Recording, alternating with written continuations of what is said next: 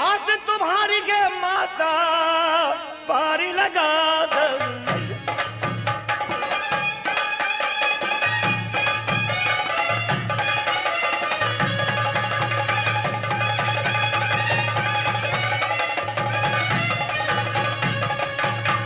पार लगा दहु नैया हे माता सरस्वती सभा बीच मर रैया। पार लगा दहु नैया हे माता सरस्वती सभा बीच मर रैया। कहे श्री देवेंद्र सहनी गाय के और नाटक के खेलो भैया।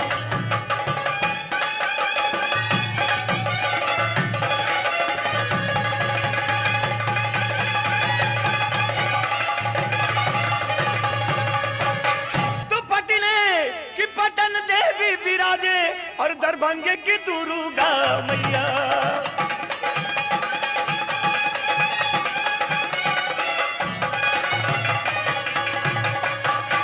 पटने की पटन देवी विराजे और दरभंगे की दुर्गा मैया। आसनसोल हनुमान गोसाई और कलकत्ते की कलिका मैया।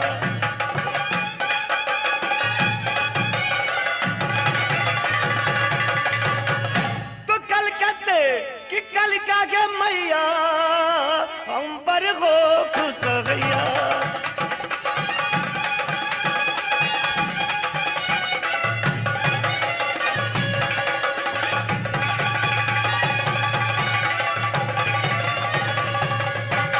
तो देखो गुलशन सैकड़ों और सुना हजारों का।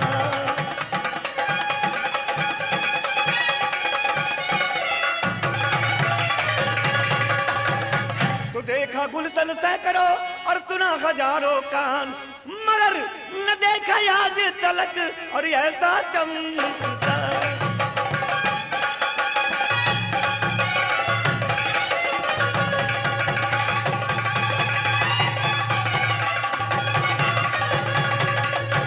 तो ऐसा चमनिस्तान बेशक होगा कहीं जमीन पे। ऐसा चमनिस्तान बेशक होगा कहीं जमी पे। मोगरा मोती बेला चमेली और नरगिस कहीं कहीं पे।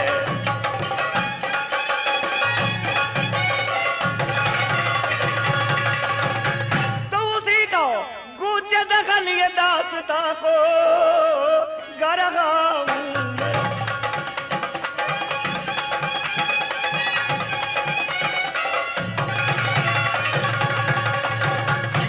का गूंजे दहल ए दास्तां को गा रहा हूं मैं। तमाशा झगड़ू पद दिखला रहा हूं मैं।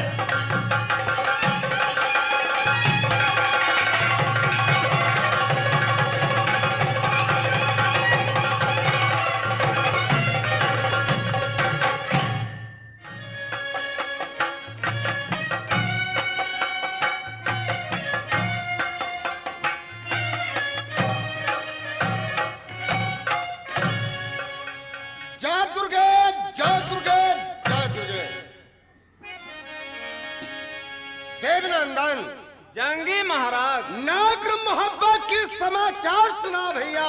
नागर मोहब्बा के अच्छा समाचार है भैया।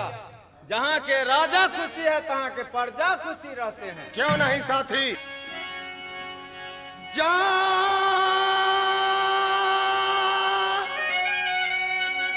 गदमा तेरी है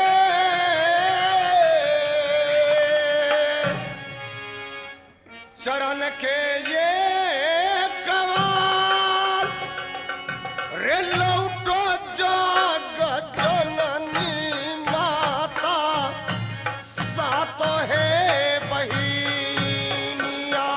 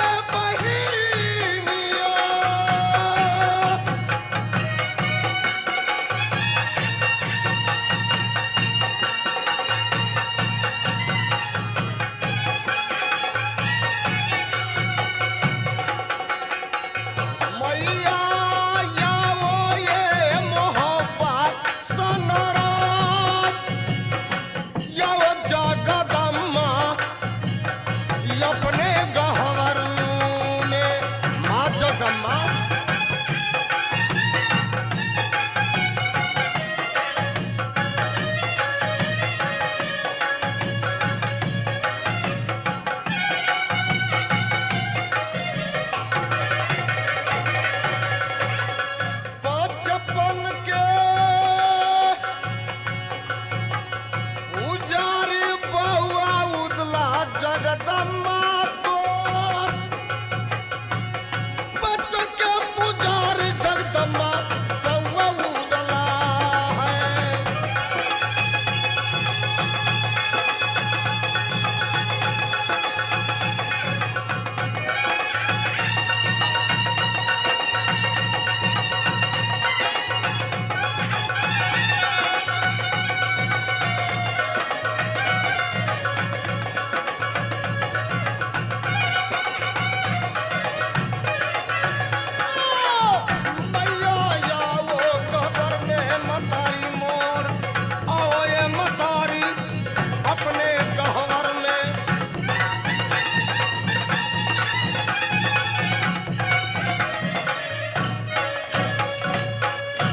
जगदम्मा क्या उदला को भूल गई माँ? ये रहिया जोहता ये जंगी रूदल माता आओ हे मोहब्बत सनराज। हाय जगदम्मा हाय जगदम्मा माँ जगदम्मा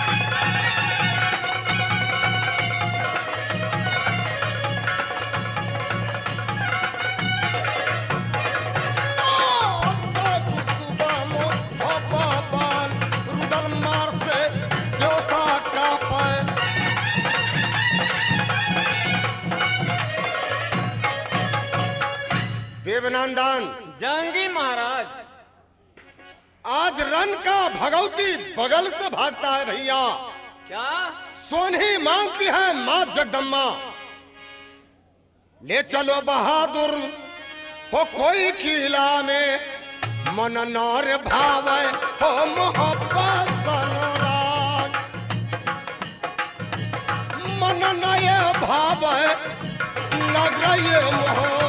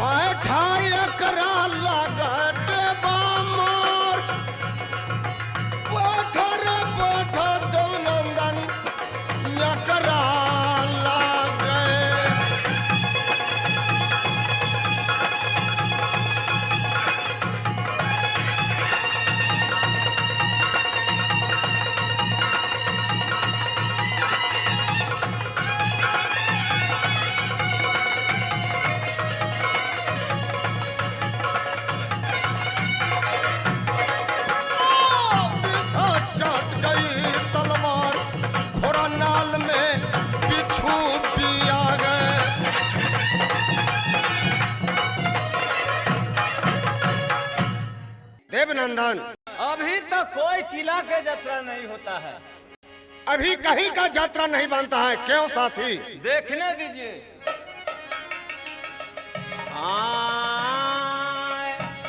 भैया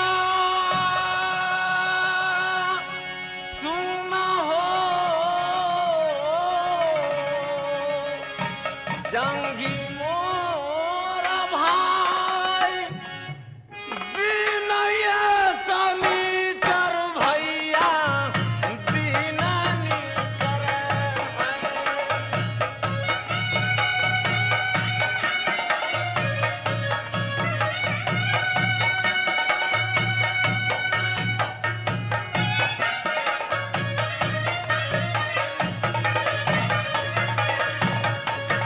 दीन हो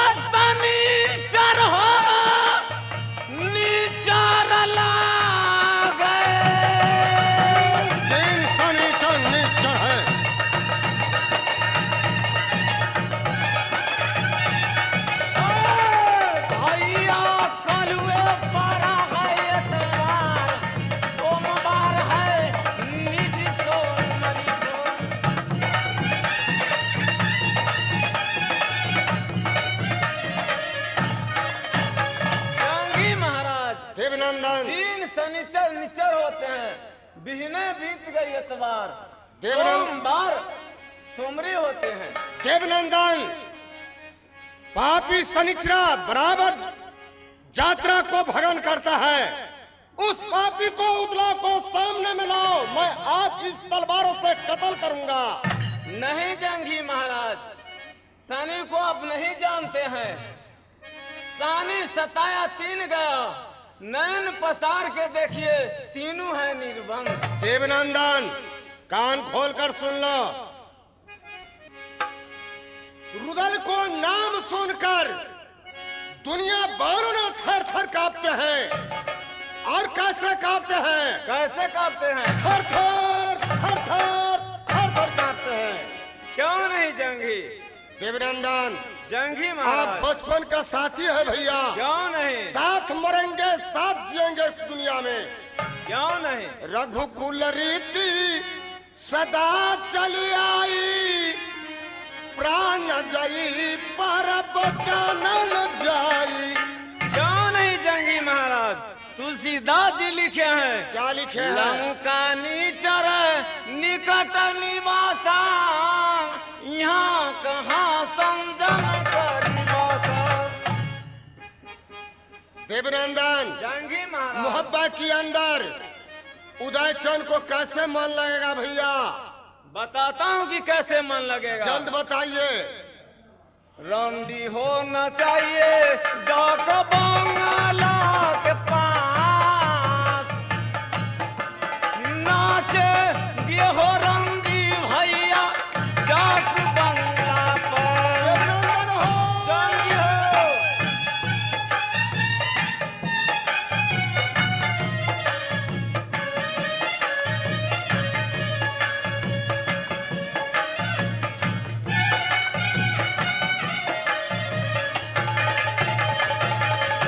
भैया सुना हो, जंगी मोरा भाई, जन के बसुरिया बजाओ इलाये हो। चैन का बांसुरी बजाइए।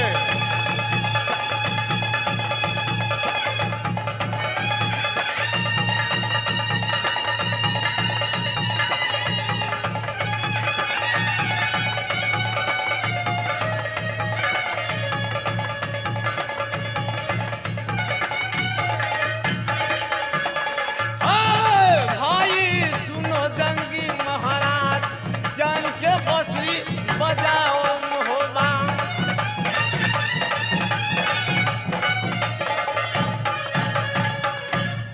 जंगी महाराज, देवनंदन अभी तक धामन नहीं आया है। बराबर ड्यूटी से गफलत रहता है। ठीक है, बुलाते हैं। जल्द बुलाइए। हाँ मन आ रहे हैं। क्या करता है? पैखाना घर में खाना खा रहे हैं। क्या पैखाना घर में खाना खाता है? जी हजूर, पानी कहाँ से लाता है? अपने साले मौसे के मुरी से। हाँ मन, हमको बुला रहे न हैं। तुमको बाप को बुलाते हैं। हमको बाप को बुलाइए, हम चलते हैं। हाँ मन, महाराज की जय हो। जय हो जय हो जय हो।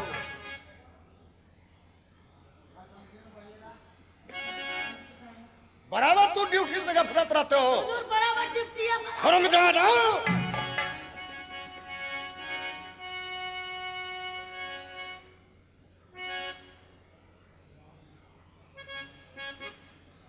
हजूर निकालिए लो बुआई का पोथी। आने तो बदमाशी करेगा। जी नहीं, सुपाली रे।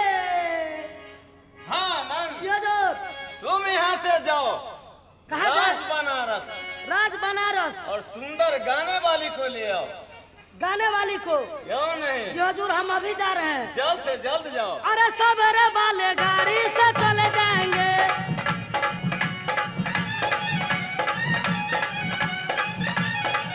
हम बस से जाएंगे, ऑटो रिक्शा जाएंगे, मोटरसाइकिल जाएंगे, हम जहाँ से जाएंगे और सवेरे वाले गाड़ी से चले जाएंगे।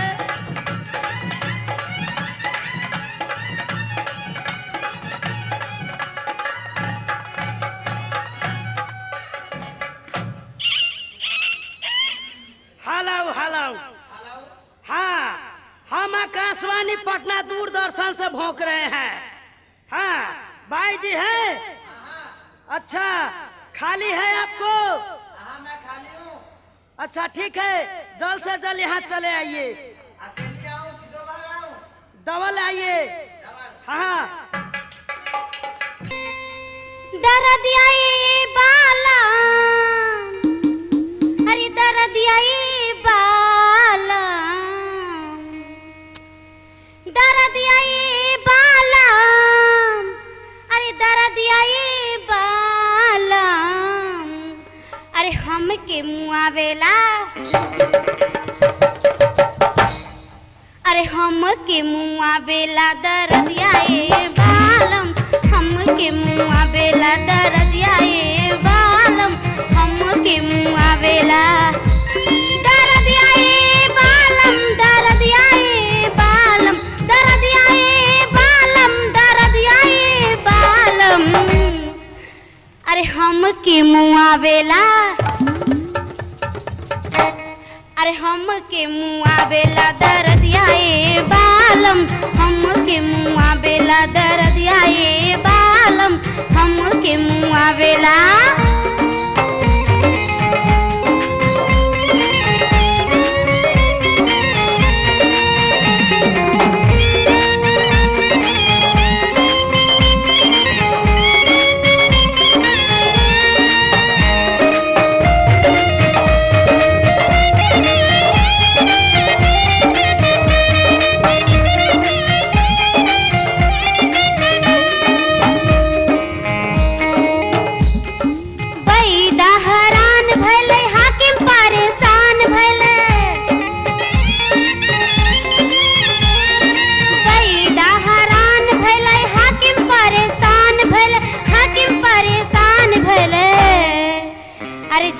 फूकल भैले,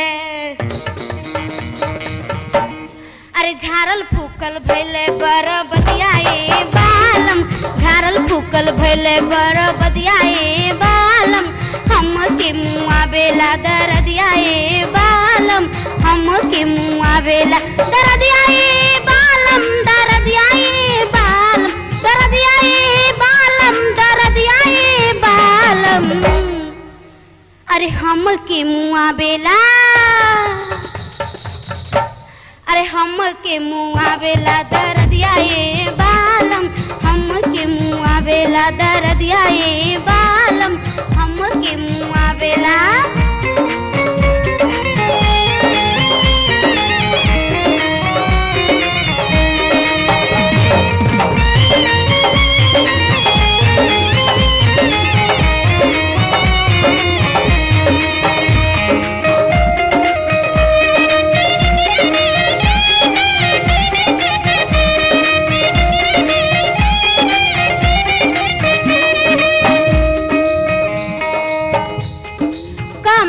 दुखाला बालम दर्द बढ़ल जाला,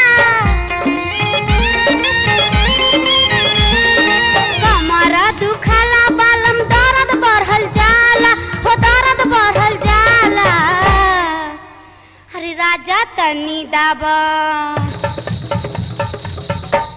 अरे राजा तनी दाबा मुर्ख मरियाए बालम, राजा तनी दाबा मुर्ख मरियाए बालम, हम के मुआवेला दर्दियाए बालम, हम के मुआवेला दर्दियाए बालम, दर्दियाए बालम, दर्दियाए बालम, दर्दियाए बालम, अरे हम के मुआवेला,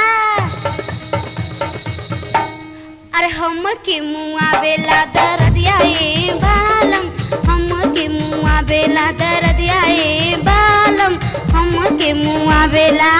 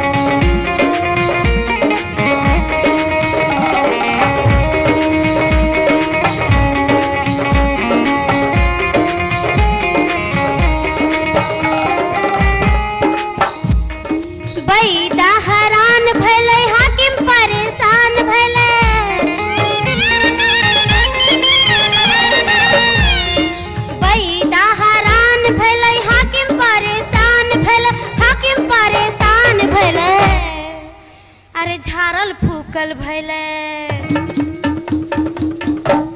अरे झारल फूकल भैले बर बदियाए बालम झारल फूकल भैले बर बदियाए बालम हम के मुआ बेला दरदियाए बालम हम के मुआ बेल दरदियाए बालम दरदियाए बालम दरदियाए बालम दरदियाए बालम अरे हम के मुआ बेला अरे हम के मुआ बेला दरदियाए बालम हम के मुआ बेला दरदियाए बालम हम के मुआ बेला दरदियाए बालम हम के मुआ बेला दरदियाए बालम हम के मुआ बेला दरदियाए बालम हम के मुआ बेला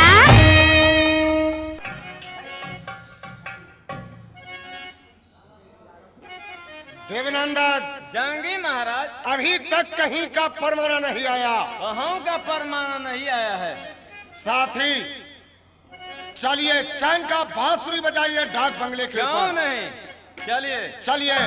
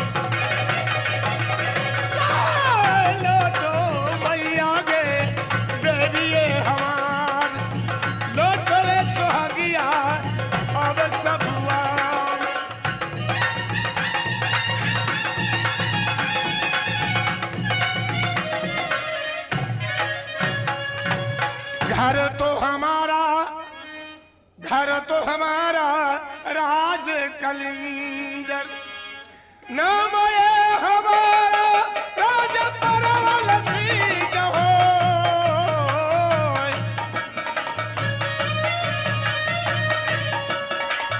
नाम रे हमारा भैया राज परवल है।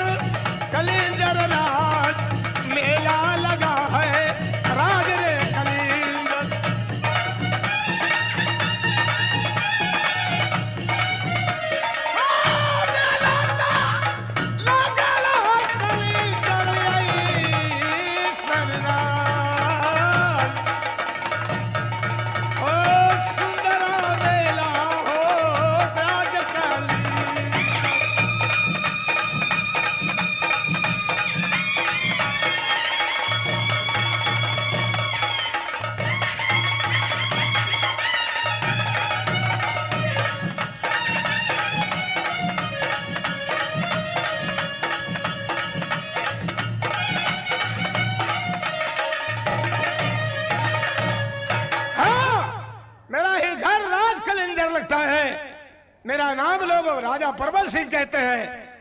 मैं अपना ख्वाब और सपन पूरा किए हैं।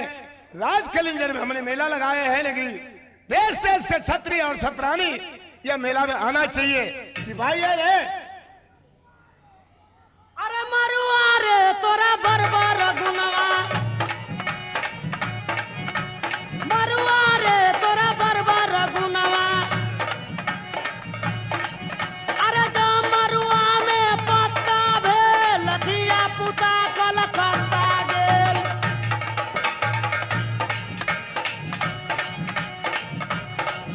अरे जा मरुआ में पत्ता भेल, धिया पुता कलकत्ता गेल।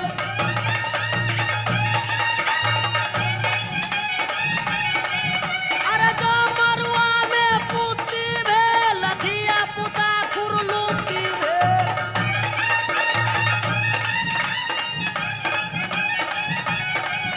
अरे जा मरुआ जे पाके लागल, धिया पुता सब नाचे लागल।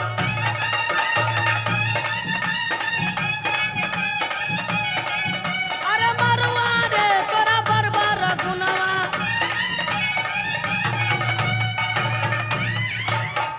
महाराज की जय। जय जय।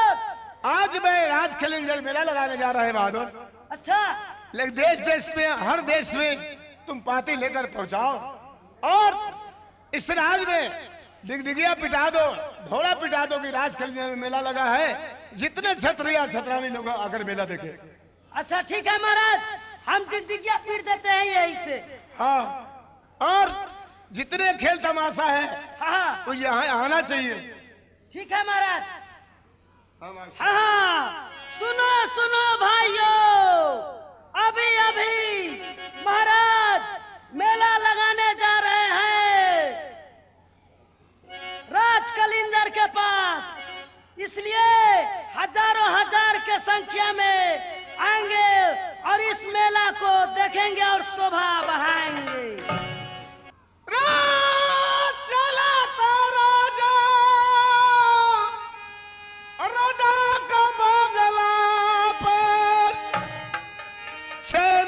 बांसुरी बजाएंगे कलिंजर राज, छन के बांसुरी बजाएंगे राज रे कलिंजर।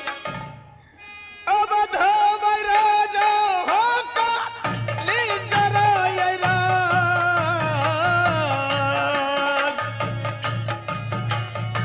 छन के हो बांसुरी राजा ये बजाएगा।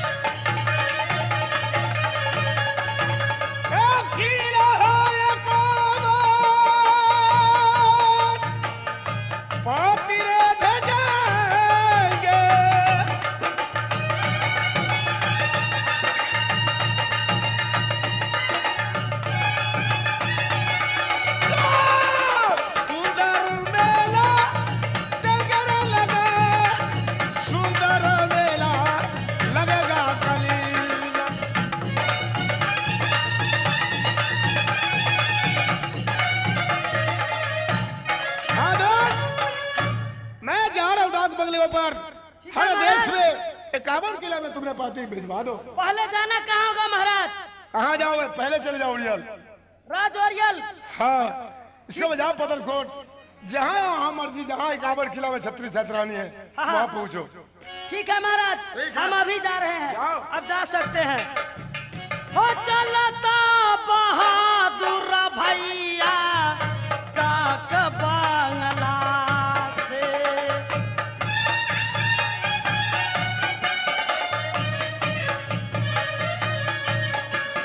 हो चलता बहादुर डाक बांग्ला से।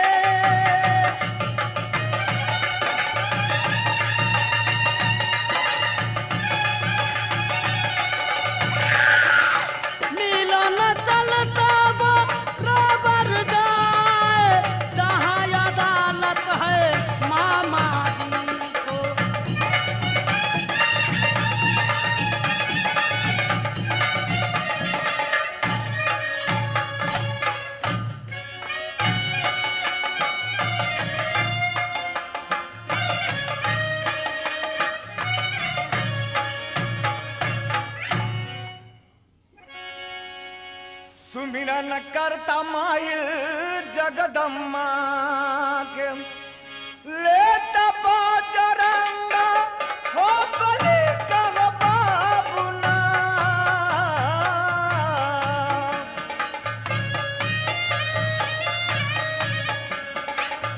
सुमिरा न कर के या बाबू जगदम्मा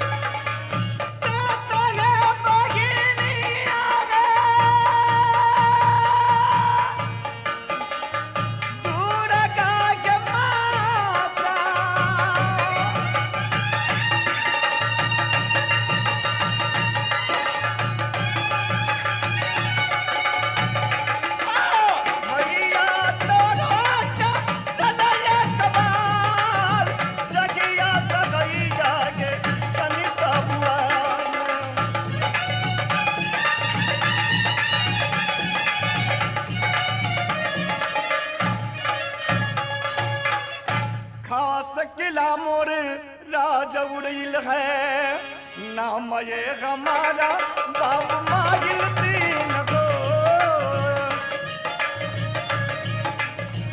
नाम ये हमारा ये मागिल है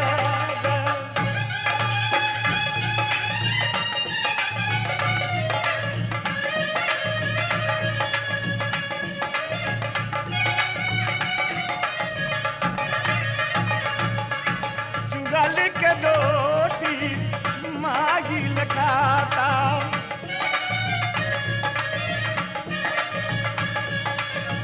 चुगल के रोटी मागिल खाता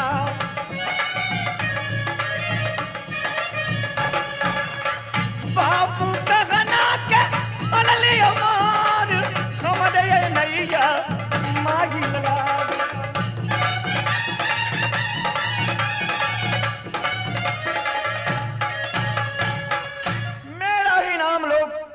माहिर सिंह कहा करते हैं अरे बुढ़ा हो गया तो क्या हो गया देह का चमड़ी लटक गया तो क्या हो गया लेकिन 51 किला का छतरी हमारे सामने सर झुकाते हैं क्यों नहीं सर झुकाएंगे क्योंकि मामा माहिर के ऐसा बुद्धि ऐसा विद्यमान इस 51 किला में कोई छतरी नहीं है सभी छतरी हमसे राय लेते हैं क्यों नहीं लेंगे लेकिन आज किसी भी किले का कोई पत्र नहीं आया है आज किस किले में चढ़ाई किया जाए देखता हूं कहीं से न कहीं से तो परवाना आ ही जाएगा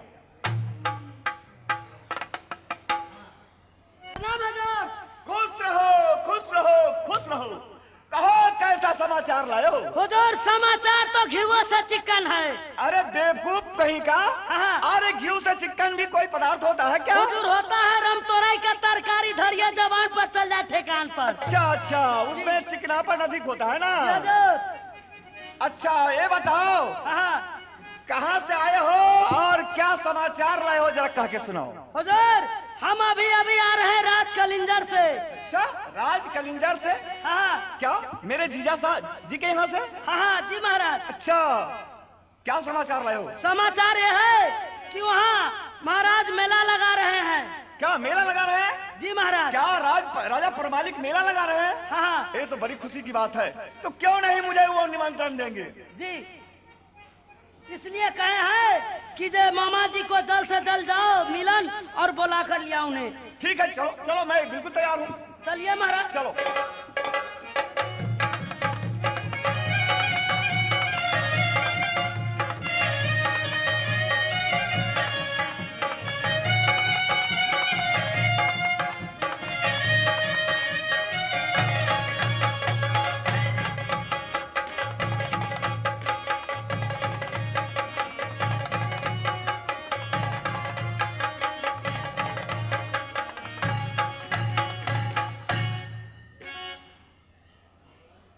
देवनंदन जंगी महाराज अभी तक कहीं का परवाना नहीं आया। अभी तक नहीं आया है। कितना दिन तक बैठूंगा मोहब्बा के अंदर। कुछ दिन और बैठिए। महाराज की जय हो। जय हो जय हो जय हो।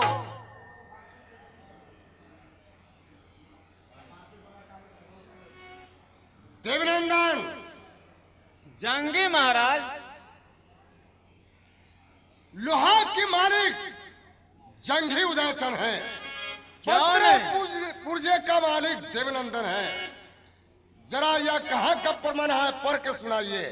ठीक है, सुनाता हूँ।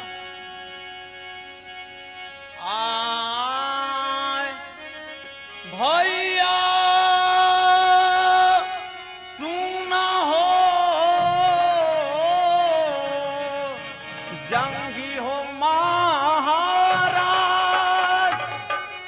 सुंदर हो मेला भैया, राजा हो कलिंदर।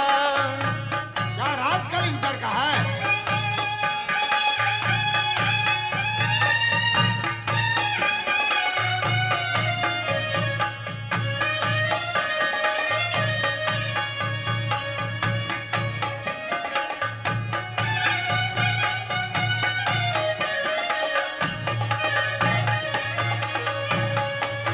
भेजा परमान हो, मौसा हो पारवा।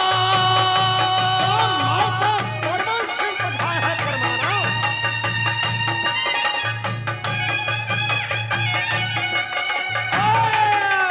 बम्बा आओ मेला के पास, मेला रे जमा दो मौसा परवन को।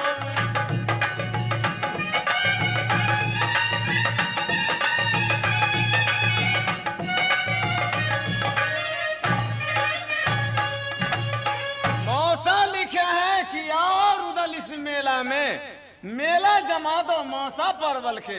क्या मासा परवल सिंह मेला लगाए हैं? हाँ भैया। अच्छी बात। देवनंदन।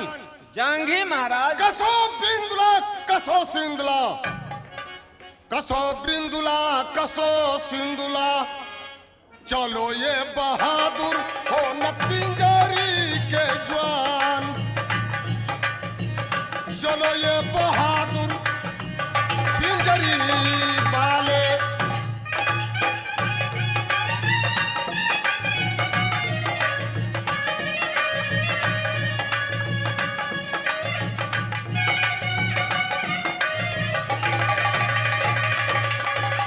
दोस्तों, मेला मौसा दिए हो लगो, दोस्तों ये मेला मौसा ये लगाया।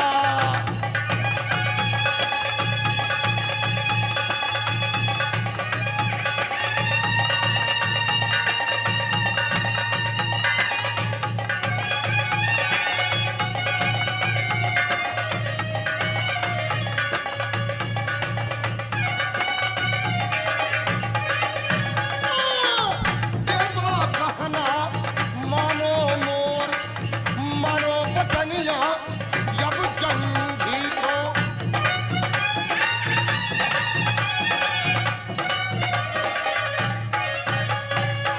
देवनंदन। जंगी आज महाराज। देर होता है तो अंधेर होता है भैया। जाइएगा मेला में। चलिए। तो ठीक है, चलिए चला जा। चलिए।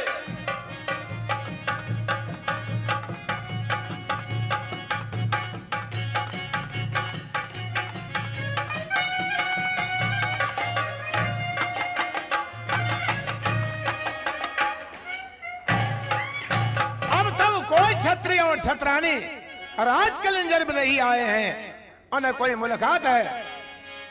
हर देश में मैंने पाती भेजा चुके हैं, लेकिन नहीं, अब तक नहीं आए।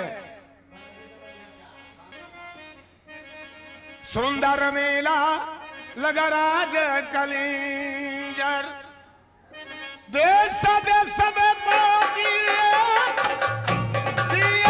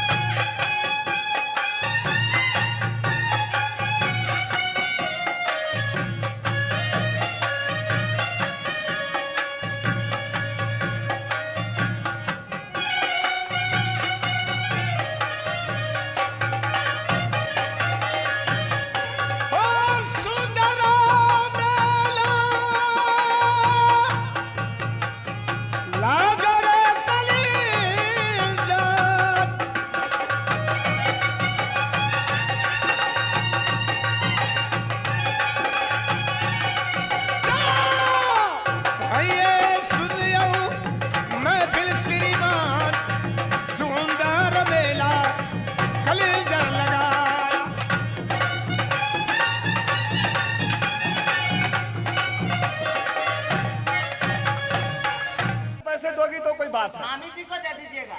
मामा जी हाँ। और मुझे जिताइएगा तो मैं 50,000 रुपया दूंगी। वाह वाह वाह, ये क्या कहना है, ये तो एक नंबर बात है। मामा जी ठीक है, हाँ।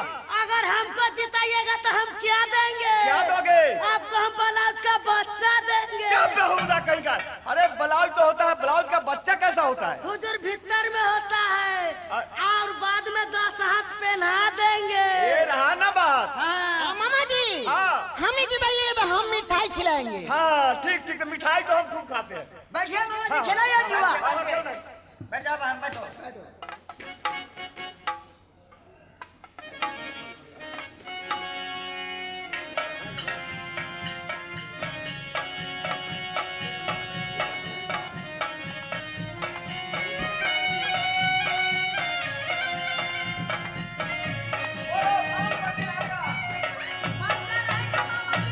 देवनंदन, जंगी महाराज, यही राज कलिंगर है भैया, यही मेला है भैया। यही मेला है।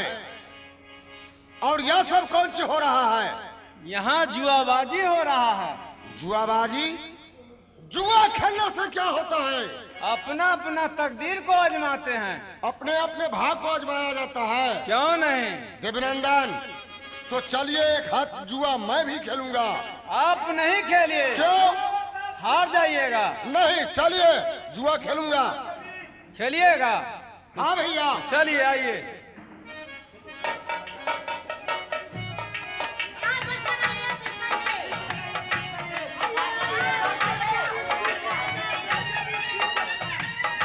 आइए बैठिए।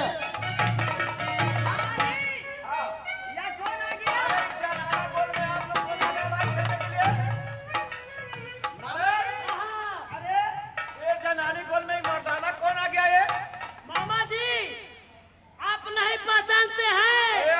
बूढ़ का शरीर हो गया, का रोशनी कम गया, कैसे सूझेगा हमको?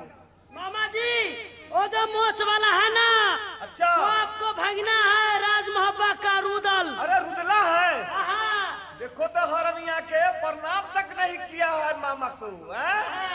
और मामा अच्छा। जी, मामा जी हाँ। और जो चंदन जो किया हुआ है वो राज पिंजरी का देवा मंत्री है। अच्छा, देवा ब्राह्मण है। अच्छा ठीक है, ठीक है, नहीं प्रणाम किया है, ठीक है, इसे इसी जुआ में मजा से खाऊंगा।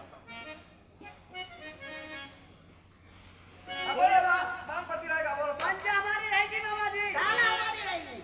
अच्छा, तुम लोगों का क्या रहेगा, बोलो। मामा हमारी टिक्की रहेगी। हमारी टिक्की। हमको चौवा। आपका? हमको छक्का रहेगा। हमारी जाला रहेगी। तुम्हारा क्या रहेगा? पंजा रहेगी मामा जी। मामा जी हमारा टिक्की रहेगी। हमको चौवा। तुम्हारा क्या रहेगा? हमको छक्का रहेगा। अच्छा, हाँ। ये हमारा वो है पंजा हुआ मामा जी। ए, मामा जी टिक्की हुआ। ये दुग्गी है। ये इसकी है। ये चौवा हमको है। ए गुलमा, ये सत्ता रहा तुम्हारा। इसका इसका सत्ता रहा भाई। भाई हार गया, हार गया, हार गया। हार गया।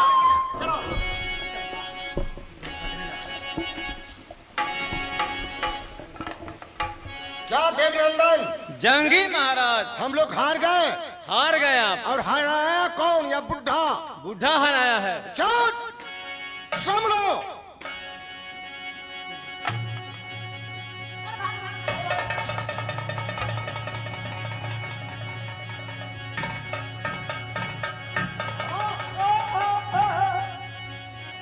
अरे मैं क्या किया है तुम्हें? उदला को तुम हरा दिया।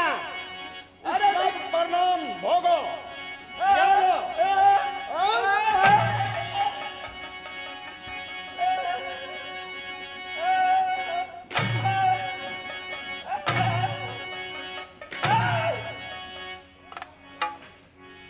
बोलो बुढ़ा, उदला को पंजा से कहा जाएगा? अरे उदला, अरे ये बूढ़े तुमको सुझाता है। अरे बूढ़े पर तू अपना ताकत प्रहार करने लगा। तुम्हें जरा भी शर्म नहीं आता है? शर्म किस बात का?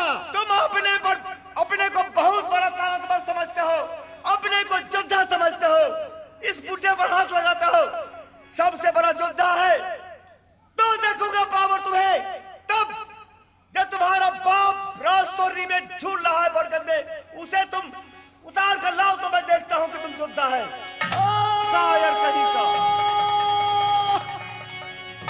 देवनंदन, जंगी महाराज, पिताजी को लाश को कौन झूलाता है और कौन बरगद में झूलता है, आप बता सकते हैं? नहीं भैया, हम तो आपके पाछे आए हैं। कौन बरगद में बाबू झूलाए ते का पाता के बाद दद बतलाए, बोली रे लगता बोली रे समाना,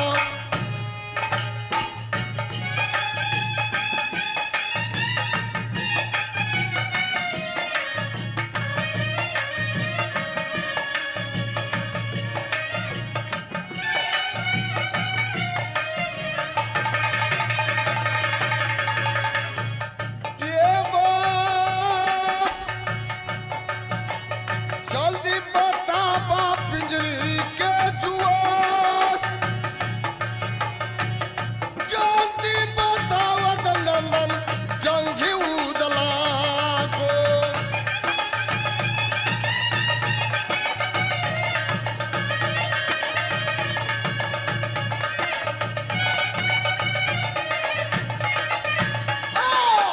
तिलका में तो जा ये गया रमान जगह रमानो जंगी उदला को,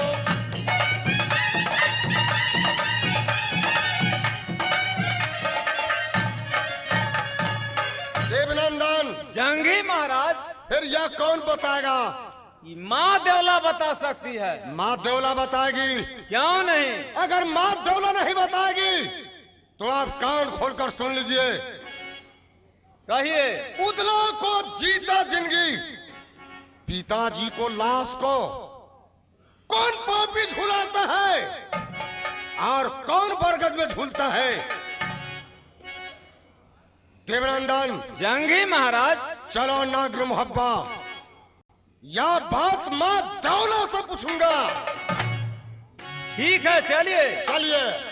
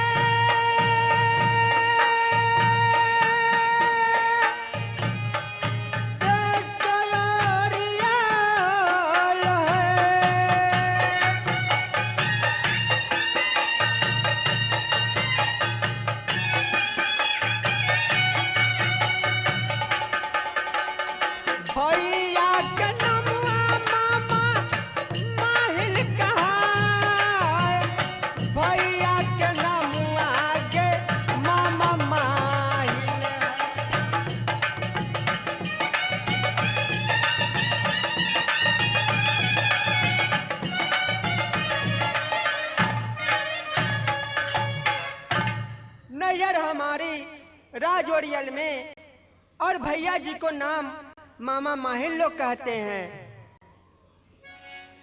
क्या नाम गे हमारी गई दीदी सा रानी देवला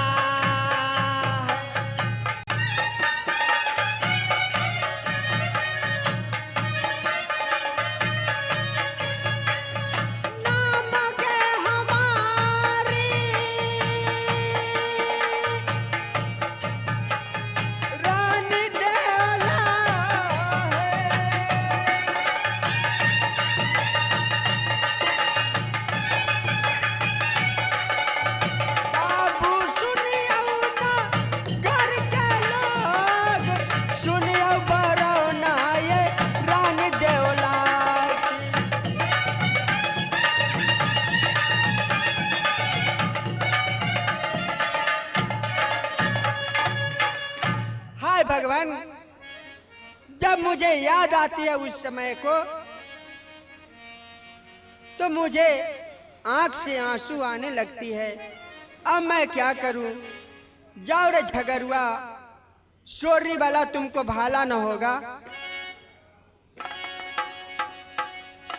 क्या पहिला वाला काबा गई दीदी सा जन्मई देवला के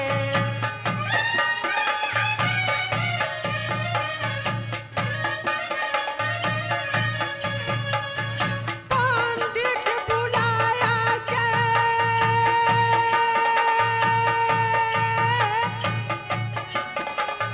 काशी जी से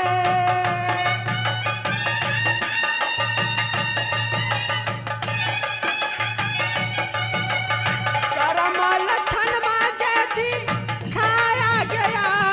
अब करम लक्षण मां दिखाया दुलारा के।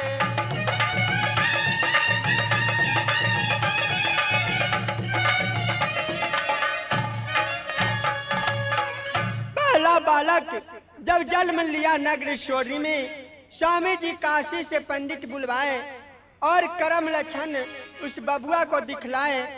करम लक्षण का वो लड़का खराब था, उसको स्वामी जी काट के संदूक में रख कर उसको गंगा भसवार दिए। ये दूसरे बालक बा ये जल मैसोरहरी में पंडित आया गए काशी के बाल। करम लक्षण मां दिखाया दुलरा के। करम लक्षण के बबुआ या छाग निकलई मोर।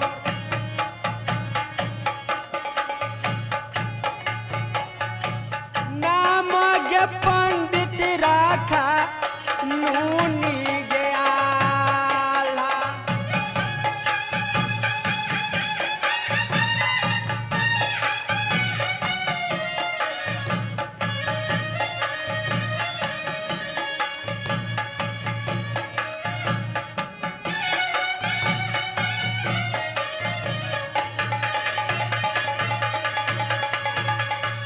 तीसरा बालक भागे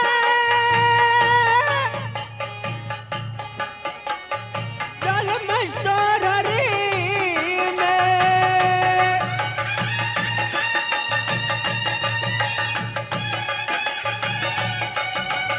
स्वामी जी पंडित मंगाए गया। अब पंडित मंगाए गए काशी नगरी से।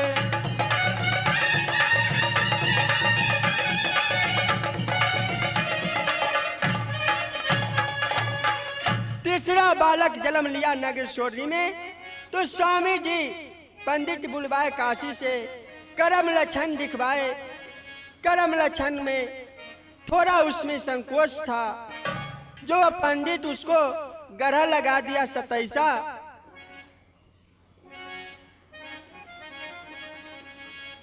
उस समय में पंडित जी बोले कि 5 भद्दे आम तोड़वाकर और 5 ब्राह्मण को खिला दो, उसी से इस बच्चा को गरह कट जाएगा। उस समय स्वामी जी आल्हा को भेजे बगीचे के पास आम लाने के लिए। उस समय कागा ने आल्हा को बहुत मार मारा और यह बात लेकर जब आल्हा घर आया, क्या पूरा का झगड़ा गई दीदी सा पतदारी के।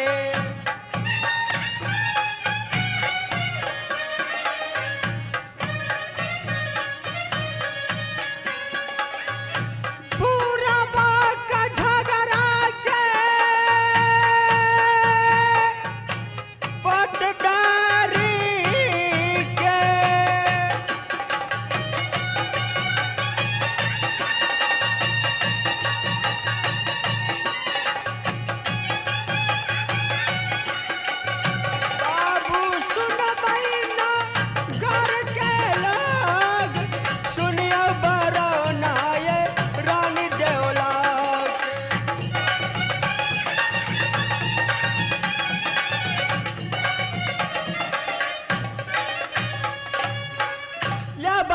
सुनकर स्वामी जी फिर बगीचे के पास गए और कागा को पकड़कर वो मारे। और इसी कारण झगड़ू ने दावत दिया स्वामी जी को और घर पर बुलाकर वह बोले कि मैं भगवान का पूजा करता हूँ, चाचा जी वहाँ आइएगा। उसको साथ स्वामी जी को साथ आल्हा ने चला गया।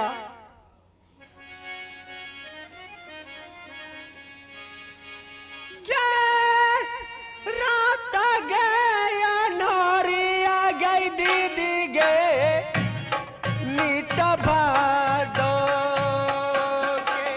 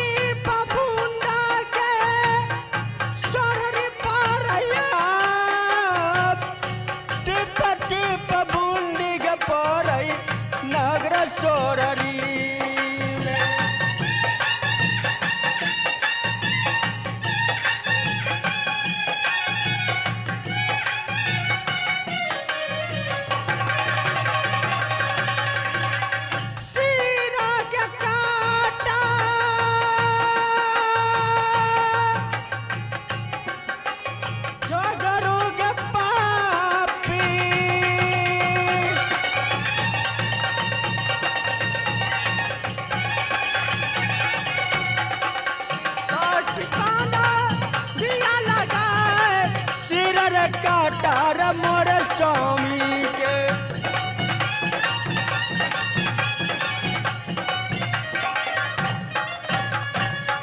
जाओ रे पापी झगड़ू, दावत देकर मुझे स्वामी को सर काट लिया। बन गई मुँह समतिया देवला सोररी के नगरी रात।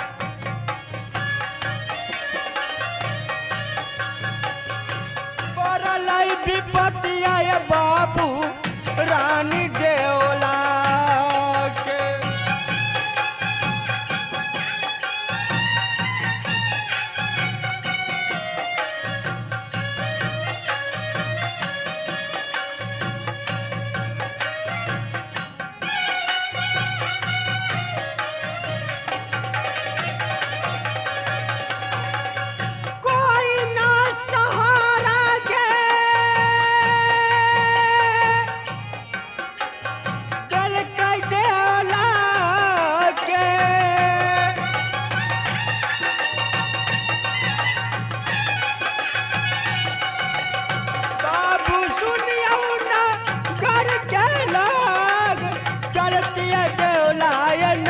भवनों में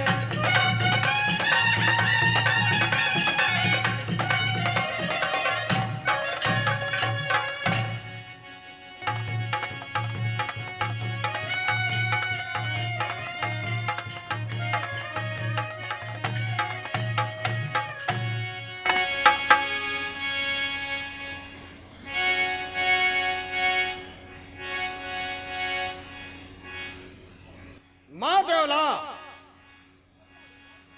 कहाँ गई माँ? बेटा रुदल। माँ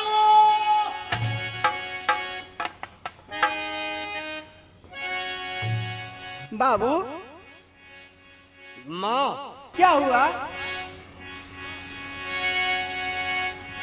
माँ हाँ बोलो बेटा। आने का कुछ कारण है मैया? क्या कारण है? मैं सबको पिता को देखता हूँ और हमारा पिता कहाँ है? क्या पिताजी कहाँ है? उसे तुम्हें क्या मतलब है? मतलब है जल बता माँ, बेटा पिताजी कहाँ है? पिताजी तुम्हें मर गए। पिताजी मर गए? हाँ हाँ। कब मर गए? वो तुम बच्चा था उसी समय मर गए। माँ पिताजी मर गए।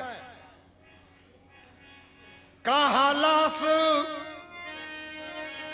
के जलाई पिता को, कहाँ माँ की आगे नसू का के सरात।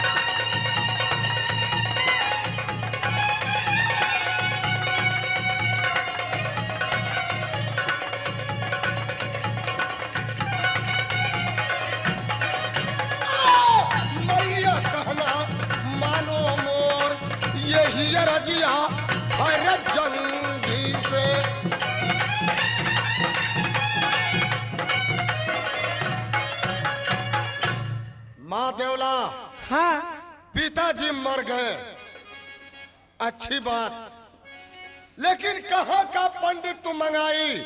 सूख श्राद्ध उनको कहाँ हुआ? उनको लाश को कहाँ तुम जलाई? बेटा, नगर मुहब्बे में तुम्हें पिताजी मर गए और उनको लाश नदी गंगा में जला, और पंडित जी काशी से आए, सुख श्राद्ध व काशी वाले ही कराए। माँ, पिताजी को लाश तुम गंगा जी में जलाई, हाँ हाँ उनको सारा तो होगा। बेटा, सारा कैसे होगा? बाढ़ आती है नदी गंगा में तो सारा दुनिया भास कर चले जाता है। थोड़ा सा भी तो बचा होगा। नहीं, ये तो मैं नहीं बता सकती हूँ।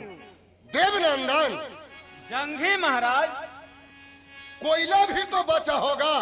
क्यों नहीं? देवनंदन, चलो गंगा जी में कोयला चुनकर और उसी को पिरी बनाऊंगा, ठीक है, और मन से पूजा पिताजी को करेंगे। ठीक है भैया। माँ, तुम जल्द बताओ, और नहीं तो देखो।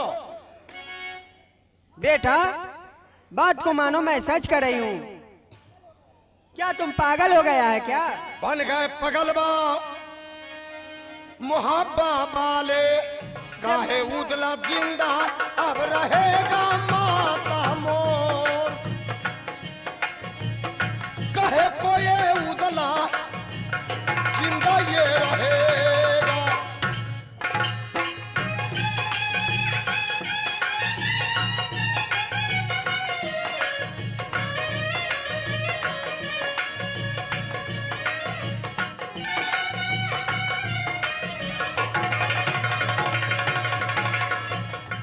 उदल हो सना का हो मोहब्बा के नाते, रुदलिया सना के बाबू न गए मोहब्बा।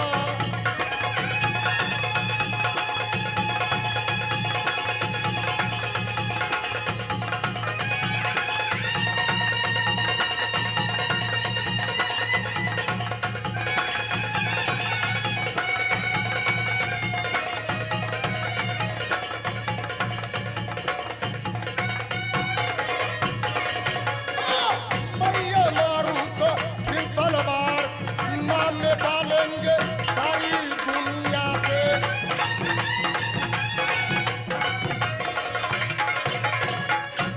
माँ, जल्द बताओ। देवनंदन, कहो माँ। एक पिता की बात कहाँ से लाया ये बताइए, किसको कौन बताया है? ये मामा माहिल बता दिया। क्या माहिर? क्या कहा है? कहा है कि तुम बड़ा बलवान बनता है, तुम्हारा बाप का लाश बरगछ में झूलता है, तुम खोल कर ले आओ तब वीर है तुम। बेटा, माँ, सुनो जो मैं कहती हूँ। क्या तुम मामा पर बात पर भूल गया? नहीं नहीं माँ, तुम छुपाओ नहीं, बताओ उदला से। माँ, छुपाओ नहीं, अब देर होता है तो अंधेर होता है। और क्या तू समाना मार मामा महिलार लागौ,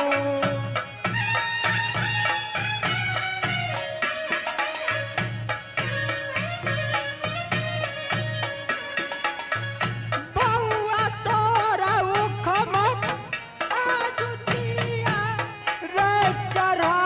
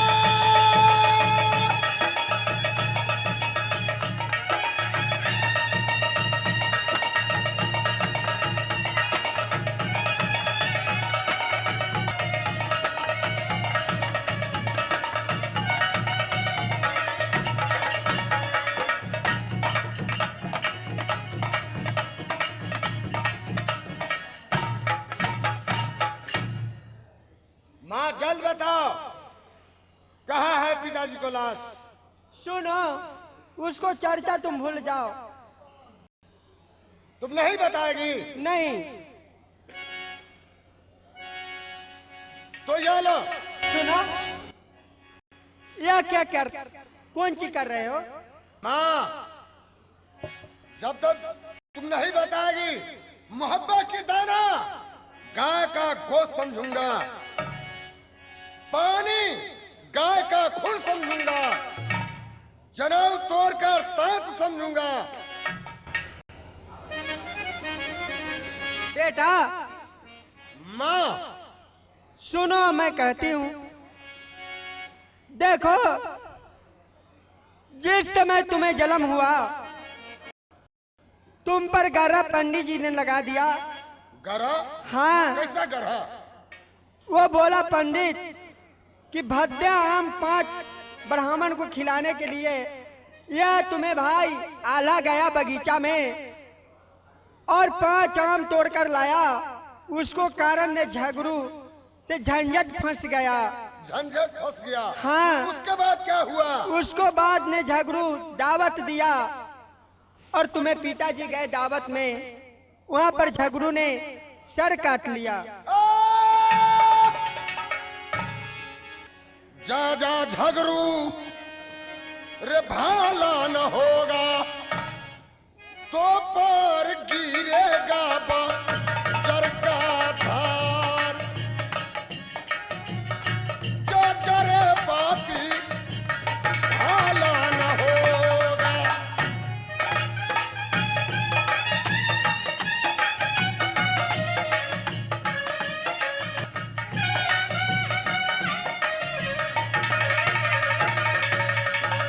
कैसे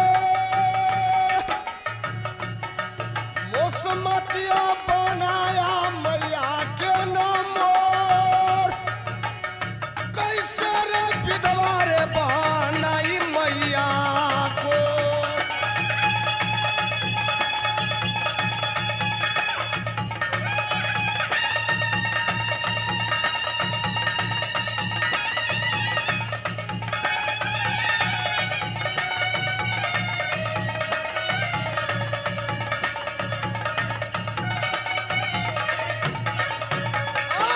पापी गिरेगा बदर का धार, भाला न होगा तोरे सुररी में।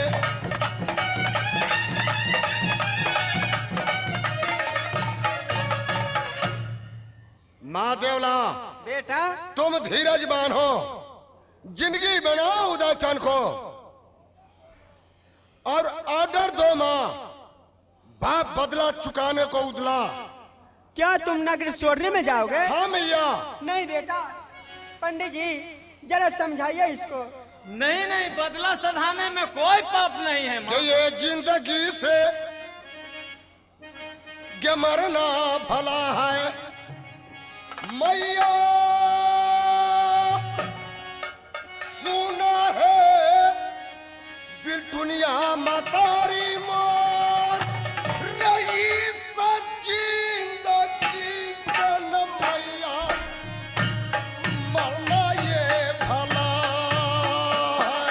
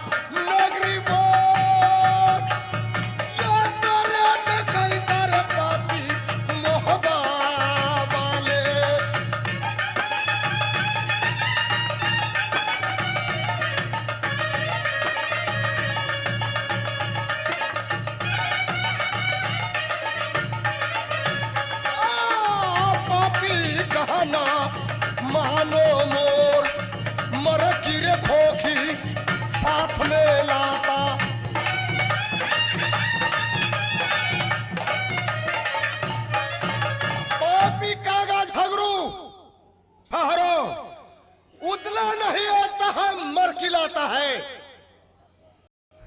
आग फूक देंगे रे तोरे सूररी में, पापी तो के मारे गे कठिन रे तलवार, जिंदा रे जला देंगे ये सूररी में।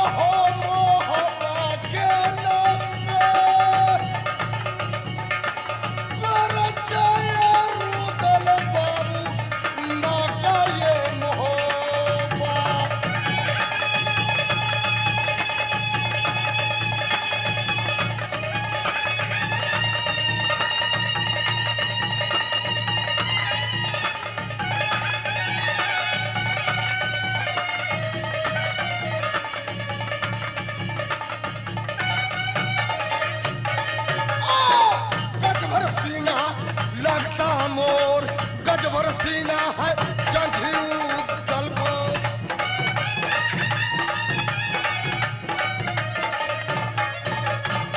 माँ देवला बेटा, तुम मन से आशीर्वाद दे दो माँ। बेटा आशीर्वाद देने में मुझे डर लग रहा है। क्यों? ये झगड़ू जो है ना बहुत बलवान है।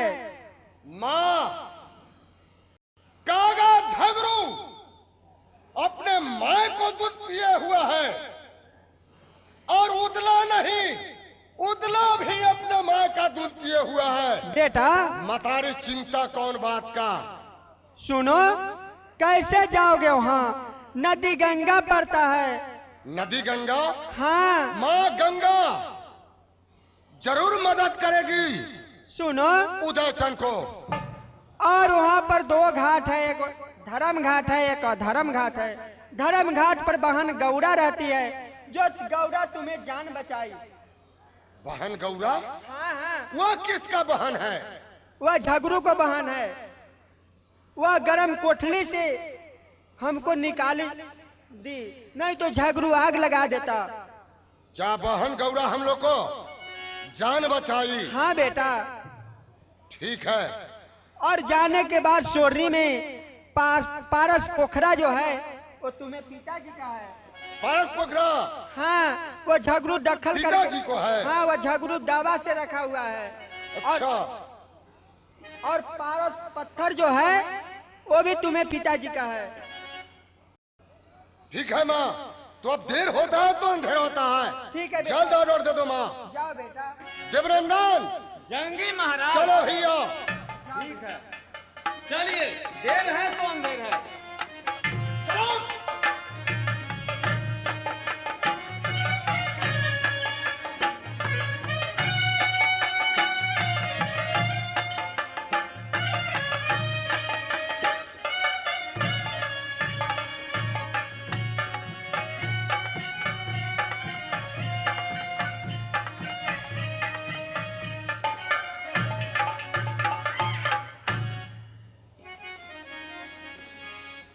ओ मूरख बंदे क्या गैर जग में तेरा। ओ मूरख बंदे क्या गैर जग में तेरा।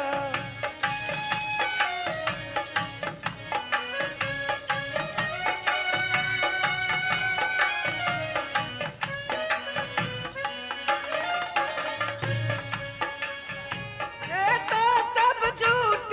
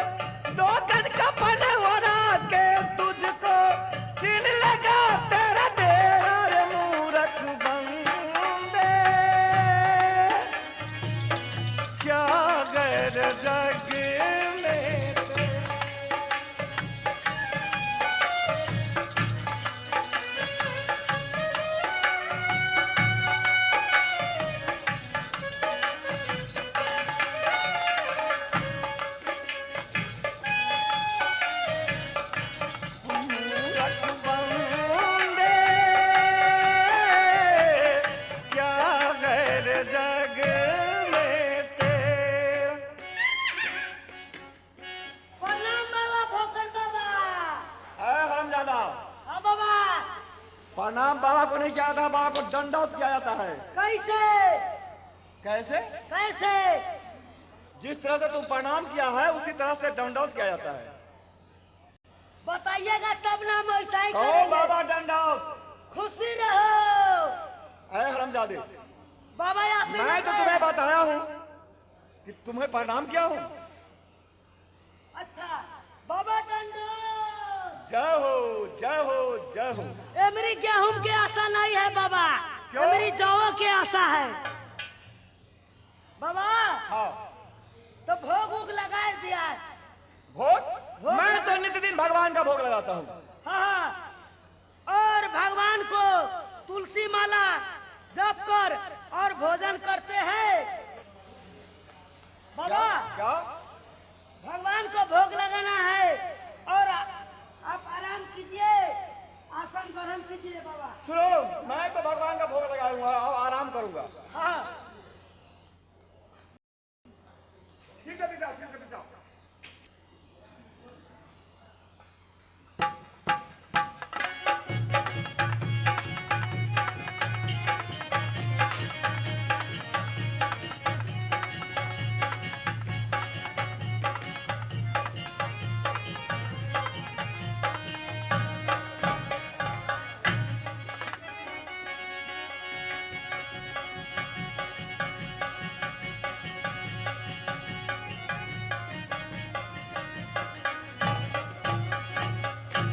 देवनंदन, जंगी महाराज, हम लोग कहाँ पहुँच गए भैया? ये घोर जंगल में पहुंच गए। यही घोर जंगल है। हाँ भैया, यही घोर जंगल है। और यह सब कौन सी वास्ता है? ये बाघ सियार है, गीदड़ जिसको बोलते हैं। जिसको हम गीदड़ कहते हैं। हाँ भैया। अच्छा, वही बोलता है। क्यों नहीं? देवनंदन, क्या भाई- गीदड़ खा जाएगा? खा जाते हैं। एक बात कीजिए, आप आगे चलिए। नहीं नहीं, आप आगे चलिए। मैं चलूं? हाँ, आप आगे चलिए। ठीक है, चलिए। चलिए।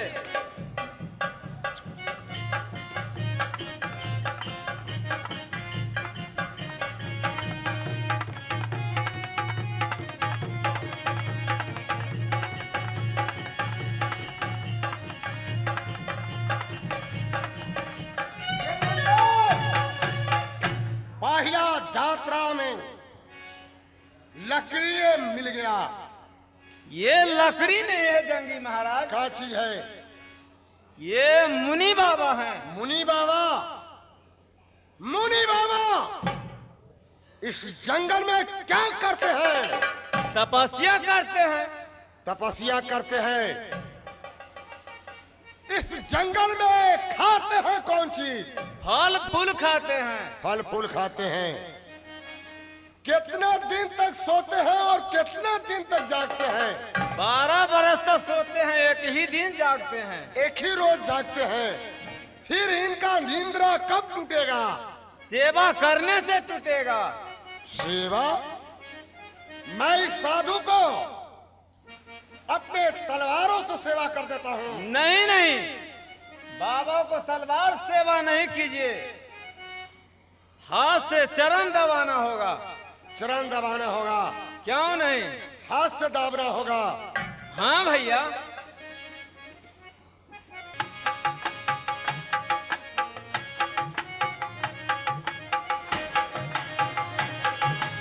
हम तो सेवा करैले साधु बाबा के, हम सेवा करैले।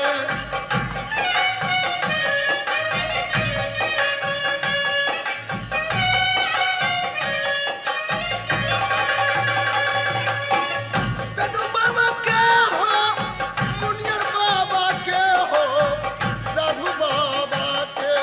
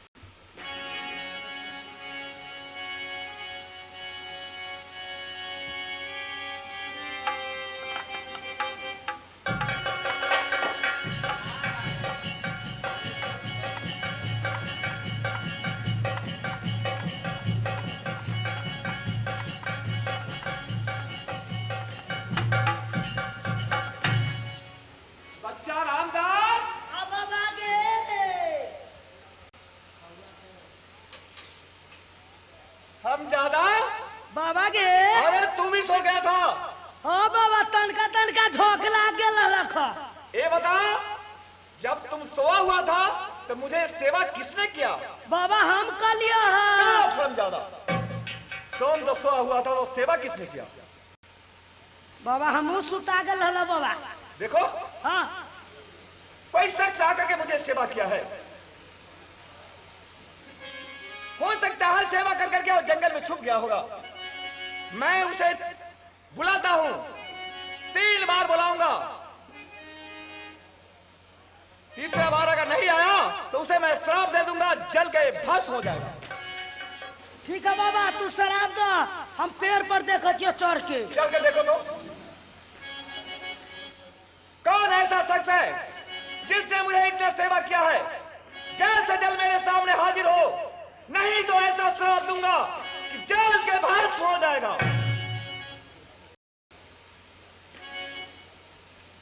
अभी भी नहीं आया। एक बार और बोलता हूं, अरे कौन ऐसा शख्स है जिसने मुझे इतना सेवा किया है? जल्द से जल्द मेरे सामने हाजिर हो, नहीं तो ऐसा श्राप दूंगा कि जल के भस्म हो जाएगा। जान मार दूंगा बाबा। शराब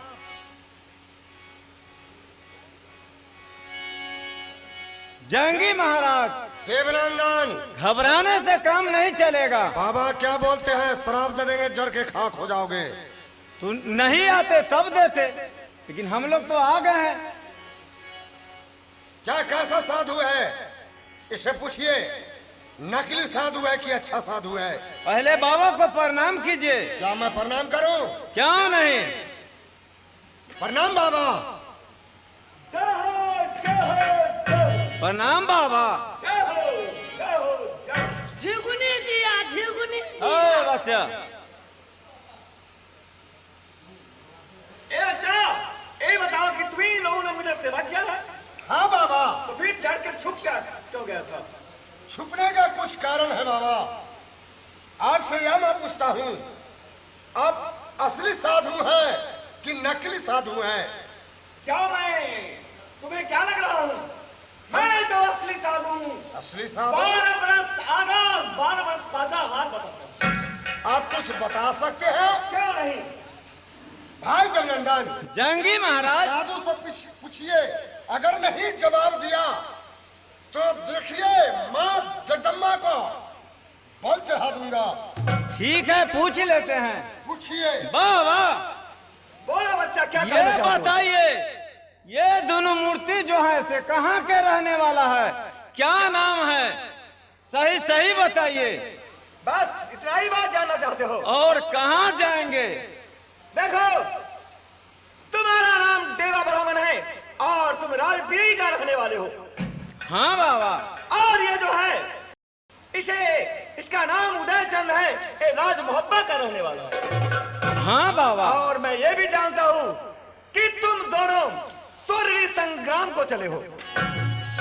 हाँ बाबा, ये बात सही है। लेकिन ऐसे इस देश में तुम कदापि नहीं सूर्य संग्राम जीत पाओगे। कैसे पाएंगे बाबा?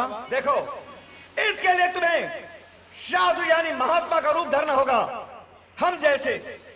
और पहले जाना होगा नगर मोहब्बा रिटर्न और अपनी मां से भिक्षा मांगना होगा। अगर मां देवला अगर पहचान गई तो सूर्य संग्राम विजय नहीं पाओगे। अगर मां देवला तुम्हारी नहीं पहचानी तो अवश्य सूर्य संग्राम विजय पाओगे। तो ऐसा ही करेंगे बाबा। जंगी महाराज, देवनंदन, क्या सुनाए बाबा? जोगी बनना पड़ेगा आपको। क्या मैं जोगी बनूं? क्यों नहीं? नहीं, शेर का बेटा है उदयचंद, शेर बन के जाएगा सूर्य में, लेकिन चोरी से नहीं जाऊंगा भैया। नहीं नहीं, दुनिया वालों मेरे नाम पर थूकेंगे। जंगी महाराज, साथी, जोगी बन के सोहरी लूटेंगे। जैसे छल से चाचा को मारा वैसे मारेंगे काका झगड़ू को। अगर जोगी मैं बन जाता हूँ, ठीक है बाबा, चलिए साधु बनाइए। ठीक है, चलिए। चलिए।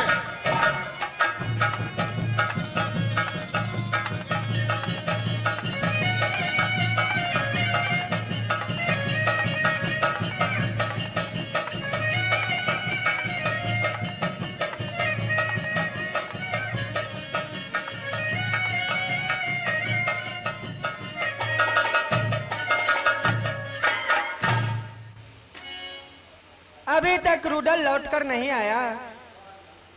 मुझे रह रह कर याद आ रही है, अब मैं क्या करूं?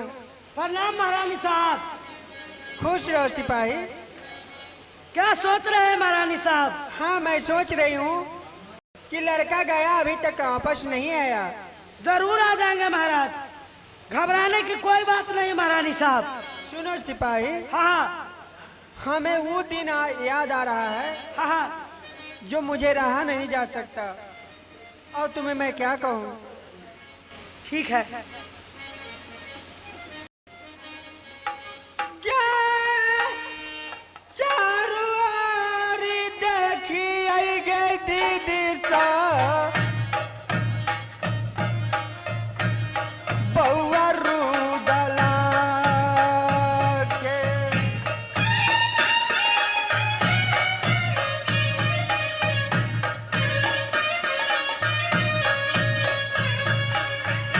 नजरा नया भाई के बउआ गमार,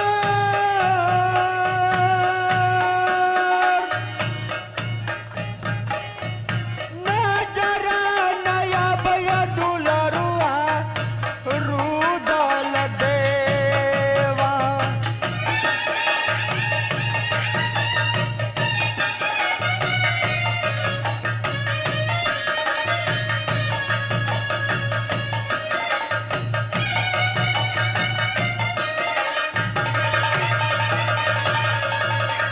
कहाँ जाके बैठलाई गे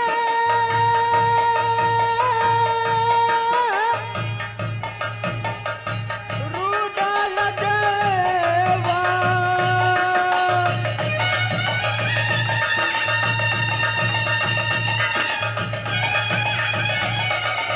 आओ बउआ माता पास, आओ बउआ रे मैया गोदिया में।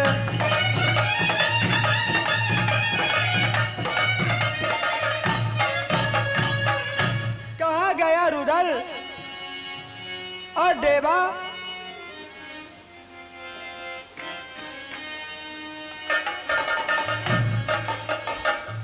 अलख निरंजन। अलग अलग इंजन। ए बच्चा, प्रणाम बाबा। जय हो जय हो जय हो। गुरु महाराज कहो चेला। ज्यादा मजाक करता है, फार गुदरिया तेगा बढ़ा दीजिए। नहीं नहीं, ऐसा नहीं कीजिए। चेला, हाँ बाबा। यहाँ कौन कौन रहती है? यहाँ तो रहते हैं महारानी साहब। तू जाकर कहो कि जोगी आ गए हैं भिक्षा लेने के लिए। ठीक है, हम अभी जा रहे हैं। अभी जाओ।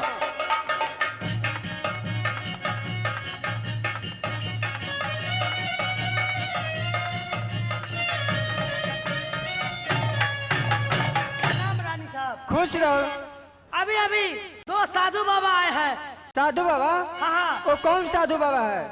दो साधु है और बड़े बड़े जट्टा है उनको। क्या महात्मा लोग हैं? हाँ हाँ। अरे बेहुदा, उनको जाकर धुनी रमा दो और खाने के लिए कुछ रख दो, नहीं तो राज का शिकायत होगा। महारानी साहब, बाबा धुनी रमाए हुए हैं, तो फिर दरवाजे पर बैठे हुए हैं, भिक्षा के लिए बुलाहट किए हैं। जाओ तुम ही दे आओ। हमें से भिक्षा नहीं लेते क्या हैं। तुमसे नहीं लेंगे? जी, ठीक है, तो मैं चलती हूँ। चलिए।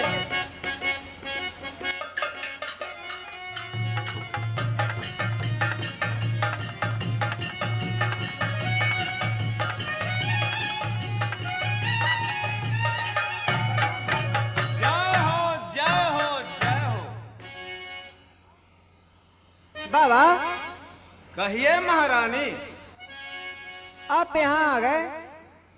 साधु का काम है घूमना फिरना। बाबा, आप लोगों से मैं कुछ पूछना चाहती हूँ।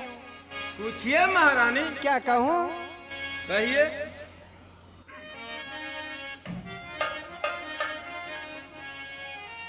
कहा तो रघरबा हो बाबा, कहा माँ दुआरिया हो, अब किया हो सही हाल दीता बतलाय न हो राम।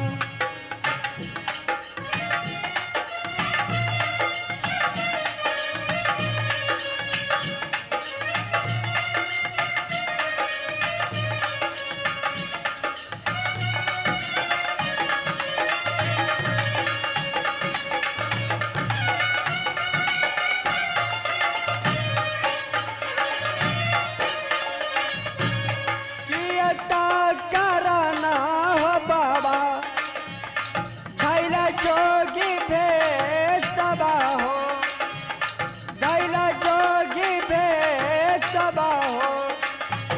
अब किया हो बाबा सही हाल दीता बतलाय न हो राम।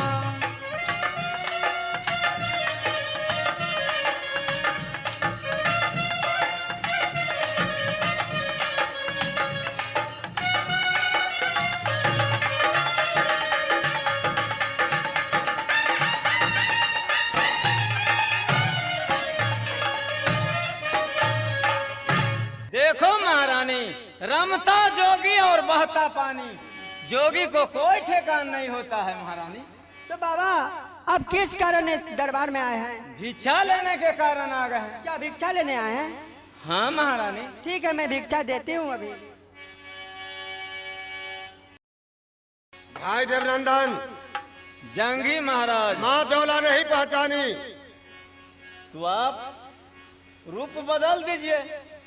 अगर माँ से छुप कर जाऊंगा तो महापाप होगा भैया। क्यों नहीं? इसलिए माँ से आशीर्वाद लेके चलना है। ठीक है, आशीर्वाद ले लीजिए।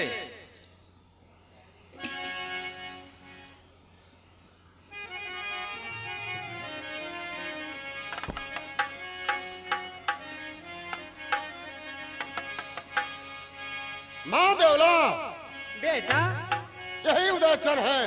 क्या तू हाँ मैया। और देवनंदन हाँ माता। क्या इस वेश में क्यों हो? जोगी बन के सोरी के जतरा बना दिए हैं। माँ देवला, जोगी बन सूर्य को लूटूंगा। ठीक है बेटा। बदलेंगे काका झगड़ू से। माँ सुनो बेटा, जब देवला नहीं पहचानी तो तुम्हें कोई नहीं पहचानेगा। ठीक है, जल्द आशीर्वाद दे दो माँ। ठीक है बेटा, जाओ। चलो देवनंदन। लेकिन बेटा बात को याद कुछ रखना कि गौरा जो है वो धर्म का तुम्हें बहन है। बहन गौरा मदद करेगी। हाँ, वो मदद करेगी। जब तुम अपने पता बताओगे वो अवश्य मदद करेगी। ठीक है माँ, जाने दो। ठीक है, जाओ।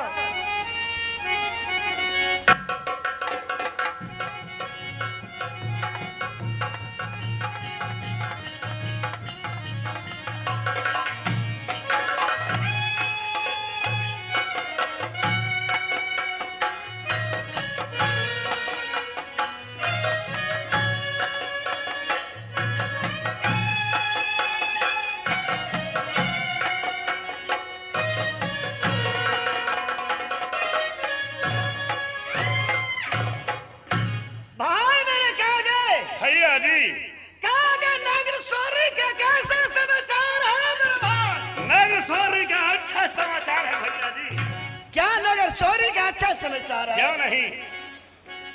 कहाँ गया भैया जी?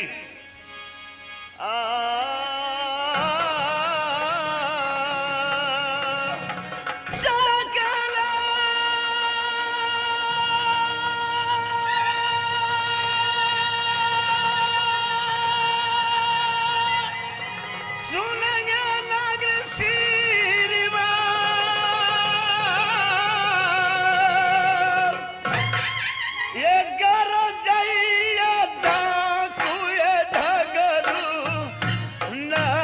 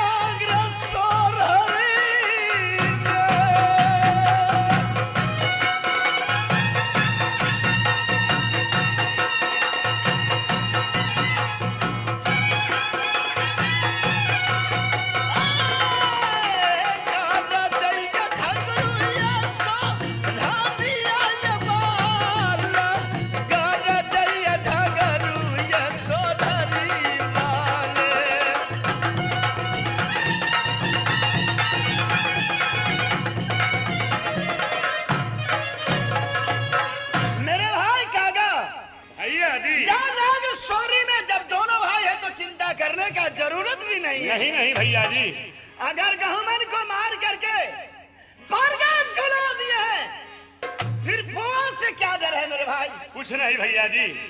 गम कभी करना नहीं है। गोस्वामी तुलसीदास जी लिखे हैं मेरे भाई। क्या लिखे हैं? शुद्ध वित्त नारी भवन परिवार अहो ही जाहि जग बारंबारा। भैया जी सब विचार जिया जाग ताता जग नहीं मिले सहोदर ब्राह्मण। भैया जी, मेरे भाई सूत नाम लड़का जो बारंबार मिल जाते हैं, बिल्कुल सही। बीत नाम धन वो भी बारंबार मिल जाते हैं, नारी वो भी मिल जाती है, बिल्कुल सही। महल वो भी बना लेते हैं। बात जायज ओ है। भैया ना सहोदरा हो मिलेगा हो बारंबार, भैया हो सहोदरा दुनिया ना मिलेंगे।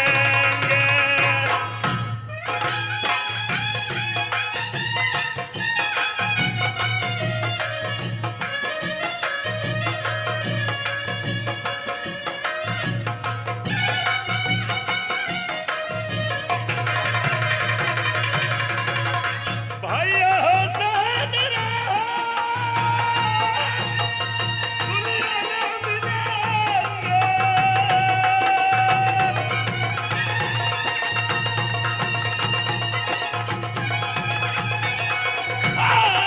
भैया सुनिएगा ठगरू जान, भैया सहोदरा हो दुनिया में मिलेंगे।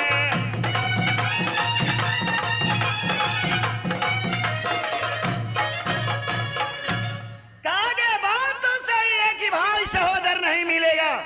मैं भी जानता हूँ। क्यों नहीं भैया जी? मैं तो माँ भगवती से मनाता हूँ।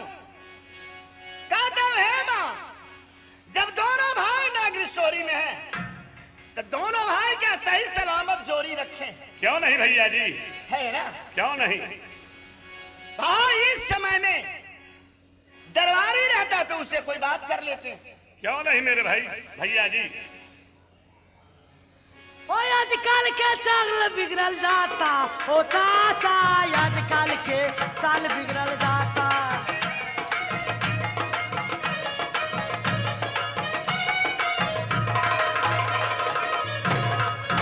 ओ आजकल के हीरो सब, ओ आजकल के हीरो सब बेल बॉटम से आता।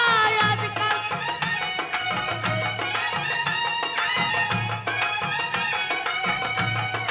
आजकल के हीरो सब बेल बॉटम से आता। कैसे नहीं रहता का पनिया सा सोटाता, हो चाचा आजकल के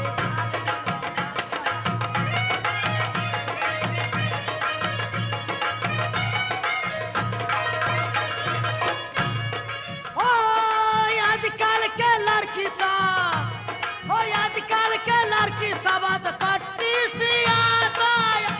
के लड़की सब, आजकल के लड़की सब तो कट्टी से आता। सबसे पिट्ठी तो पर है ढोरिए उधाता, हो चाचा आजकल के चाल बिगड़ल जाता।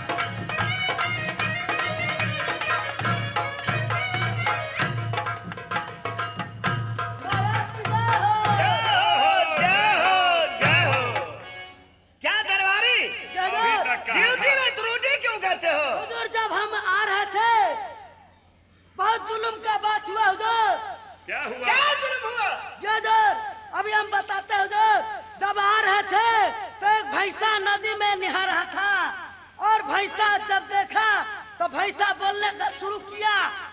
एक बार कैसे बोला, "वाह!" हुजूर हमको डर के मार से भागना शुरू किए। भागते भागते ए, जी हुजूर, एक बार बोलो भागते भागते। ये जो भागते भागते कहाँ चल गए? मसूरी के पेड़ पर चढ़ गए। फिर क्या हुआ? मसूरी के पेड़ पर जब चढ़े तो भैंसा फिर नीचे से बोला, "वाह!" हमको डर के मार से पेशाब चालू हो गया हुजूर। चल बेहुदा। जी, जब पेशाब चालू हो गया तो भैंसा सोचा, ओ हमको लिए रेशम का डोरी गिरा दिया है, भैंसा लड़ी धक्का चढ़ना शुरू किया। क्या तुमको पेशाब के लाड़ी ढाकर के किया जो झूठ बोलते हो बहुधा? सही कर रहे हैं। जब चढ़ना शुरू किया हमको डर के मार से पेशाब को लड़ी काट दिए। पेशाब को लड़ी काटे, भैंसा नीचा गिर गया, भैंसा को पेट फट गया, भैंसा को पेट से निकला 2 घोड़ा, घोड़ा गया फुर, हम चल गए मुजफ्फरपुर, वही सब भी आ रहे हैं। नहीं तो दरबारी होना चाहिए तो ऐसा होना चाहिए। महाराज होना चाहिए तो ऐसा होना चाहिए। बहुत अच्छा बात है। बहुत अच्छा दरबारी है। क्यों नहीं महाराज? है ना, दरबारी अच्छा है। मेरे भाई, इस समय में अगर कोई गाने बजाने वाली रहती तो बहुत अच्छा बात होता। क्यों नहीं भैया जी? अगर गाने बजाने वाली रहती तो दिल भी बहलता। क्यों? ये नागर सोरी राज जो है, जो 12 वीर का वीर झगरू और कागा है, क्यों नहीं भैया? दोनों भाई है, शान शौकत से रहने वाला है। होता जा फतैया कश्मीर के लौंडा होना चाहो योगराज माल गाने वाली अच्छी होती है देश बंदरस के। क्या नहीं भैया जी? रलावर बुला के डाक बांगला पबी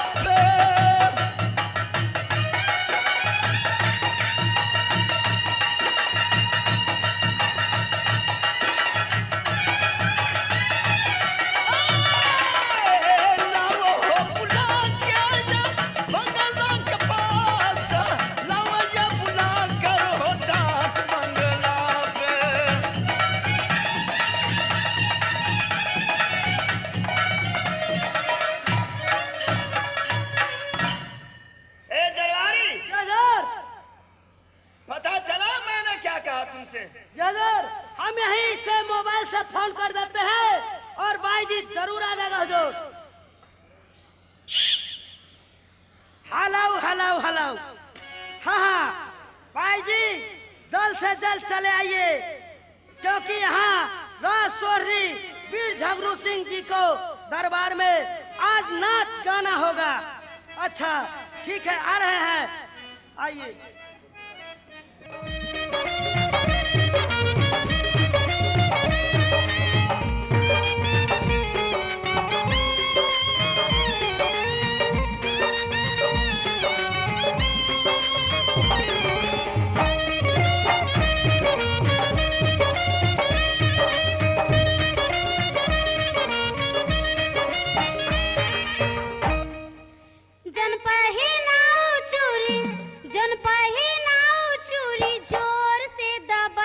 चूरी हरवार चूरी डाल के सरकाई दे, चूरी हरवार चूरी डाल के सरकाई दे।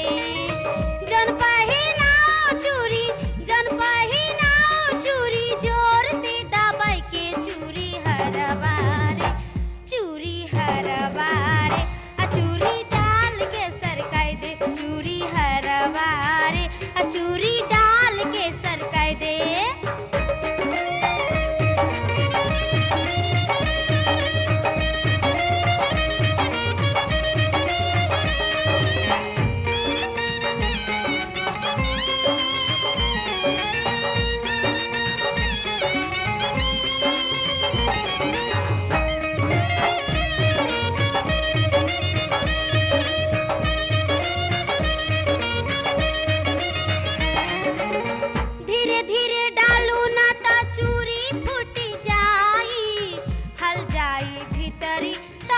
देले दुखाई।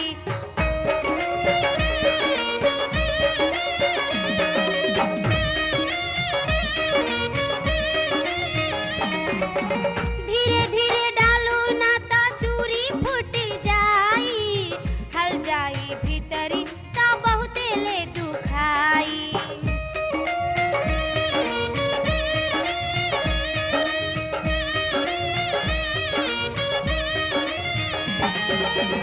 लगे बैठू तानी, लगे बैठू तानी देहिया हटाई के चूरी हरवार, चूरी हरवार, चूरी डाल के सरकाई दे, चूरी हरवार, चूरी डाल के सरकाई दे। जन पहिनाओ चूरी, जन पहिनाओ चूरी, जोर से दबाई के चूरी हरवार, चूरी हरवार, चूरी डाल के सरकाई दे, चूरी हरवार, चूरी डाल के सरकाई दे।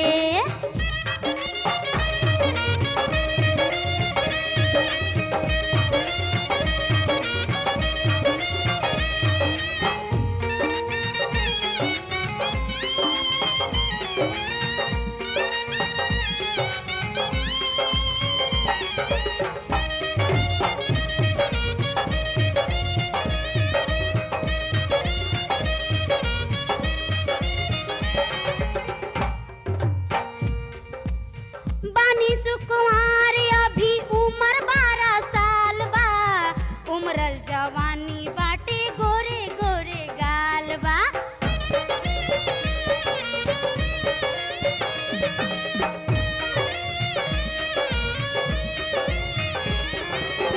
बानी सुकुमार अभी उम्र 12 साल बा, उमरल जवानी बाटे गोरे गोरे गाल बा।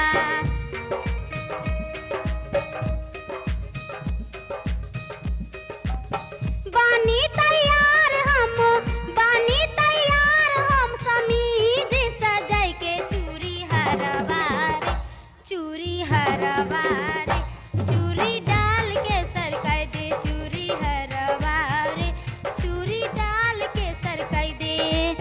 जन पहिनाओ चूरी, जन पहिनाओ चूरी, जोर से दबाई के चूरी हरवार, चूरी हरवार, चूरी डाल के सरकाई दे, चूरी हरवार, चूरी डाल के सरकाई दे।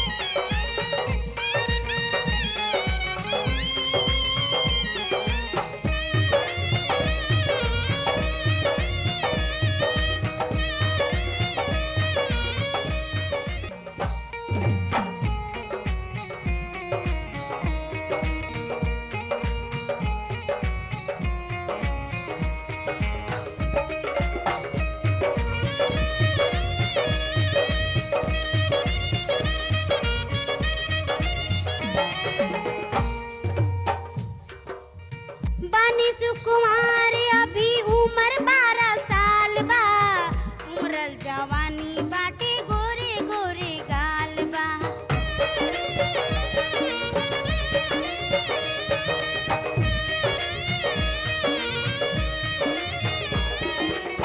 बानी सुकुमार अभी उम्र 12 साल बा, उमरल जवानी बाटे गोरे गोरे गाल बा।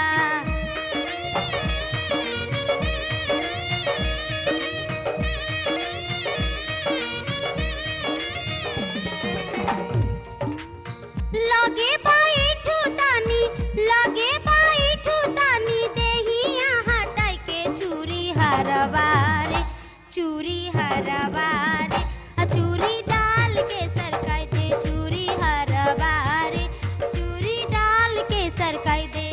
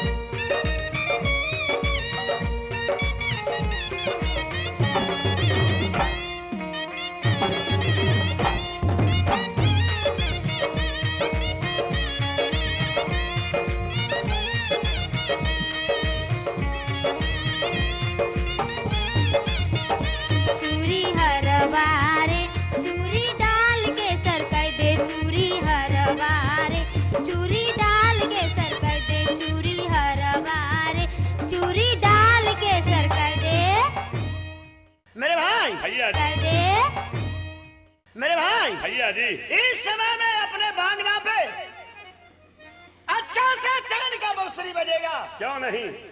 आज दरबारी के लेकर के चले जाओ अपने पारा सखारा का पास और वहां पलटन को तैयारी करना है, सबको लड़ा करके मजबूत बनाना है। क्यों नहीं भैया जी? हो चमका बंसुरिया सहोदरा,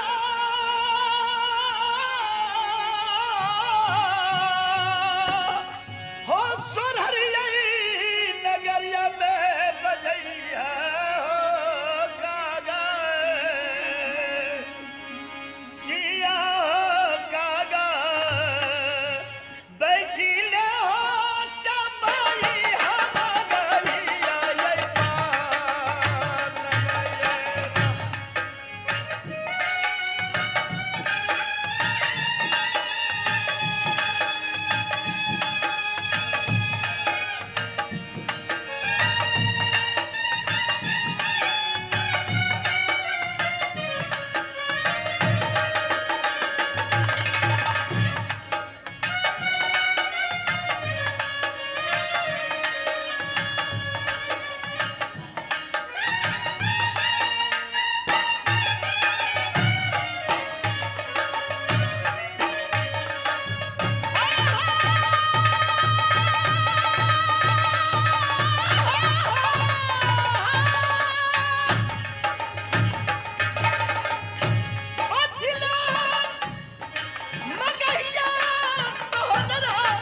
क्यों नहीं मेरे भाई? नगरिया में जबई है सहोदरा, किया हो दुलरुआ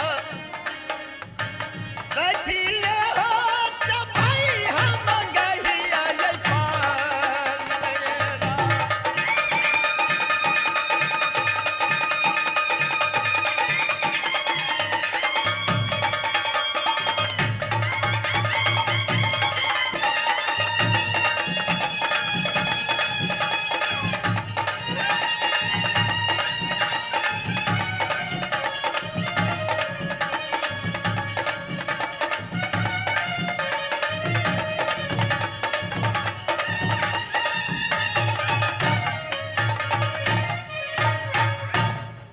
महाराज की जय हो। जय हो, जय हो। जय हो। क्या मेरे भाई, ये तो परवाना है मेरे भाई, कहाँ का परवाना है? ये परवाना है नागर मोहब्बत से। मोहब्बत से कौन भेजा है? मोहब्बत से भेजा है जंगी उदल। उदला? हाँ हाँ, क्या लिखा है? इसमें लिखा है अलग बलग श्री नवाबादगी, बीच में उदल का है विरोध। मेरे भाई भैया जी। समरो समरो ये सोढ़िया बाल, समरो ये सोढ़िया बाल। भैया जी, क्या मेरे भाई? क्या समझेंगे?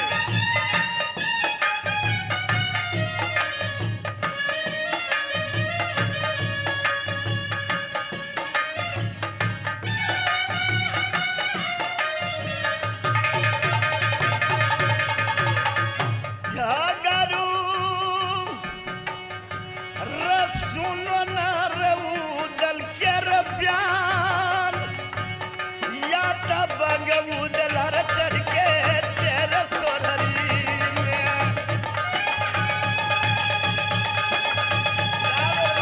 देख रहे हैं भैया जी।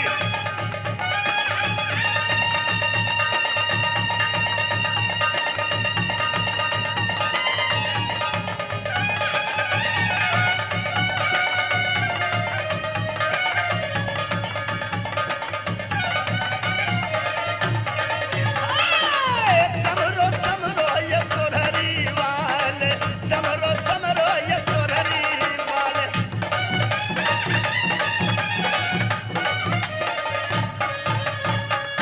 मेरे भाई कागा, भैया जी। उधर जो परवाना लिखा है कि सबरो सबरो सोरी वालो तू आ करे है, क्या करेगा? कागा झगड़ू, ये परवाना जो है ना फाड़ करके बीग दो, इससे कुछ नहीं होने वाला है ना। इसका बुढ़ा गोलास बरगद में हिलता है, उसका बेटा क्या करेगा?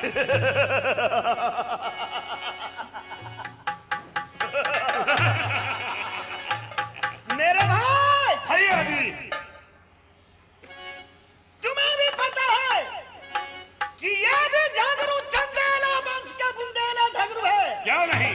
और रण का भगवती बगल में ढूंढता है मेरे भाई, क्यों नहीं भैया जी? जिसे पिता को सर बारगान में ढूंढता है, उससे भी लाश को ढुला देंगे। वो पापी यहाँ करेगा तो क्या करेगा? अभी तो छोटा चुक लड़का है, घबराने का कोई कोई बात जरूरत नहीं नहीं है। है। जाओ अखाड़ा के पास, मैं भी जाता हूँ रंग भवन का पास। ठीक है, तो प्रणाम भैया जी। शुभ आशीर्वाद है मेरे भाई। वो धीरे धीरे जाता ये सोधरी वाला,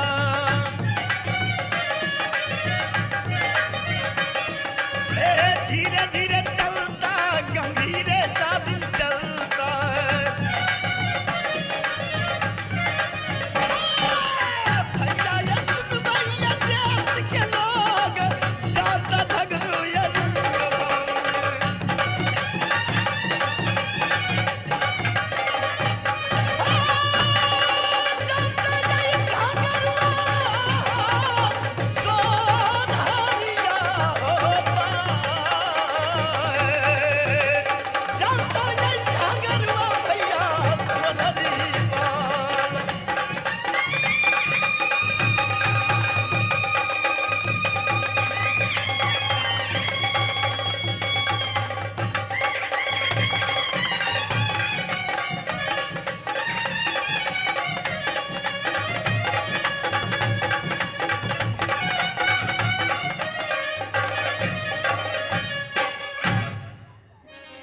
या मुझे याद आ रही है, नगर सोहरी में चाची की याद आ रही है। ये पहले सुमोरी गे दीदी मैया कालिका के, या मेरी माँ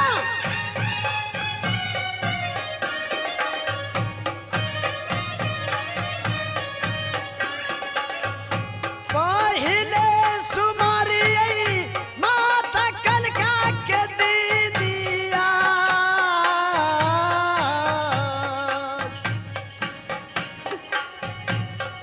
लौटो जागदम मागे दीदी मैया वाली।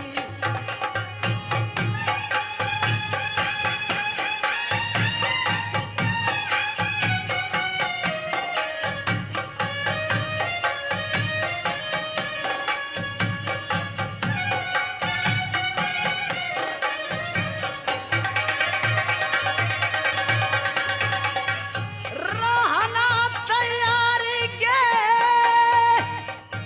मैं हार बाली,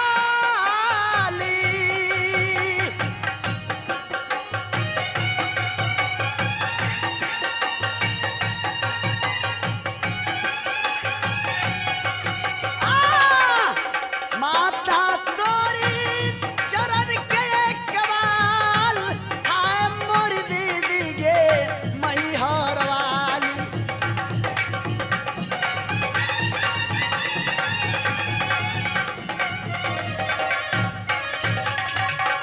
सिपाही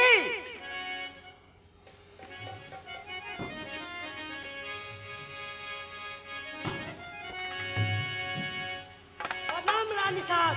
खुशी रहो सिपाही, मुझे याद आ रही है चाची देवला की। भैया झगड़ू नगर सोहरी से कैसे निकाल दिया भैया जी चाची देवला के। चाचा जासर को सिर काट के नगर सोहरी में रख लिए। रबी तना ये बातिया रे बउआ याद मोरा यावे।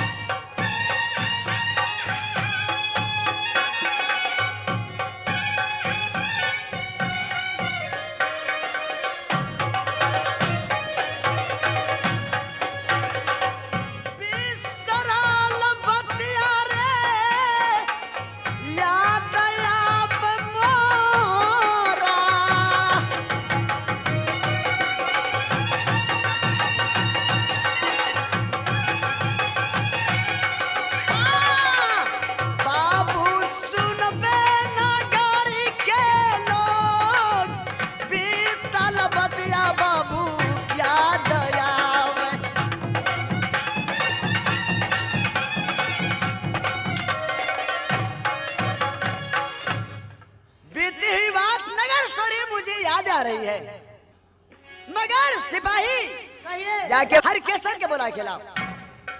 ठीक है, अब बैठिए, हम अभी जा रहे हैं। जल्दी बुला के लाओ।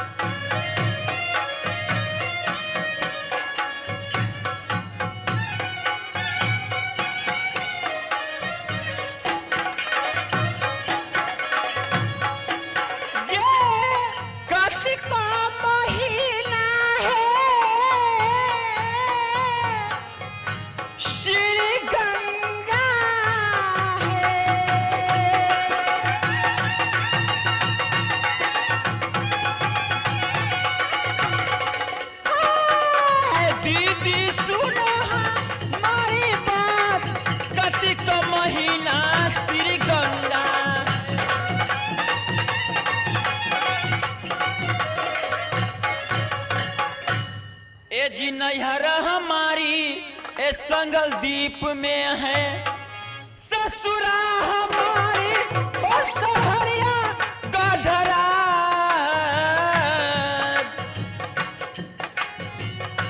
ससुरा हमारी ये नगर सोहरी में।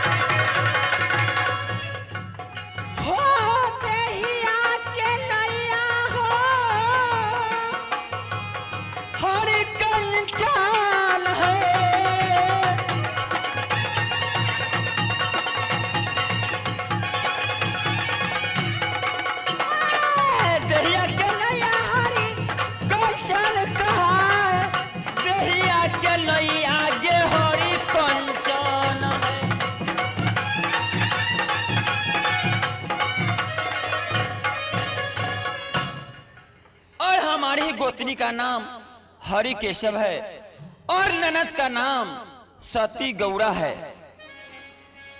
सिपाही रे आओ मिलाना रे भवन के रे मिलाना पास,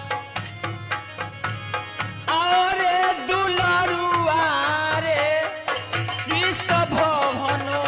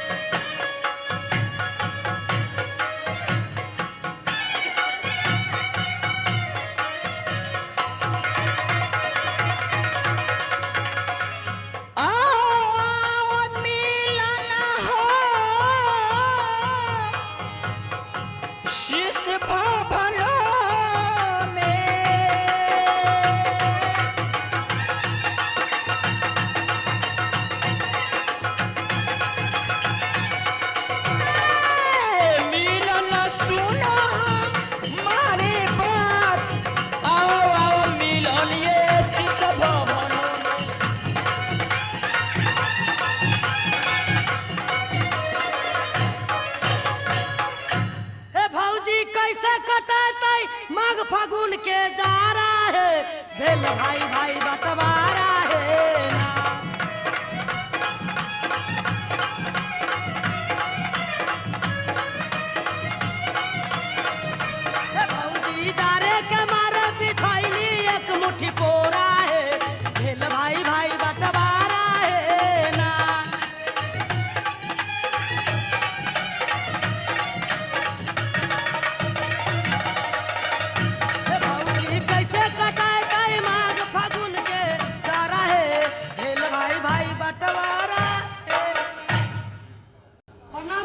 साहब। खुश रहो सिपाही। ये बताओ कहाँ रहते हो? हम तो रहते हैं महारानी साहब अपने ड्यूटी पर। कभी महाराज को बंगले पर आते हैं तो कभी आपको भवन के पास आते हैं। ठीक है सिपाही। जी महारानी साहब। सुनो, मैं एक सवाल कहना चाहती हूँ। कहिए। हो जल्दी बोला दो मिलना गोतनी के याजू मोर। जल्दी बोला दो मोरे गोतनी के।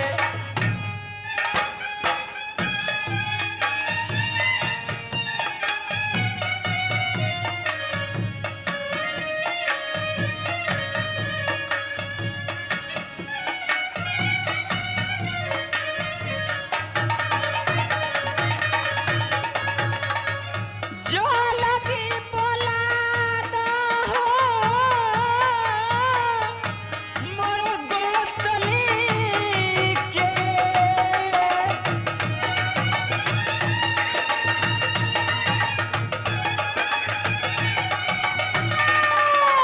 मिलना सुना मारी बात। जल्दी बोला दो मोरे गोतनी के।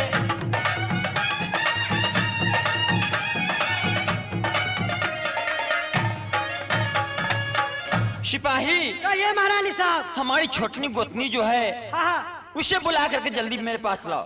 ठीक है, हम अभी जा रहे हैं।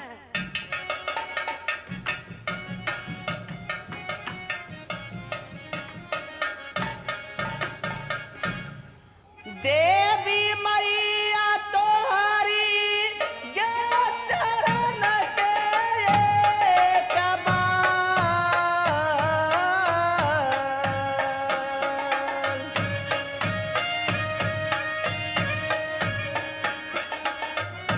लाट जागदा मागे मैया सातो गे बहिनिया।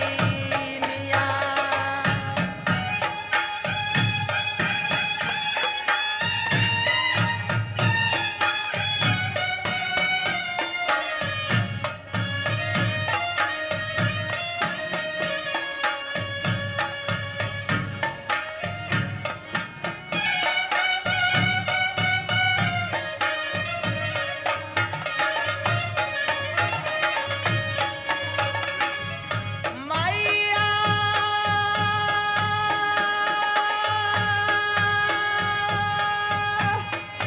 तोहरी गे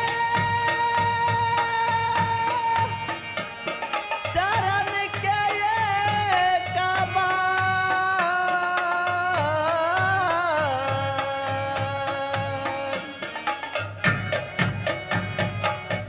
लाट जागदा मागे मैया सातो गे बहिनिया।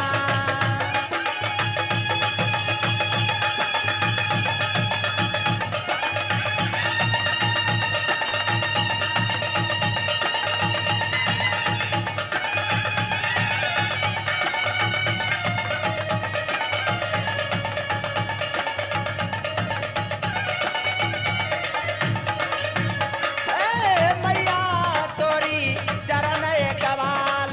लट मारा निगे सात बहिनिया।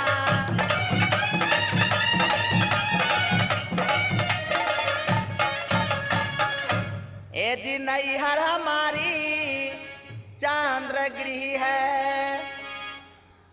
ए पिताजी के नाम हो चंदन सिंहया।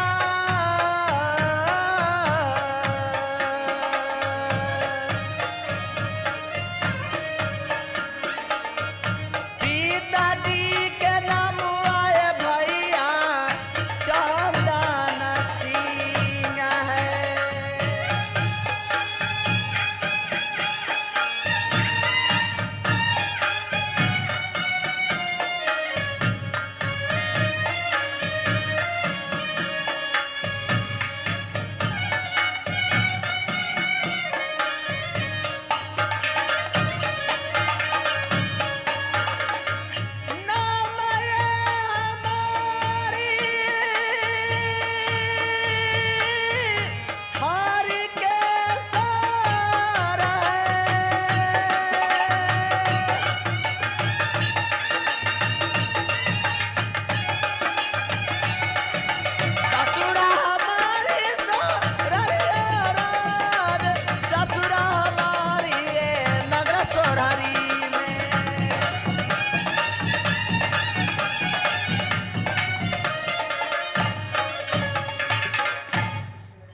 हमारी ससुरा नगर सोढ़री में, और हमारे पास एक ननद है।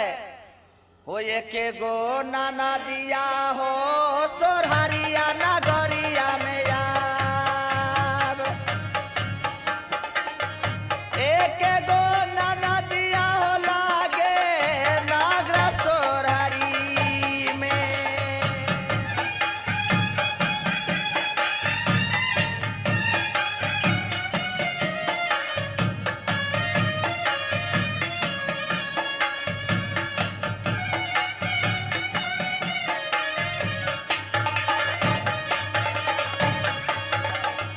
गोतनी के नाम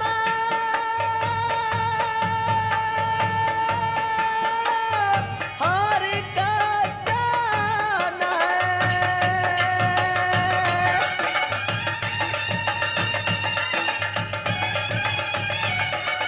गोतनी के नाम हरि का चलियाब। गोतनी के नाम हरि का जान है।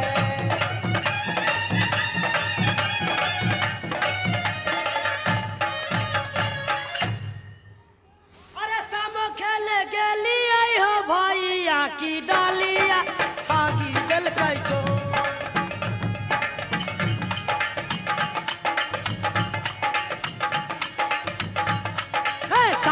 शाम चका आया है पूरे खेत में बचिया है झेला फोड़ फोड़ खैया है।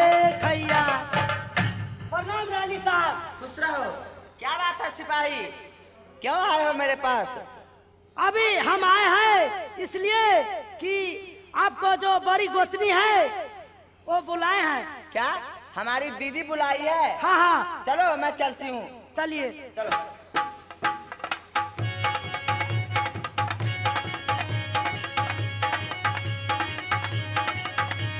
दीदी प्रणाम। खुश रहो मेरी गुतनी। कहिए दीदी क्या बात है, आप मुझे क्यों बुलाई हैं? हे कहियो कुशलिया गोतनी देहिया के आजुमो। कहियो कुशलिया है अपने भवनों के।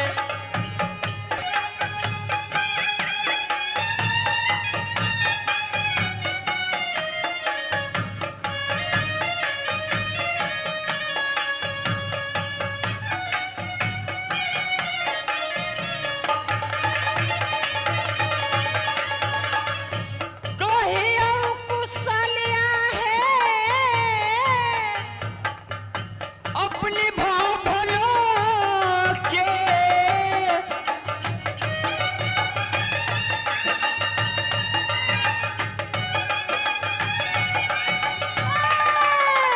गोतनी सुनियो मारी बात।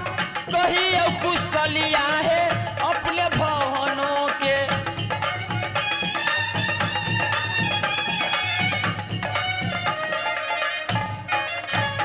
दीदी मैं ठीक हूँ और भवन के भी हाल चाल ठीक है। दीदी एक बात कहूँ, क्या? अपनी जो ननद है ना गौड़ा, उसे बुलवाइए ना। ठीक है चलो महल के पास। ए सुनो सिपाही, कहिए महारानी साहब। जाओ हमारी ननद गौड़ा को बुला के ले आओ। ठीक है हम अभी बुला कर ले आते हैं। जाओ।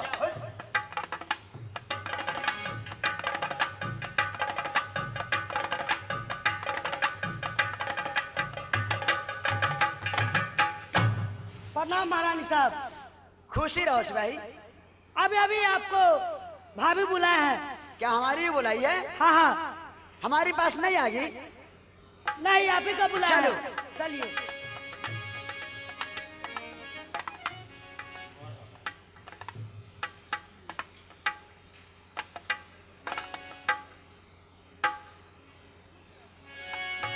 प्रणाम भाभी।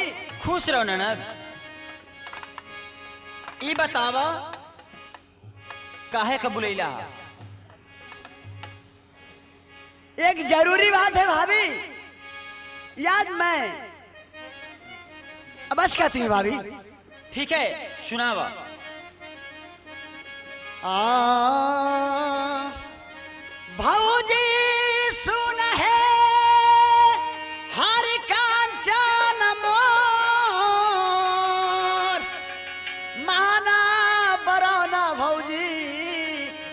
तन गौरा के अच्छा हे मेला लगा है गंगा जी में। क्या मेला लगा हुआ है?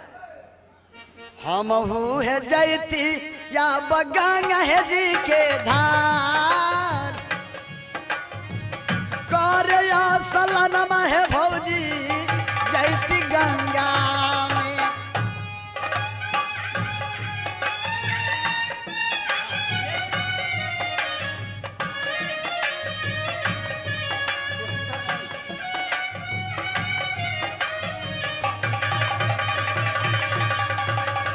करया समाना है जयती गंगा में।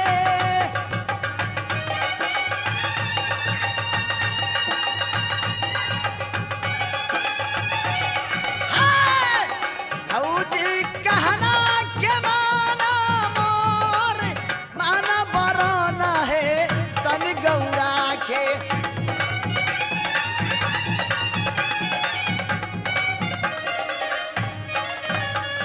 नंदी सुना,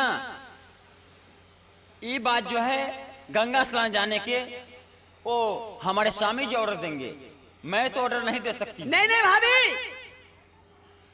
तू भैया के जाके कहो कि गौरा जाएगी गंगा में। ठीक है मैं जा रही हूँ, चलो। सिपाही जाओ और स्वामीनाथ के बुला लाओ। ठीक है, हम अभी जा रहे हैं।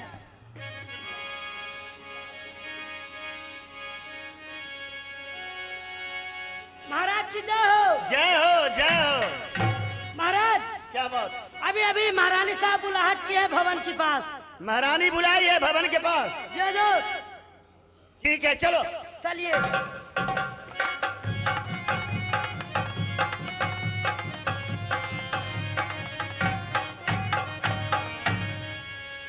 इस समय में सिंगल दीप वाली होगी, वो अपनी भवन के पास। मैं एक बार आवाज मार करके उसे बुलाते हैं। है खोलना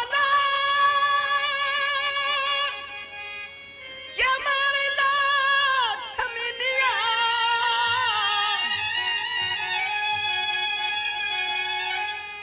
हे रंगयाई भवन के ब्याही, किया है सुंदरी दुआरे बलमुआ भेलै तोरा घर ये राम।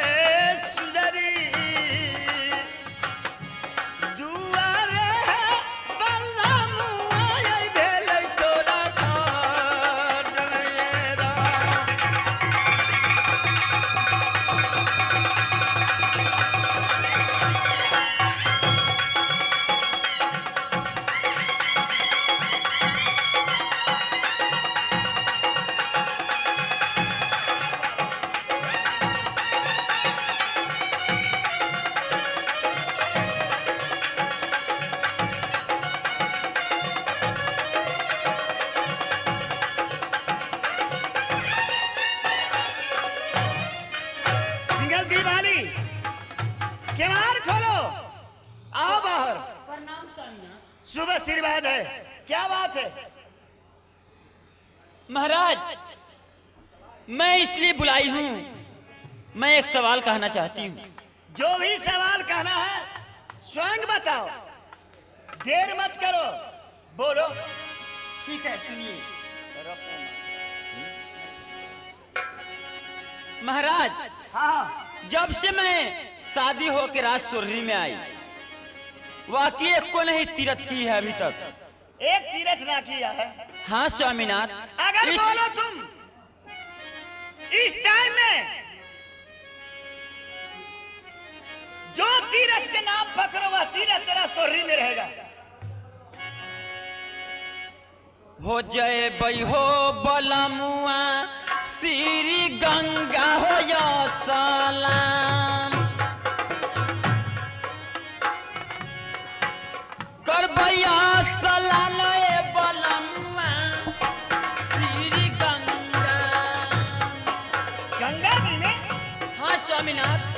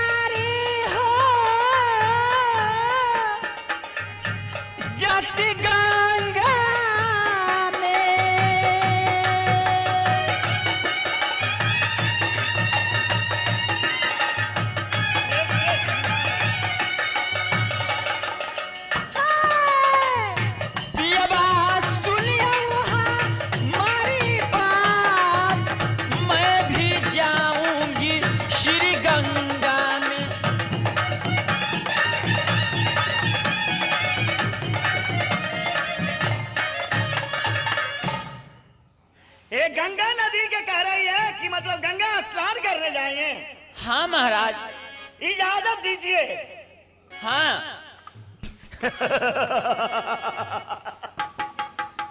दरबारी, ये गंगा स्नान करने जाएगी। अच्छा, असगर जाएगी। तो असगर कैसे जा सकते हैं महारानी साहब?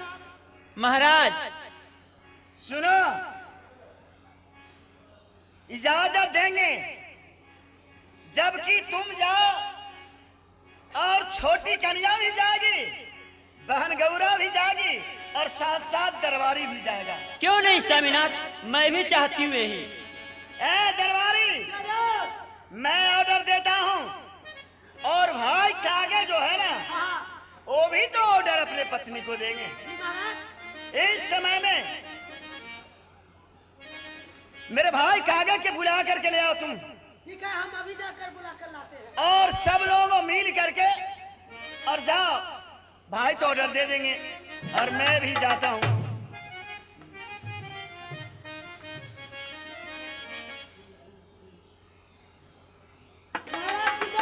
खुश रहो सिपाही, क्या बात है? महाराज, अभी अभी महारानी साहब बुलाए हैं। महारानी बुलाई है? ठीक है, जल्द चलो। चलिए।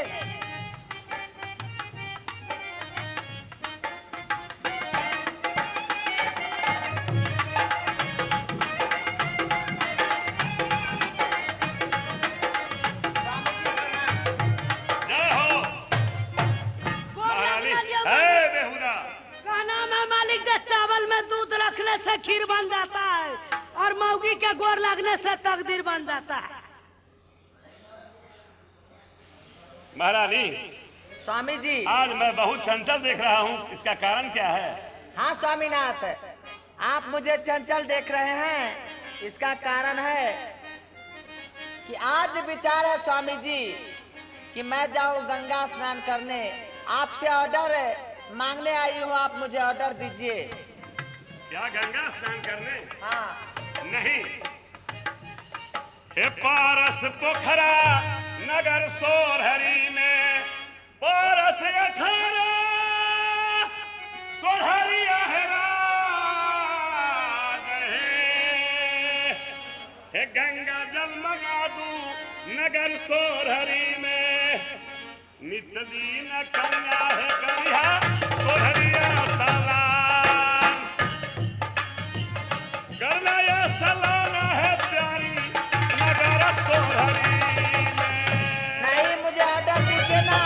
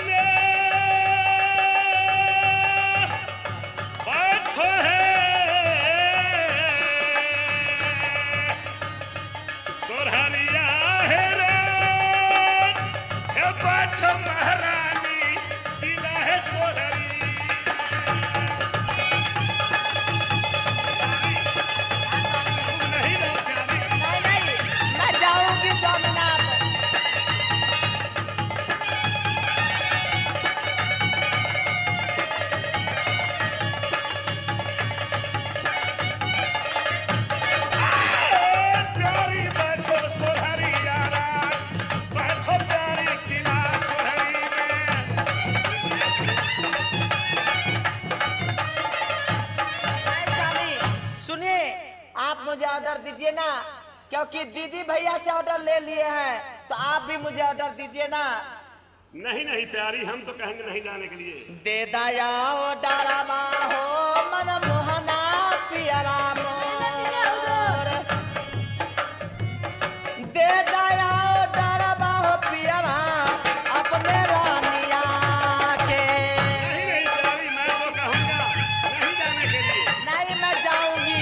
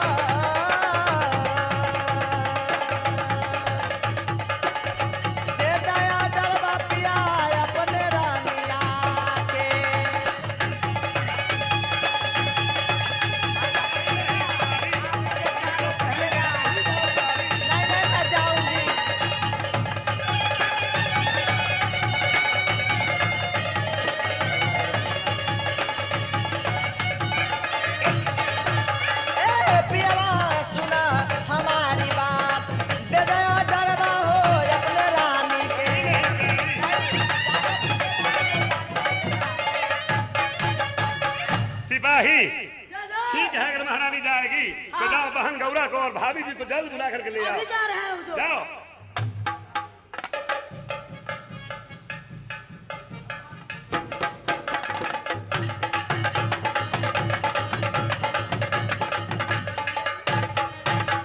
बहन गौरा प्रणाम भाभी जी।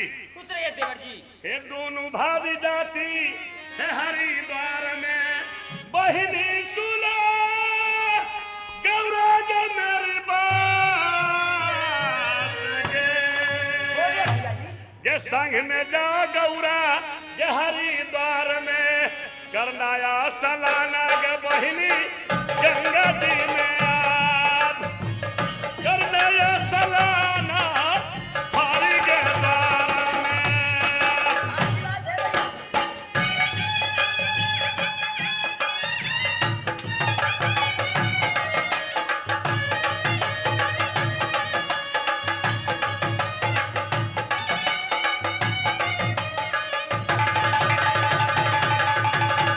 गौरा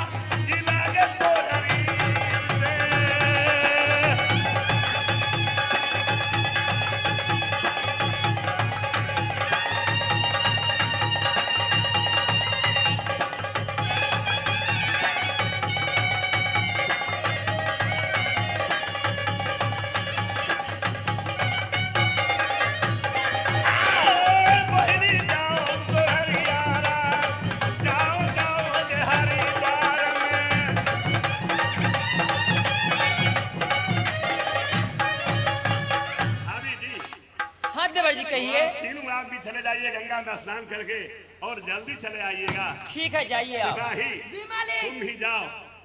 प्रणाम भाभी जी। खुश रहिए। स्वामी जी प्रणाम। खुश रहिए। मालिक गोर लगै छी। खुश रहो बहन गौरा, खुश रहो सिपाही। भाभी हाँ नंदी, देर करने से अंधेर होती है भाभी। इसीलिए चलो। चलो चलो भौजी या गंगा गया विधार। चलो चलो भौजी गे श्री गंगा में।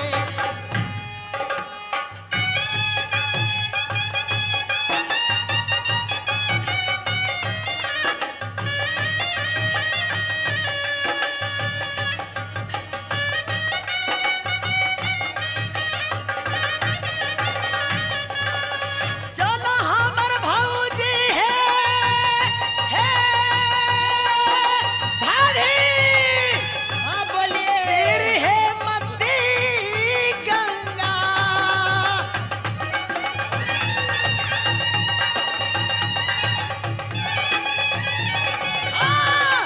भौजी कहना के माना मोर करया सलनमा है गौरा नहीं है।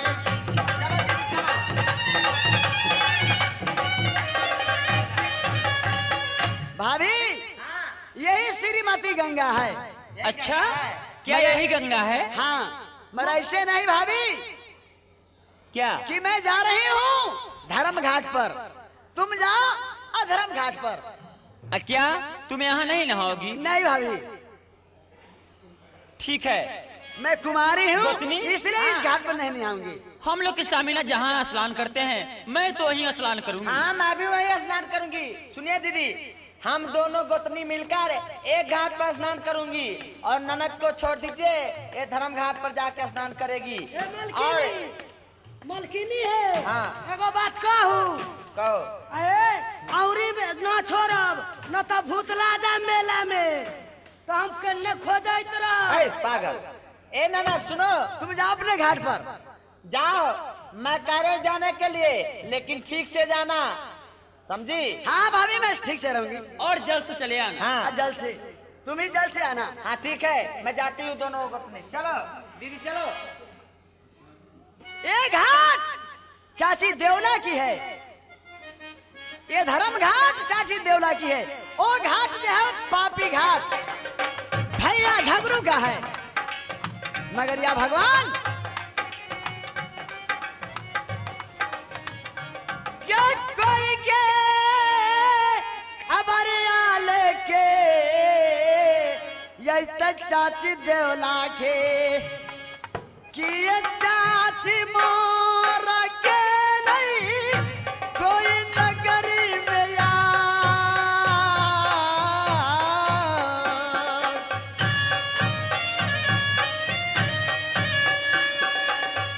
कि ये चाची मोर गेल प्रेमी हो कोई नगरी यार।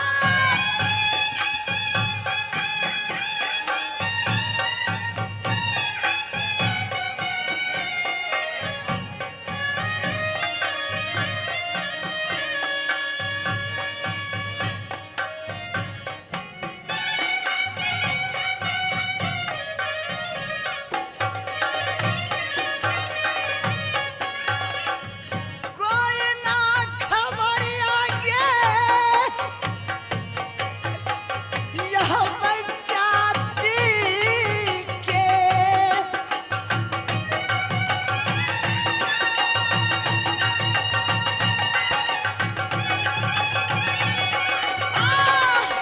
बाबू सुन के नगर के लोग कोई ना खबर आया यह पंचायती।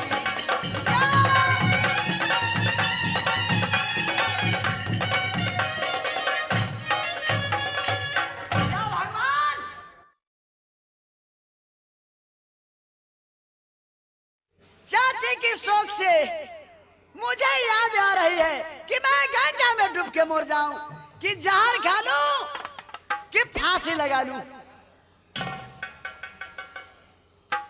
कि मैं धर्म घाट पर रहती हूँ। मैं सपना रूप में चाची के मैं देखती, भैया आला के देखती, बउआ उधर था गोदी में, मैं उनको देखता तो मुझे तसल्ली आ जाती।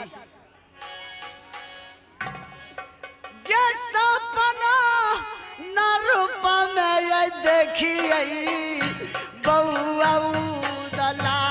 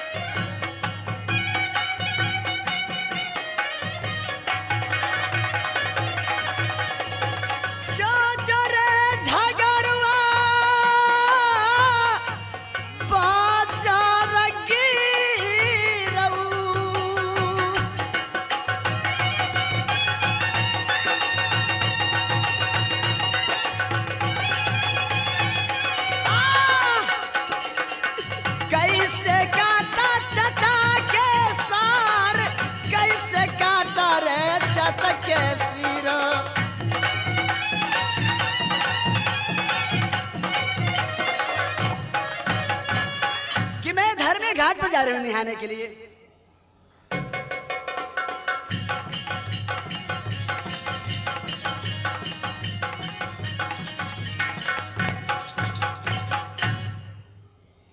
देवनंदन कहिए जंगी महाराज। कहाँ पहुँच गया भैया?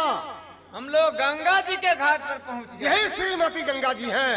यही श्रीमती गंगा जी हैं। अच्छा देवनंदन कहिए। आगे नहीं बढ़िए, जो मैं कहता हूँ आप सुनिए। कहिए।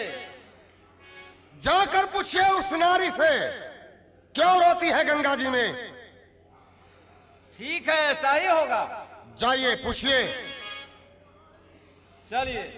सुन के रोबाई उस बच्चिया को पता है कलेजा हो नरूदुला के याम पता कलेजा जंगी उदला देवनंदन जंगी हो।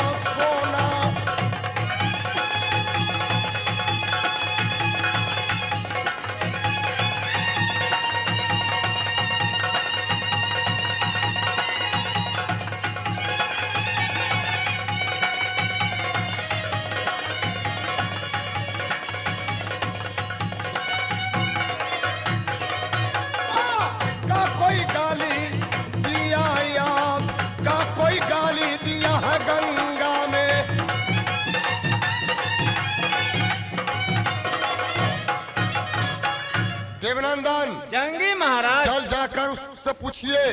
ठीक है। क्या पूछ कोई लेते गाली हैं। दिया है कि कोई का ताना मारा है? जाकर उस नारी से पूछो क्यों ठीक। रोती है गंगा जी में। ठीक है, पूछ लेते हैं। जाइए पूछिए।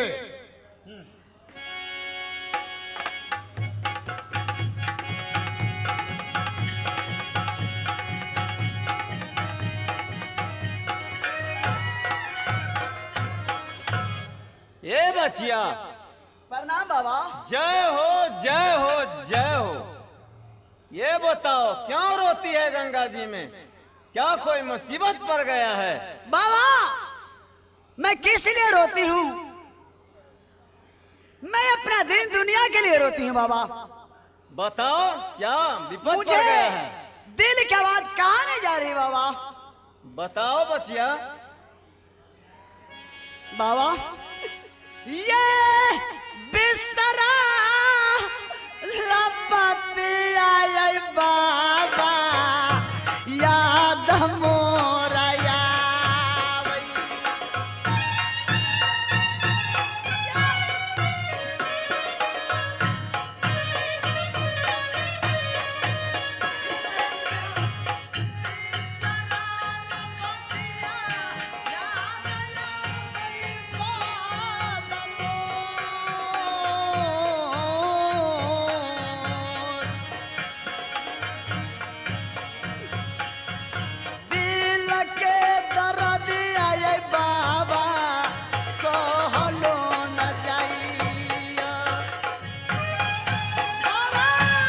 कहो बचिया।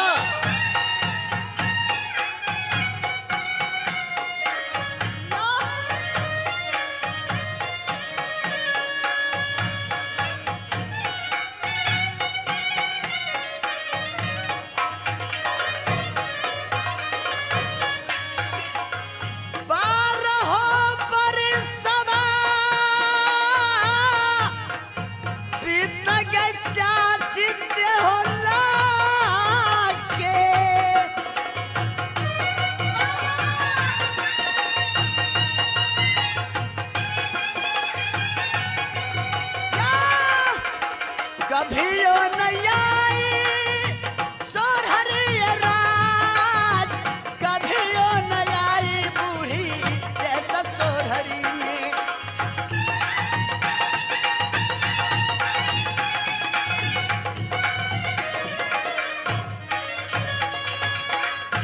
बाबा कहो बचिया। 12 बरस बीत गई, चाची देवना की नगर स्वर्ग से गई हुई। क्या चाची देवना कोई देश में मर गई कि नदी नाला में पोखर में डूब के मर गई? आधा था भैया, गोद में बउआ उदल था। क्या सब मारे पड़ गया? मुझे पता भी नहीं चल रही है। बचिया करने का कोई काम नहीं है। बाबा पापी झगड़ू चाचा जासर को सिर काट के बरगद में झुलाए हुए हैं पारस अखाड़े पर। तुम्हारा नाम क्या है? हमारे नाम गौरा है बाबा। गौरा है?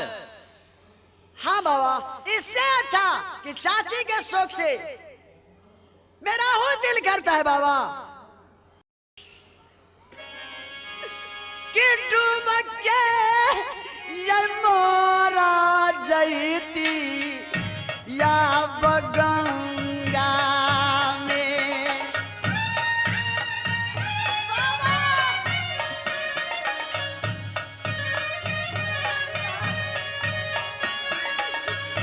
कहला ये जिंदा रही है दुनिया में बाबा यार।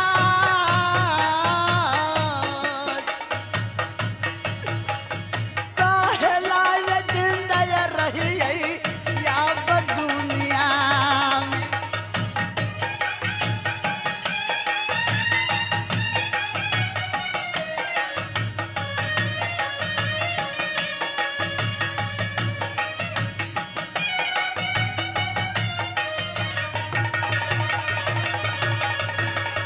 चाची के विरोग में गौरा मोर गई है।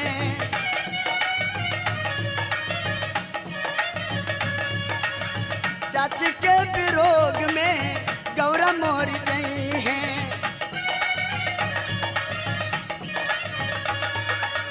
बाबा कहना के माना मोर खाई जहरवा ये गौरा मोर गई है।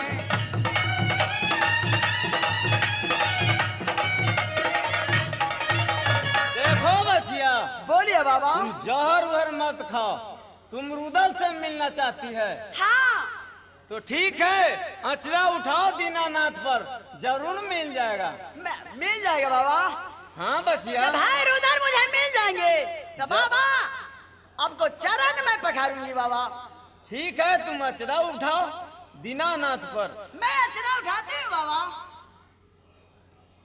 जंगी महाराज, देवनंदन, यही गौरा है। क्या यही वाहन गौरा है?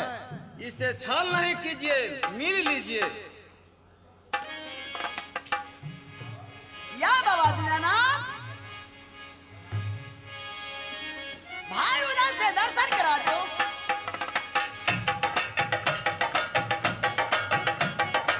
आओ बहिनिया सुरली बाली, आओ बहिनिया गले से गले मिलो, हाय मोर बहिनिया, हाय मोर बहिनिया।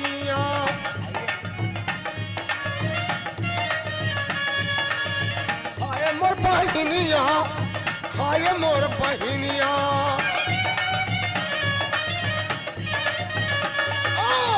यही रूदल मो बाबाल, यही है बेटा रे मौसमतिया को।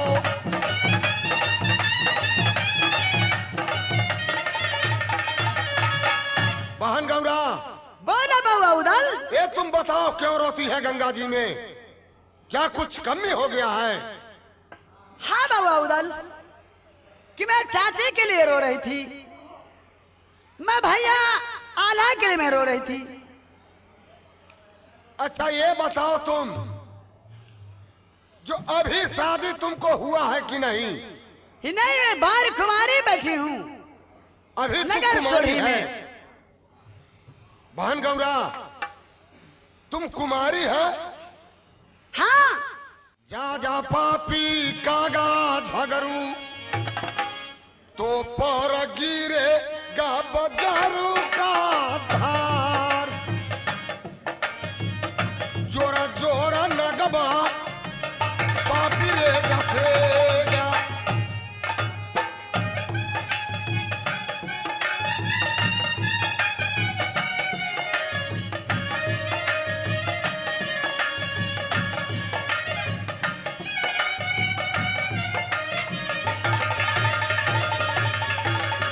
पापा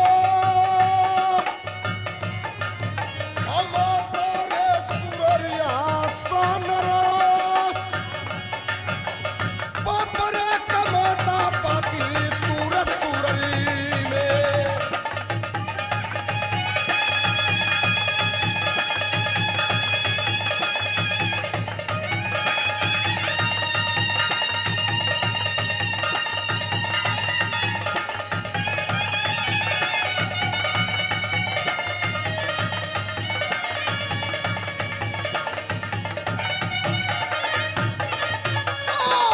पापी राजा है सुरली बाल, पापी राजा है सुरली बाले।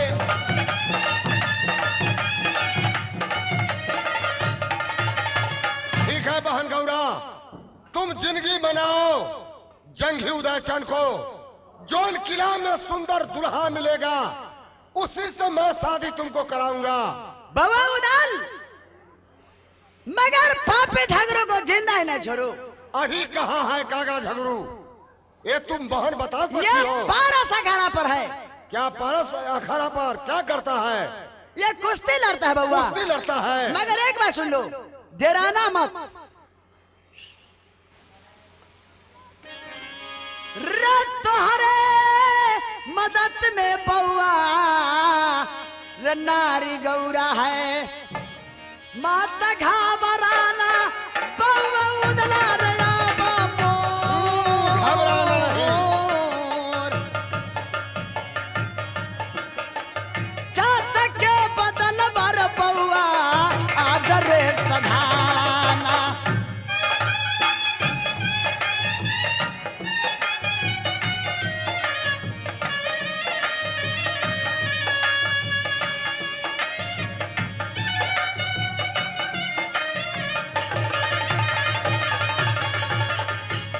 चाचा के बदल बारे सोरहर में सधाई हा।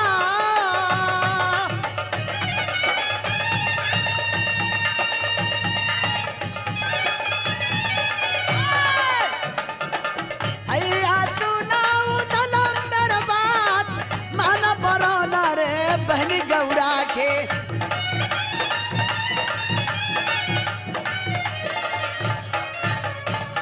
बाबा उदल, बहन चाचा को जैसे सर काट के बरगद में झुला हुआ पारस अखाड़े के पास, वैसे पापी झगड़ू का सिर काट लेना भाई। क्यों नहीं बहन, हम तुम्हारी मदद में रहूंगी। ठीक है, मदद करना बहन।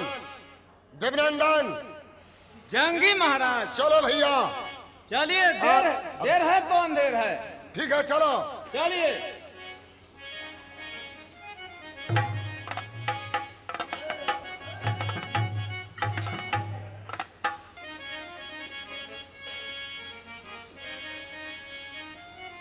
गोतनी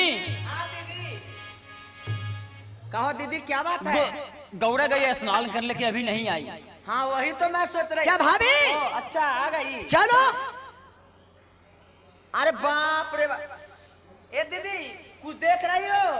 हाँ मैं भी देख रही हूँ। देखो देखो क्या देख इसकी रही हो? साड़ी फटी हुई है, इसकी चोली फटी हुई है। मैं दोनों गोतनी कही थी कि जाना तो किसी से आंख नहीं लड़ाना। लगता है किसी से आंख लड़ा के आई है कुलबोरनी। देखो इसकी साड़ी फटी हुई ये है। गंगा किनारे में झुआ बहुत है, वो झुआ में सारी मैं खींच के पसारी हूँ। अच्छा।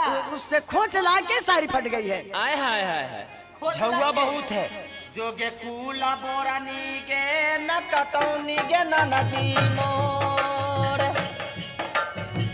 ना कगे कटल गे न नदी या बसोरानी में।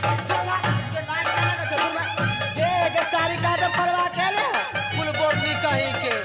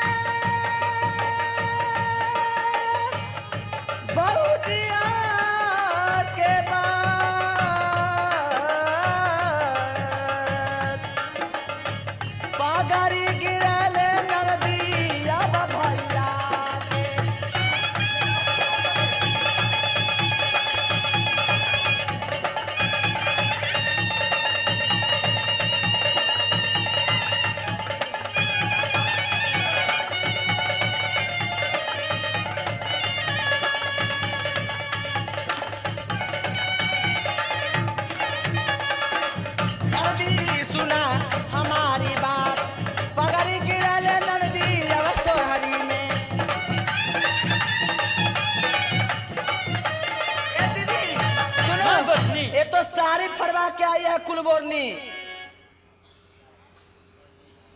क्या भाभी? क्या कि मैं कब के दुश्मन हूँ कि मुझे मार रही हो? इतना देर किस क्या लिए? कब के तू सामान आई भाभी नारी गौरा है। बड़ी दुश्मनी में कुलबोरनी आई है, बड़ी भाभी भाभी करने। भाभी भाभी काहे लागे मारे के कोरा के भौजी मार,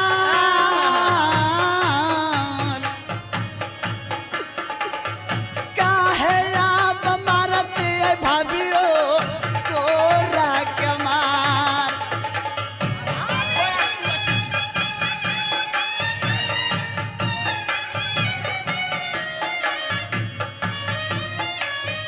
आई है भौजी भौजी करने। भौजी कुलबोरनी कहीं।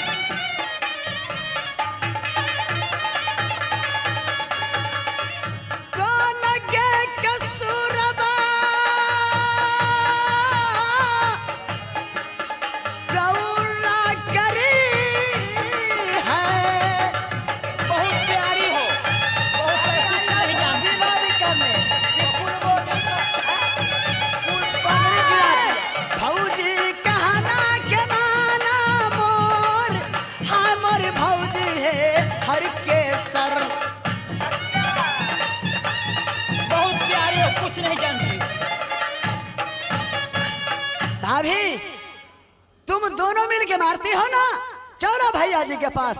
ये भैया जी कहना, भैया जी मुझे फांसी दे देंगे चाहे काट के रख देंगे। ठीक है चलो। यार बोलत लाजो न लगे थे, कहते भैया जी के पास चलो तो जाऊंगी नहीं तो क्या। चलो चलने के लिए मैं तैयार हूँ। चलो मलकिनी अकेला हल्ला कैले हाथी मेला में है अरे चुप रे, तू बोले तो तोरा मुंह फोड़ देबो, जान के ना। अरे त भीड़ में कोई पूछता ही रही बटोई त नाम न कहते जब फलना जगह जाए के है तो न बता देते रास्ता। चलो अरे तू एकरे पास रहे, चल चल चल।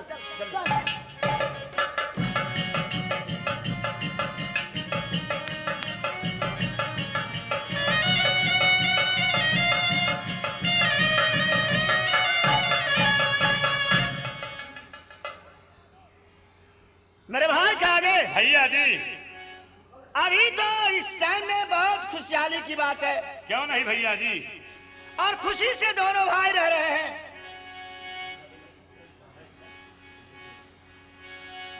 प्रणाम हो स्वामीनाथ। प्रणाम शुभ आशीर्वाद खुश है। रहो महारानी। क्या गंगा स्नान हो गया? हाँ स्वामिनी जी। खुश रहो बहन गौरा। खुश रहो गौरा। प्रणाम हजूर। शुभ आशीर्वाद है। खुश रहो। कोई तरह की बात तो नहीं हुआ? नहीं स्वामी जी, कोई बात तो नहीं हुआ। आपको बहन जो है बहुत जरूरी है, बहुत अच्छी है। बहुत अच्छी है आपकी बहन कुलबोर्नी, जो आप लोगों की पगड़ी रखी है, पगड़ी गिरा दे पगड़ी। ये क्या बोल रही है तू? बोलती है तो सबर नहीं है।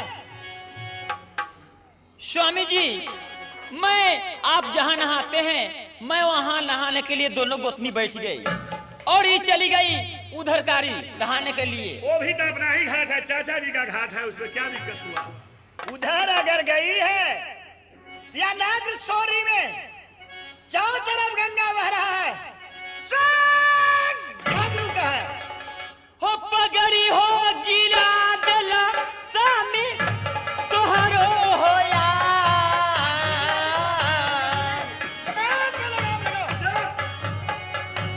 कैसन कुल बोरलिए स्वामी तोरे बहिनी है।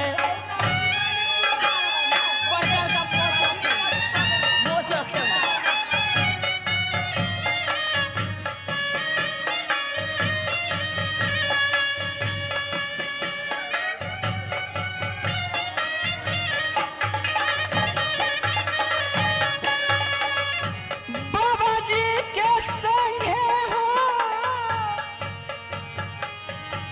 फसल हो बारे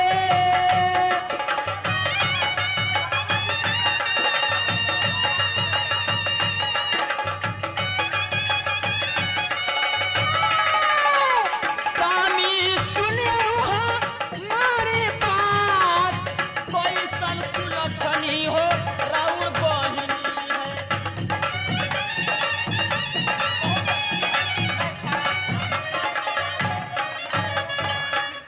है। सुनो, क्या बोलती है? क्या कहिए ना। ये मेरा बहन जो गौरा है ना, हाँ ये बहुत अच्छी है। मार मार ठीक कहती है।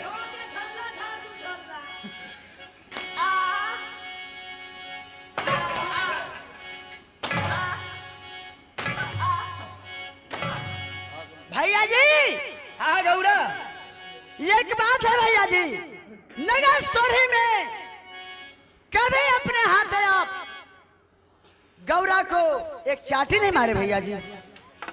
फिर ये हर केसर हर कंचन बदना के चमारे भैया अमरो उरावे। या बदन के चमड़ी चमड़ी का औरत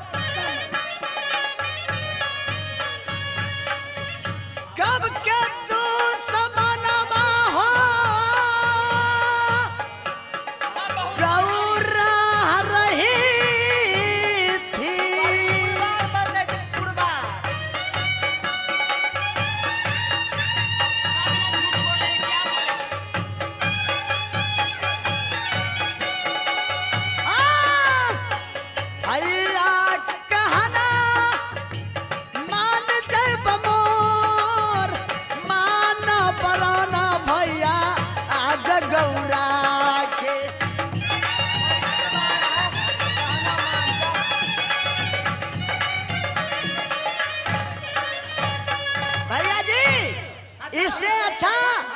कि मुझे गंगा जी में डुबा दीजिए, ठीक चाहे है, अपना गंगा। हाथ से मुझे 2 खंडी कर दीजिए भैया जी। बात समझ गया, उन लोगों के बहुत सा मार मारे हैं। तू भी जाओ, अपने भवन में रहना, जाओ। मेरे भाई कहाँ गए? भैया जी इस समय में अखाड़ा पे पलटन एकदम मौजूद रहना चाहिए। क्यों नहीं भैया जी।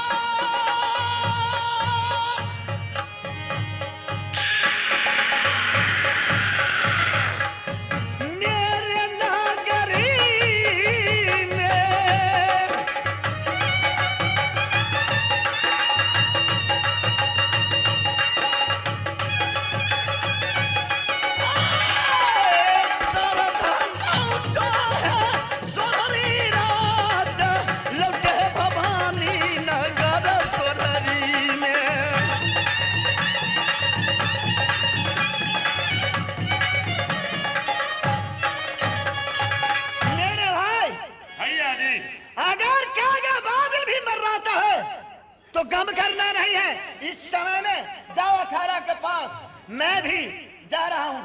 भैया जी आज कुछ अशुन मालूम दे रहा है। क्या अशुन है? गोस्वामी तुलसीदास जी एक पांति में लिखे हैं। क्या लिखे हैं?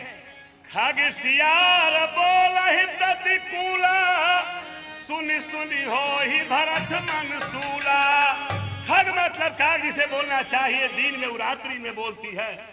सियार मतलब गीदड़ जिसे बोलना चाहिए रात में वो दिन में बोलता है। मेरे भाई मैं भी समझ गया आपकी बात का कि सियार और खग माने काग। काग ये दोनों अपना टाइमली नहीं बोल करके कुटाइम बोल रहा है। इससे अशुन मालूम होता तू है। भी तो जानते हो, गोस्वामी तुलसीदास जी लिखे हैं, लंका निश्चर निकट निवासा, यहाँ कहाँ सनजन के वासा। रमत घबरावय भाई सोधरिय राय,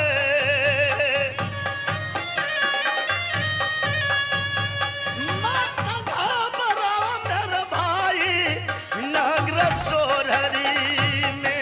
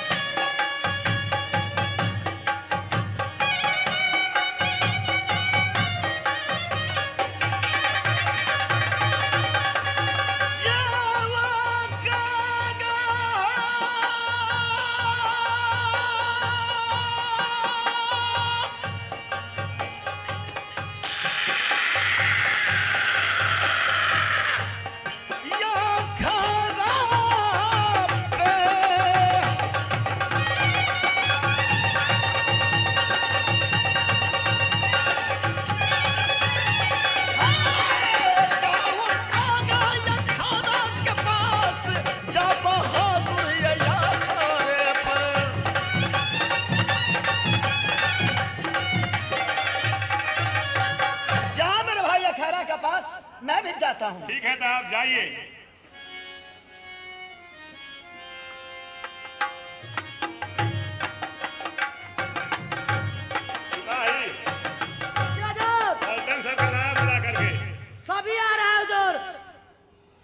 पलटन लोग आ रहा है। हाँ हाँ ठीक है, तब तक हम ही तुम मौजूद करो। ठीक है महाराज।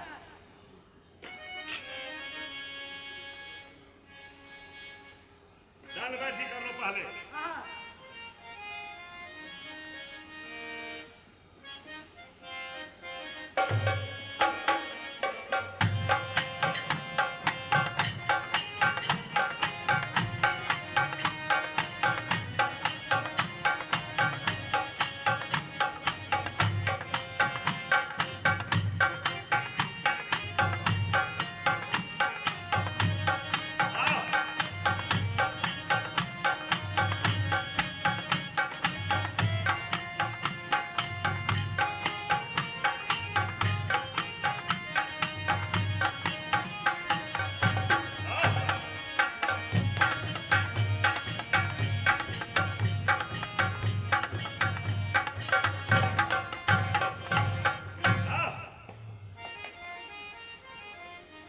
गुरु महाराज कहो चेला, कहाँ पहुँच गए? ये पारस अखाड़ा है। यही पारस अखाड़ा है। हाँ, और यह सब कौन सी हो रहा है? ये कुश्ती हो रहा है। कुश्ती? कुश्ती खेलने से क्या होता है? कुश्ती खेलने से ताकत होता है। ताकत? तो एक हाथ हम भी खेलेंगे कुश्ती। कुश्ती खेलिएगा? हाँ। मेरा विचार से नहीं खेलिए। नहीं खेलिए? हम- नहीं खेलेंगे। चलिए ठीक है, चलिए। जाकर पूछिए। ठीक है, पूछता हूँ।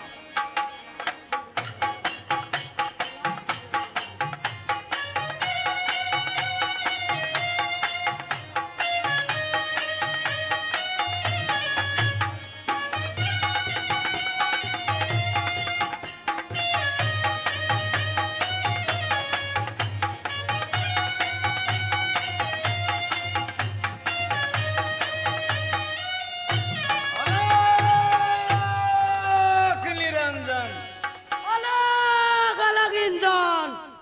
बच्चा, बाबा प्रणाम। जय हो जय हो जय हो। कौन प्रणाम है?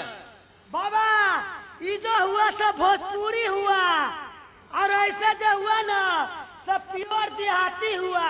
देहाती प्रणाम है। ऐसा प्रणाम करेंगे बाबा, पीछे से आएगा कोई एक लाठी मार के भाग जाएगा।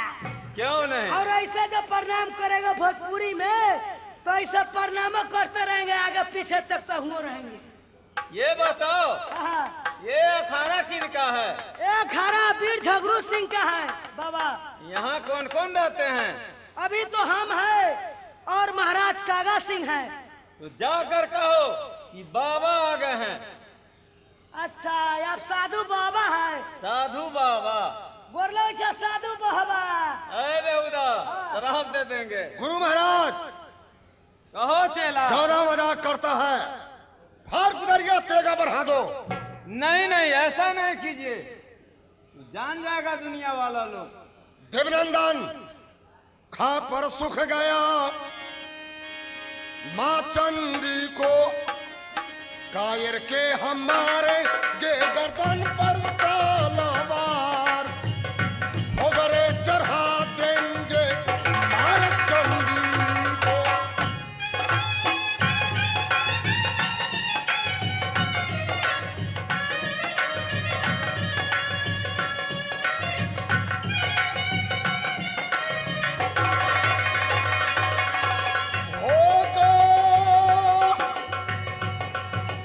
चढ़ा देंगे माना चांदी के टेबा पर,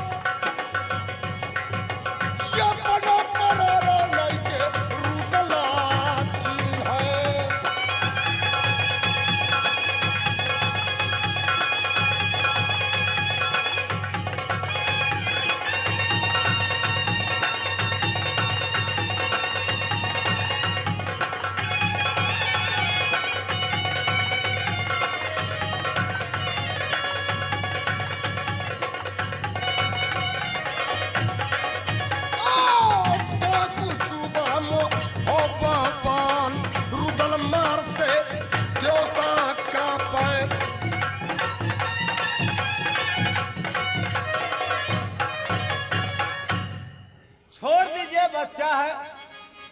देवनंदन, अब देर होता है तो अंधेर होता है। ठीक है, पूछ लेते हैं। जल्द पूछिए। ए बच्चा, हाँ बाबा। जाओ राजन के कहो कि साधु आ गए हैं। अच्छा ठीक है बाबा, अब बैठिए, हम अभी कह देते हैं। जल्द जाओ। महाराज, कहो। अपने अखाड़े के पास 2 मुनि राज आए हैं। क्या मुनि राज आ गए हैं? हाँ महाराज। तो ठीक है, चलो संत को दर्शन करना चाहिए। ठीक है महाराज। गौस्वामी तुलसीदास जी लिखे हैं, क्या लिखे हैं? संत सरोवर गंग जला, संत सरोवर गंग जला, ताहि पखारहु अंग, सो देहिया निर्मल भय, साधु के सत्संग। क्यों नहीं महाराज? चलो मैं दर्शन करूंगा साधु को। चलिए महाराज। चलो।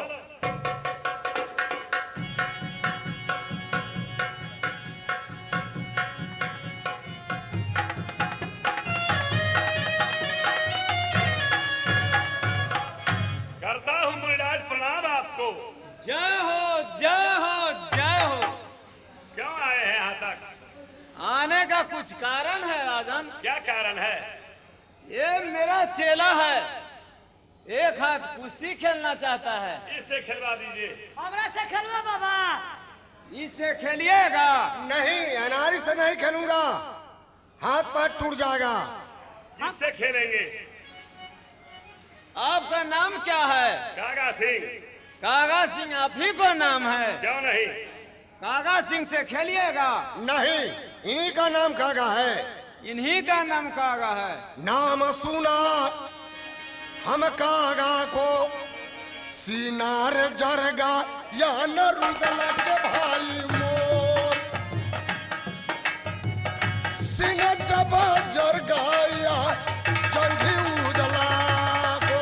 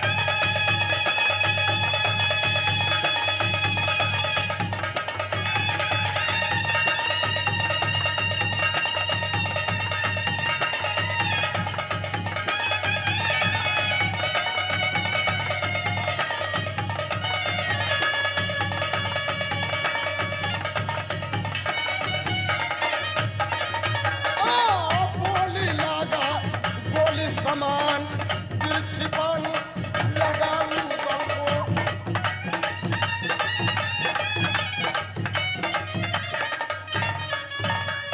ऐसे कीजिएगा तो पहचान लेंगे सब लोग। क्या पहचान जाएंगे?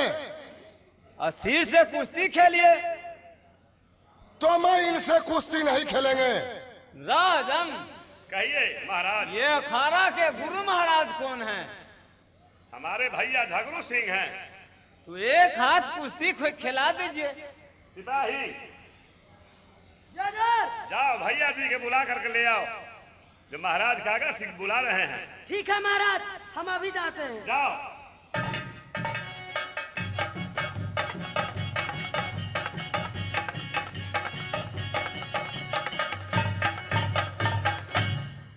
महाराज की जय हो। जय हो। महाराज, अब अभी छोटे महाराज बुलाए हैं। क्या वीर कागा सिंह बुलाए हैं? जजर। ठीक है, चलो। चलिए।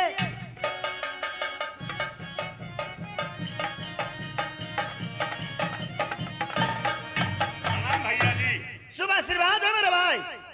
यहाँ दो संत आए हैं। क्या संत आए और वो हैं? संत कहते हैं कि एक हाथ कुश्ती खेलेंगे आपके साथ, हम लोगों के साथ कहते हैं नहीं खेलेंगे।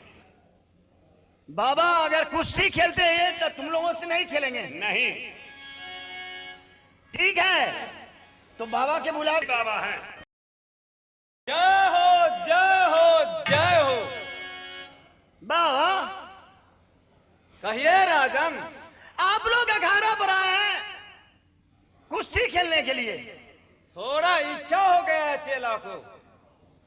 देखिए बाबा, आप लोग साधु माधवा हैं, संत हैं, चुके कुश्ती नहीं लड़िए। थोड़ा सा खिला दीजिए राजन, क्या होगा? ये अच्छा बात नहीं है। अच्छा है राजन, इच्छा हो गया है।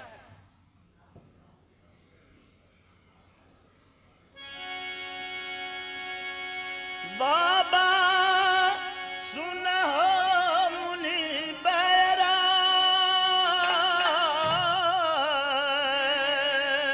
बाबा कहिए राजन। हो कुश्ती न खेलिए बाबा नागरसोर हरी में।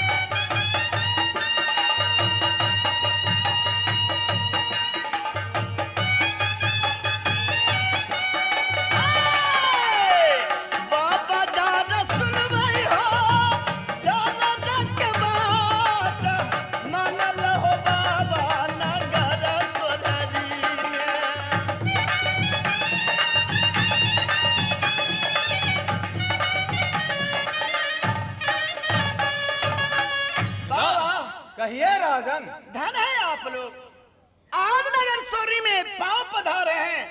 आज सोरी का दिन अति उत्तम हो गया है बाबा। क्या नहीं राजन, लेकिन मेरा इच्छा हो गया है चेला की, थोड़ा सा खिला दीजिए। ठीक है बाबा, आपको वचन को पालन करेंगे। क्यों नहीं? तो आइए रात चेला महाराज से लड़िए।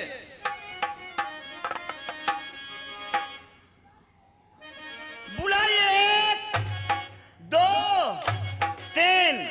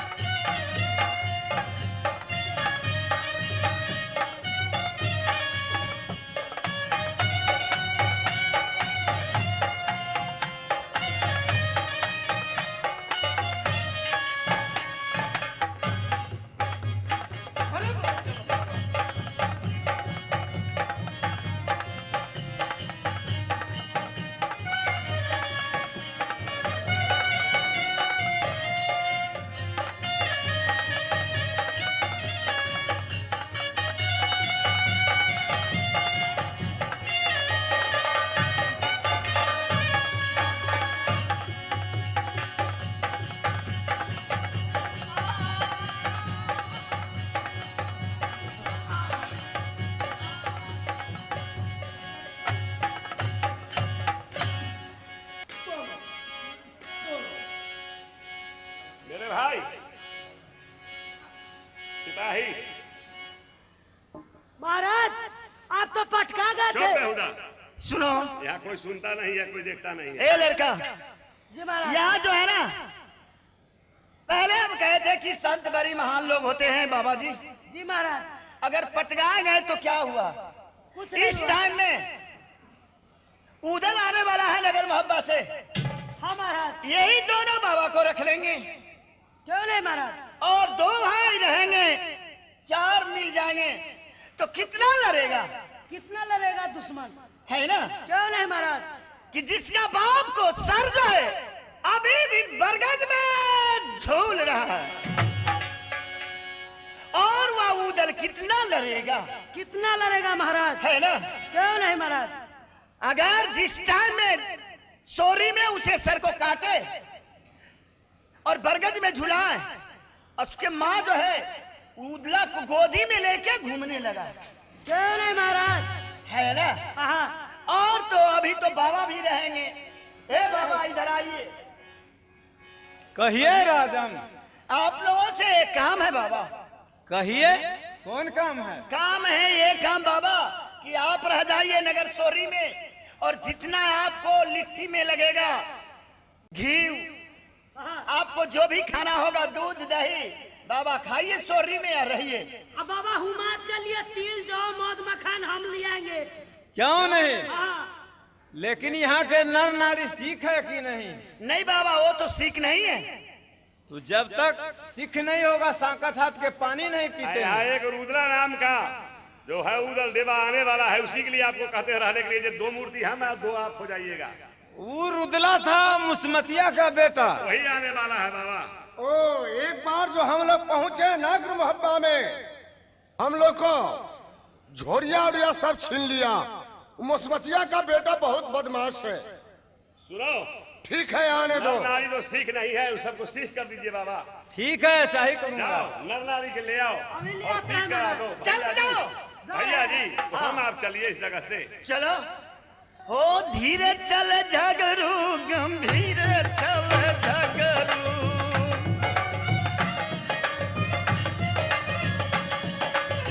धीरे चल झगरू, गंभीर चल झगरू।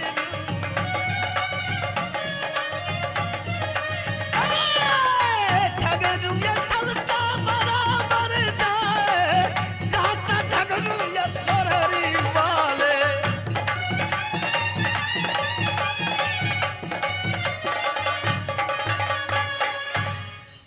चला, गुरु महाराज, आज पक्का सीख करना है। ठीक है, यही कागा झगड़ू है।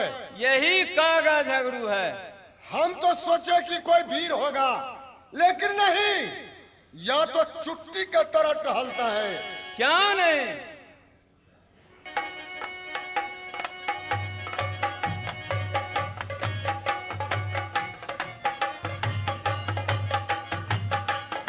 प्रणाम रानी साहब। कहना क्या है?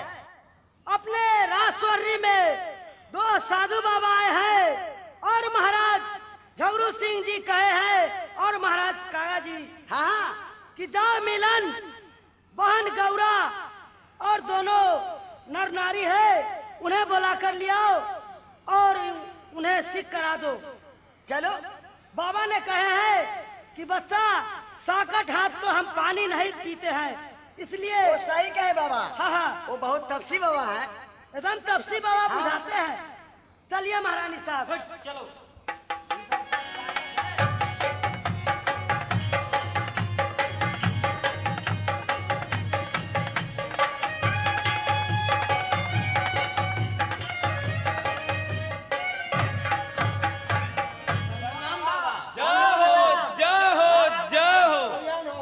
बाबा गोर लगा छियो। गुरु महाराज, कहिए चेला। यह हरामी बराबर हमसे मजाक करता है। जाने दीजिए, इसको माफी कर दीजिए। नहीं, ऑर्डर कीजिए। मैं भोग चढ़ा देता हूँ माँ चंडी को। नहीं नहीं, ऐसा नहीं कीजिए। बराबर मजाक करता है।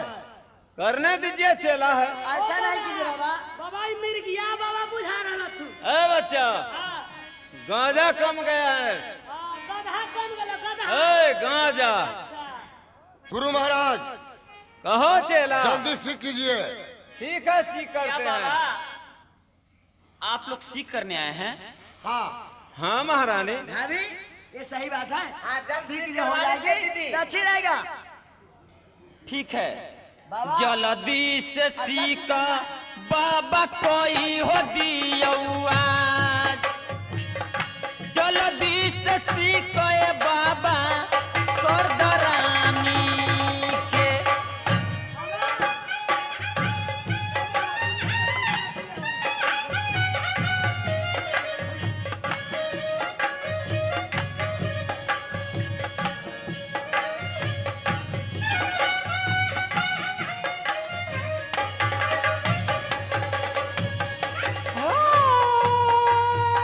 अच्छा से सीखोगी तो गोतनी के सीखो दोनों आदमी के करदा सोहरी में।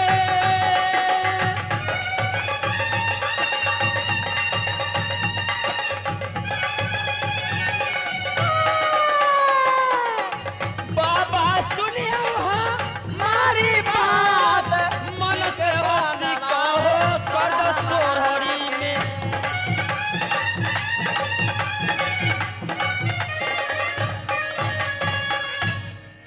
ठीक है, देर नहीं कीजिए।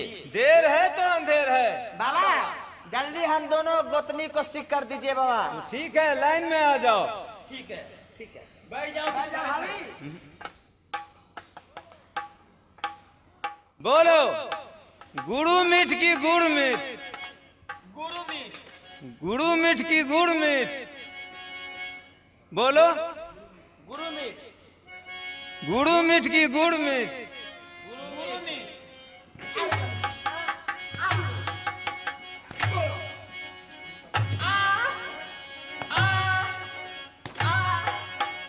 ये पक्का सीख हो रहा है।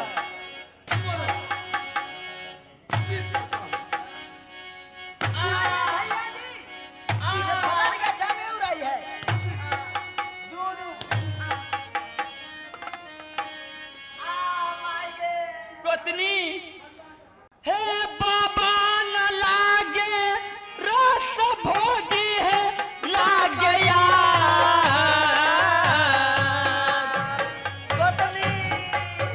अरे मागे माय बाबा न लागे गोतनी रस भोगी है।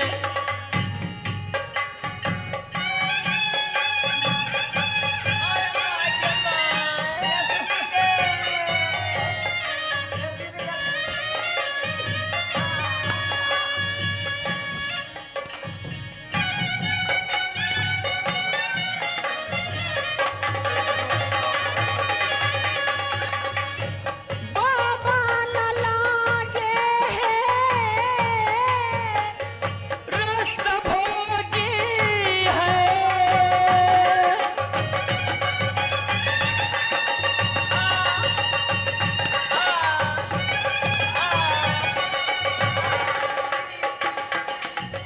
गोतली सुना हमारी बात, बाबा न लागे ये रस भोगी है।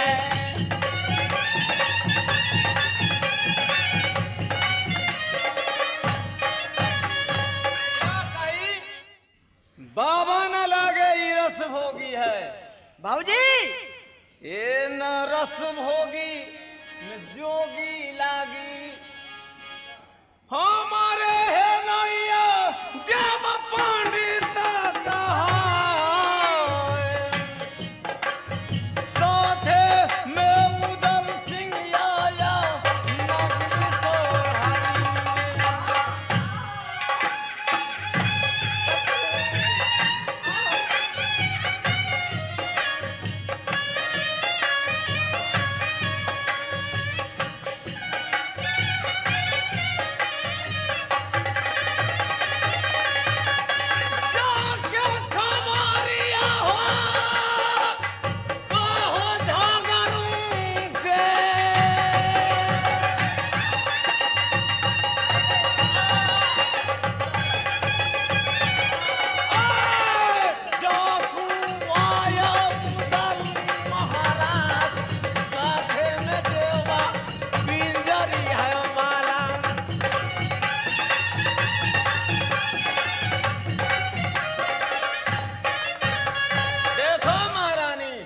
जोगी है न रस भोगी है, देवा उदल आ गया है। भाभी मैं क्या सुने नाना? चलो भैया जी के पास। ठीक है चलो। चलो चलो भौजी या भैया बगला यार, जाके कहूंगी भाभी अब भैया से।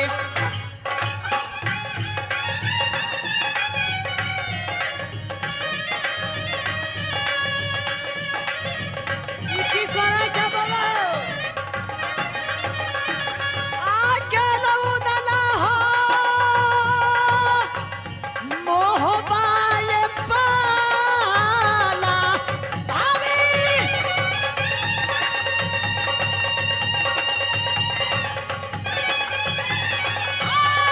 भौजी कहना के माना मोर, चल चलो भौजी ये भैया बंगला।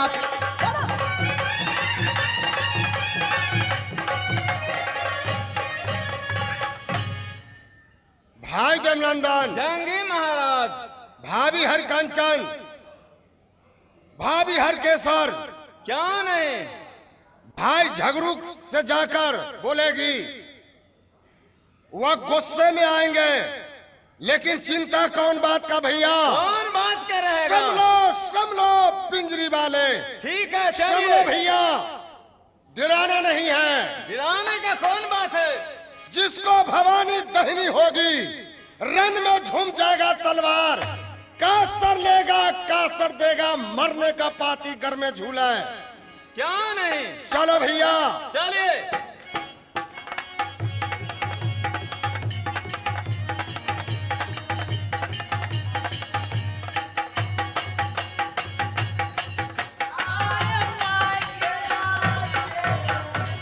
क्या हुआ है? भैया जी जुर्म है भैया जी। क्या जुर्म हो गया है? मोहब्बत वाला उधर से है भैया जी। मोहब्बत का उधर हाँ भैया क्या जी। मारा है इन लोगों का? बदना के चमरी भैया ओ हो उड़ावे।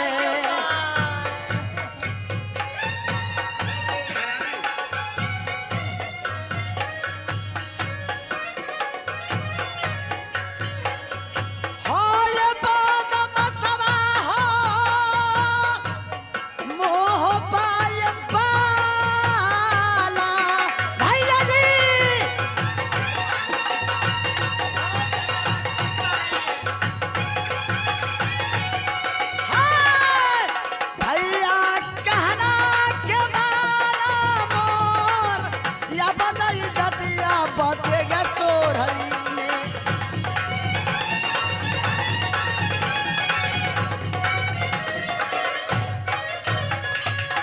जाके मिलिए भैया जी आप।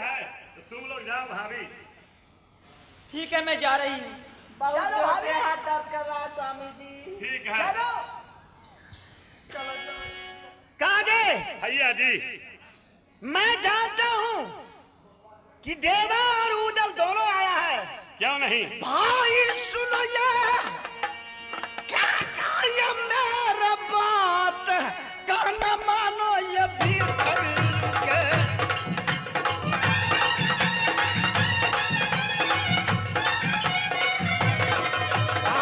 कहना मानो ये सोहरी रात, कहना मानो ये नाग सोहरी में।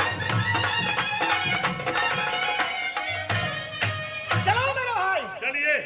कहाँ जाएगा भाग करके? बुलाइए एक। बुलाइए दो, बुलाइए तीन।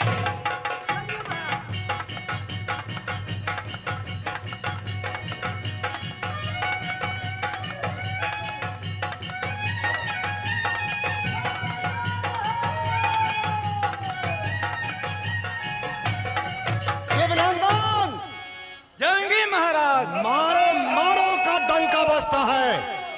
मालूम पड़ता है जो गुस्से में भाई कागा और झगड़ू सिंह आ रहे हैं। समलो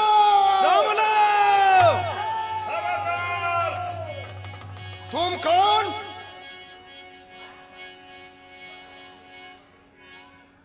मेरा ही नाम दुनिया वालों जानता है झगड़ू सिंह। ये बताओ तुम कौन हो? दुनिया वालों ने मेरा नाम उदय चंद कहा करते हैं। उदय चंद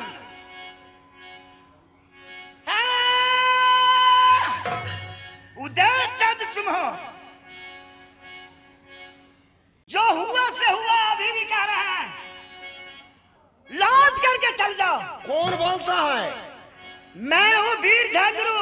नहीं, तुम्हारा मौत बोलता है। सुनो,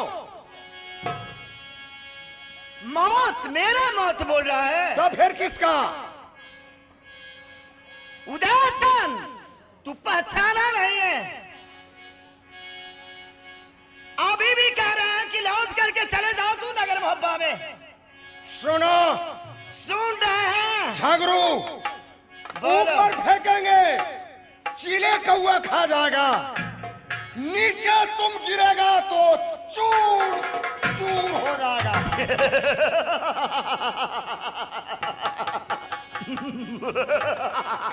एक बात तुम जानते हो? मैं क्या जानूं?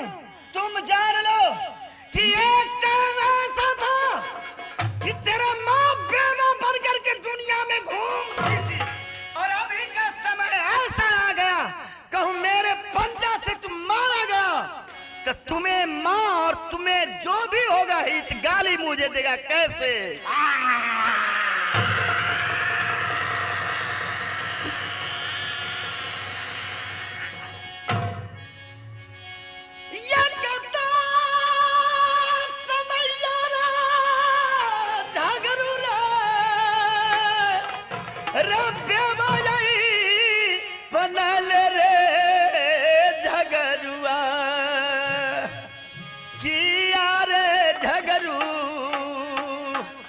रारी बन के दुनिया में हम घूमी गए।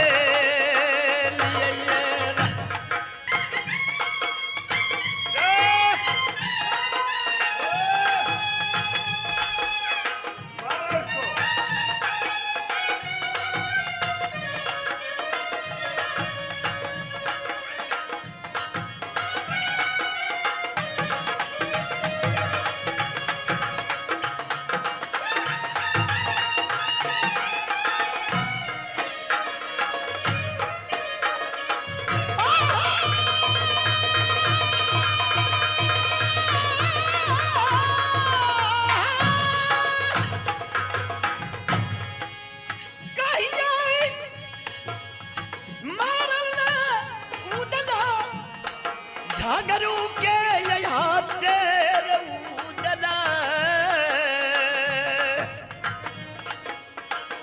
किया रे उदल कहीं के रे सदा दुआ ये गाड़ी मोरा दे तैयारा।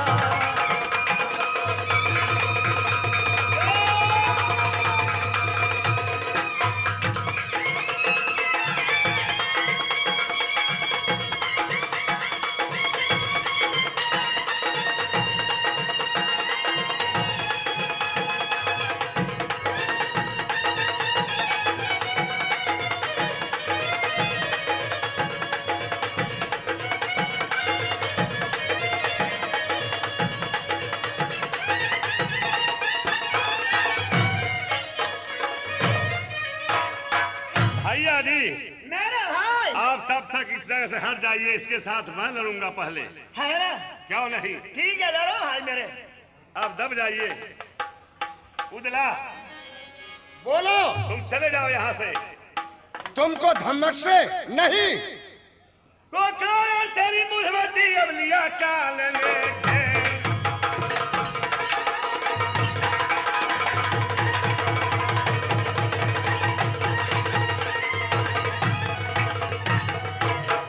कायर तेरी बुलमती अब लिया काल ने घेर, तो हटे हो सर कट जाएगा लागत ही सर पे।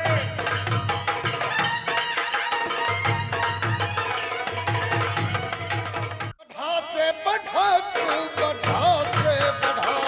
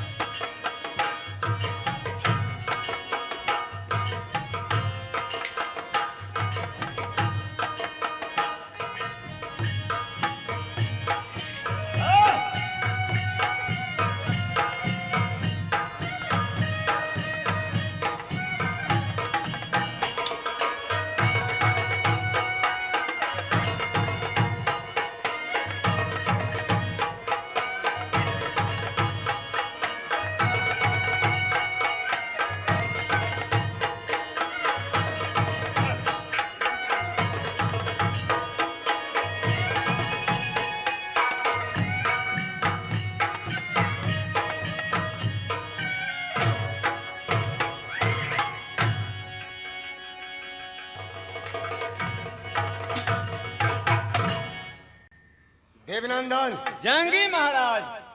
अभी लड़ाई बंद कर दो भैया। चलो अभी चैन का बांसुरी बजाओ। क्यों नहीं? अपने चेहरा को, कागा को, चेहरा को भाई झगड़ू देखेंगे।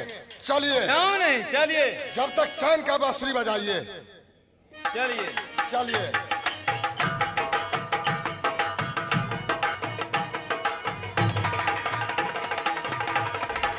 क्या सिपाही? महाराज की जय हो। जय हो। कहो समाचार। समाचार बहुत समर अच्छा है भूमि का लड़ाई का। महाराज। बहुत अच्छा लड़ाई हुआ महाराज। अच्छा लड़ाई हुआ है। हाँ, उतला मारा गया। क्या मारा गया? हाँ महाराज।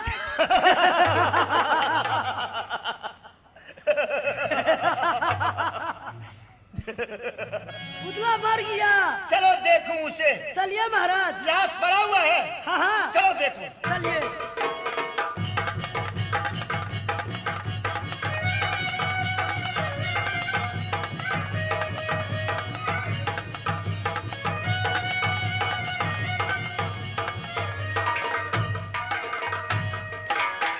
यही लाश है। यही है।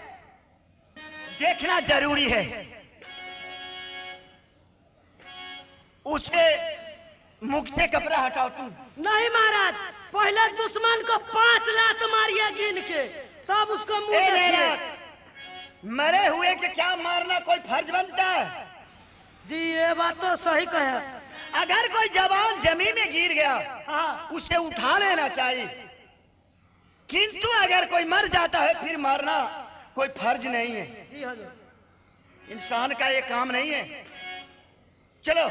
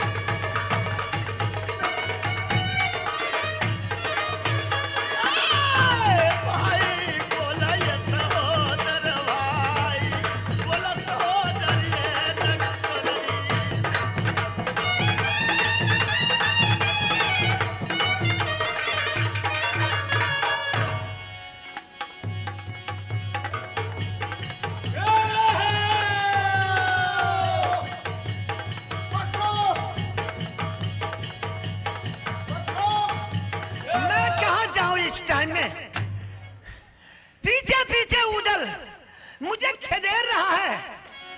इस टाइम में जाएंगे जरूर। माता देवी के गहबर में, और वह गहबर में पूजा करेंगे। मैं चाहता हूं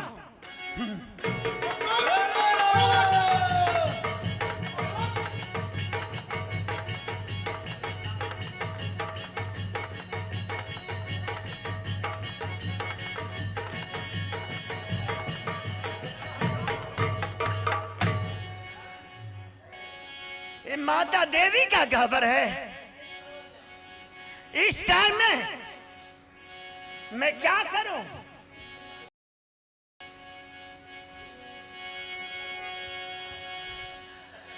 माता देवी को गहबर में पूजा जरूर करेंगे। माता मान जाएगी, जरूर मदद करेगी। माता सुनो है चंडी मोर मां, चाखी रहना देवी है चंडी नागर सोर हरी।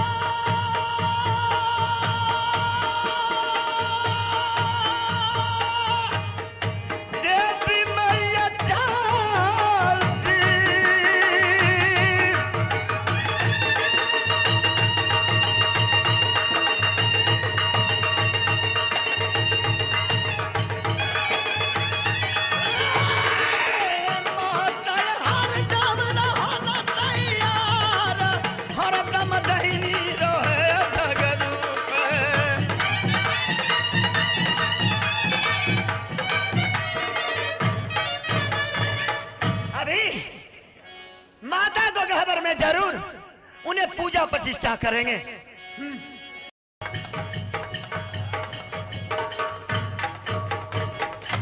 बउआ रुदल, बहन गौरा, तू जा पड़े देवी गहबर में, नहीं तो भैया झगड़ू चल जाएंगे देवी गहबर में, तुम मारे नहीं पड़ेंगे। क्या देवी गहबर में? हाँ, झगड़ू भाग कर चला गया है। भाग चला गया। पहले तू जा देवी गहबर में। ठीक है बहन। भाई देवनंदन, जंगी महाराज, अभी झगड़ू भाग कर कहा गया है? देवी गहबर में, और देवी को पूजा करेगा। चलो भैया, पूजा को भंग कर देता हूँ। क्यों नहीं? चलिए चलिए। जय मां जगदम्बा।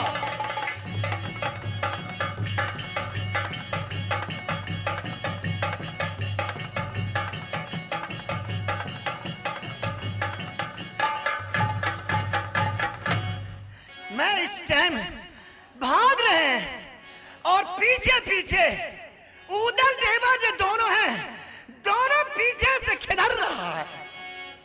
ठीक है, माँ देवी को जरूर पूजा करेंगे।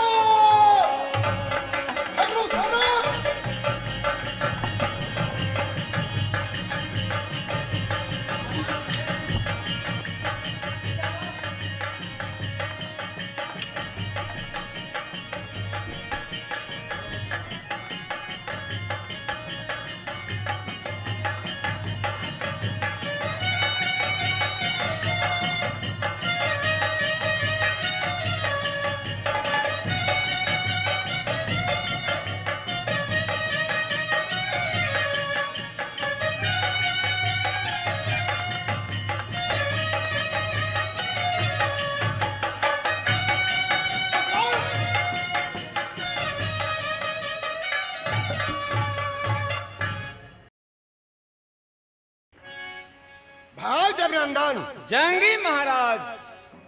अभी भागकर झगड़ू कहाँ चला गया? जाएगा कहाँ? गंगा भाग समुद्र को जय है, समुद्र रे भागा कहाँ जगा देवा मोर, मेरे पंजा से कहाँ भाग कर जाएगा? दुश्मन भाग कर कहाँ जाएगा? कहाँ जाएगा?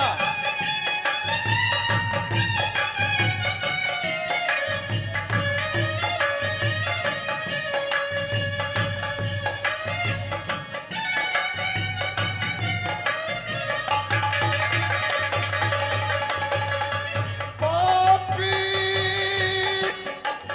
तो के मारेंगे रे कठिना तलवार, न मरे मिटा देव पापी सारी दुनिया से।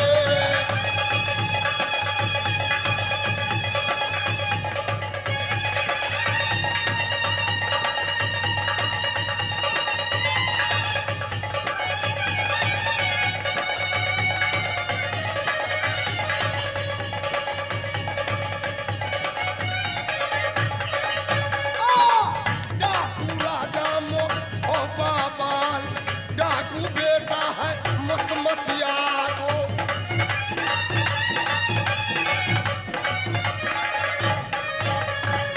देवनंदन, जंगी महाराज। भाग कर उदला को पंजा से कहा जाएगा? जाएगा कहाँ? चलिए चलो। चाहेंगे।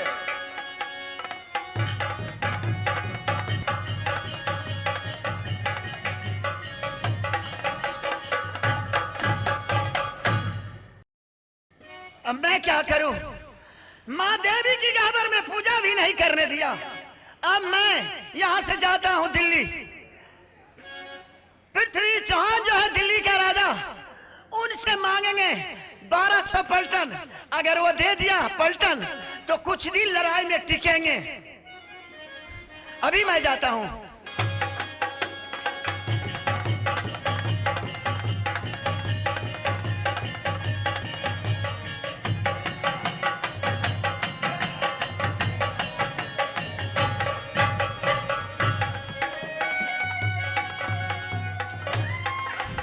मालूम पड़ता है कि यही नदी है, मलाह को बुलाते हैं, नाव से पार कर देगा।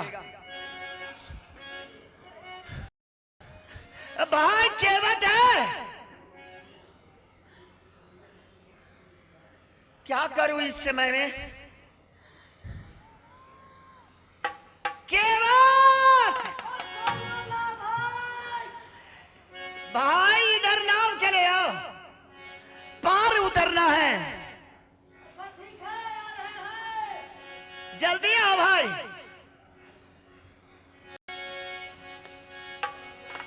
ए भाई, प्रणाम महाराज। खुश रहो। ये नदी का तू पार कर दो। हाँ हाँ जल्दी पार कर दो। ठीक है महाराज। आइए आइए।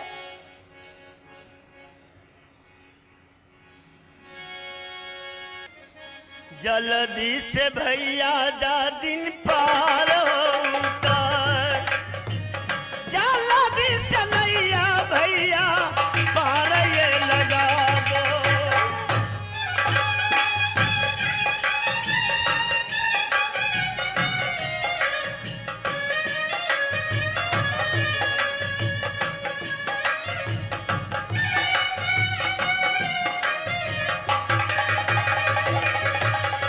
भैया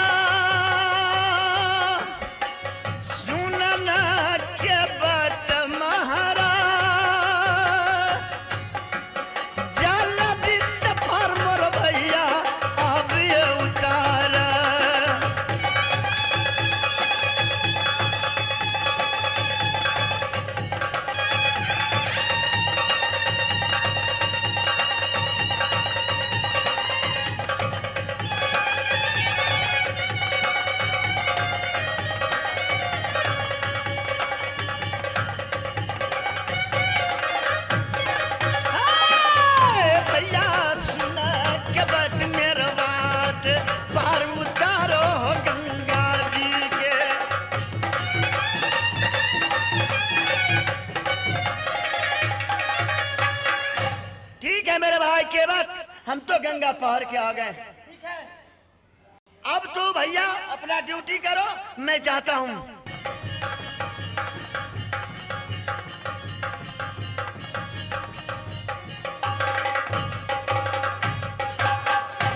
जिला हमारा राज दिल्ली है, नाम ये हमारा पीरती राजा सिंह चौहान,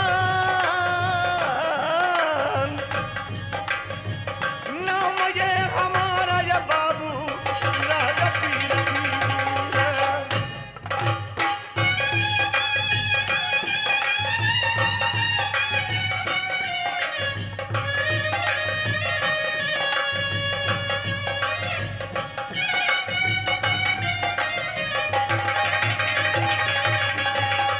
नाम ये हमारा राजा पीरती है।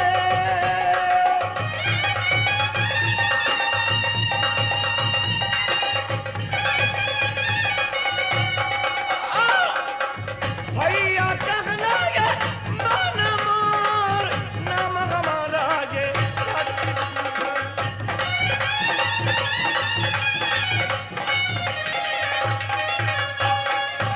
सिपाहियों, प्रणाम हजूर।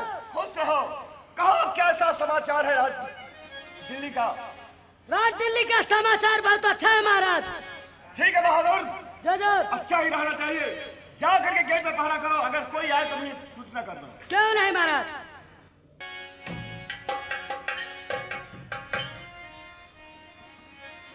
ए भाई, कोई सिपाही है यहाँ? महाराज की जय हो। जय हो। क्या बात है महाराज? बात क्या है? अपने राजा से जा करके बोलो हाँ, नगर सोरी से झगरू सिंह आए हैं, ठीक है महाराज। मुलाकात करना चाहते हैं। आप यही बैठिए, हम अभी आ रहे हैं। तो क्या बात है नीलम? महाराज अभी अभी राजस्वरी से वीर झगरू सिंह आए हैं। क्या राज सोरी से वीर झगरू सिंह आए हैं? जी महाराज। ठीक है, उन्हें बुला करके लाओ मेरे सामने। ठीक है महाराज, मिल लीजिए। महाराज कहिए किस कारण से मेरे यहाँ पधारे हैं आप? कारण तो एक है, किंतु आप पहले सुकृत कीजिए। पहले कहिए तो मैं कहने से पहले कैसे सुकृत कर लूं? कहने का यह बात है कि कुछ पलटन मुझे चाहिए। पलटन? हाँ। ऐसी क्या आवश्यकता पड़ गई है जो पलटन मुझसे मांग रहे हो? पलटन मांगने की यह अवस्था है कि देश देश के वीर भूप सब पहुंच गया है नगर सोरी में। बनारस के ताला सैयद, अच्छा, सिरसा के मलखा, कनौज के लाखन और ऊदल जो है नगर मोहब्बा का, अच्छा, देवा पियरी के रहने वाला, सबके सब आज 6 महीना से युद्ध होता था। महाराज हम युद्ध में नहीं सके हैं, आपके पास आए हैं, कुछ पलटन मदद कर। देखो झगरू सिंह, तुम तो मदद मांगने के लिए जरूर आए हो, लेकिन मैं मदद दूंगा तो दोनों को दूंगा, अगर नहीं दूंगा तो किसी को भी नहीं दूंगा। क्या? महाराज की जय हो। जय हो, जय हो। क्या बात है उधर? राजन, हमको मदद चाहिए। मदद? कैसा मदद? हमको वीर झगरू 5 कर दिया है। अच्छा, उससे मैं युद्ध चाहता हूं, आप मदद कीजिए। देखो उदयचंद, ए मेरे पास वीर झगरू सिंह भी आए हुए हैं और वो भी मुझसे मदद मांग रहे हैं। इधर तुम भी आए हो मदद मांगने के लिए, मैं किसको किसको मदद करूं? आप किसका मदद कीजिएगा? इसलिए मेरा फर्ज बनता है कि मैं किसी को भी मदद नहीं करूंगा। आप जा सकते हैं। टूट गेल करे जा बीरा झंगारू के भाई, कोई ना मददिया ये मिलता नागर सोरहरी में।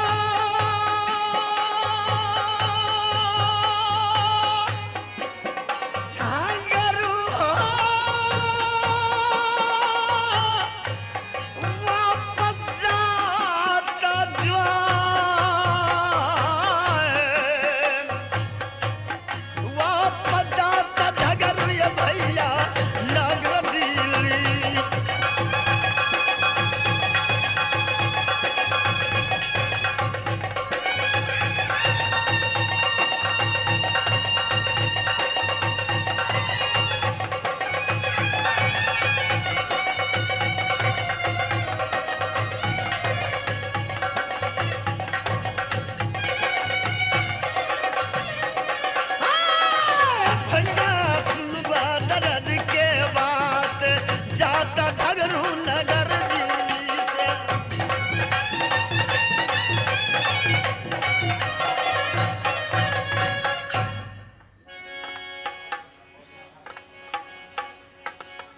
देवनंदन, जंगी महाराज, झगड़ू कहाँ गया भागकर? जाएगा कहाँ? आता होगा दिल्ली से और गंगा जी में आ गया होगा। देवा, कहिए। छिप जाइए। ठीक है, छिप जाते हैं। आने दो दुश्मन को।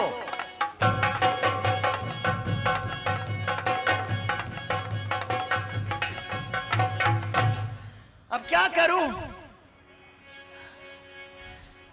केवट इसी जगह होगा, नाव पर तैरेंगे, पार उतर करके भागेंगे सोरी में।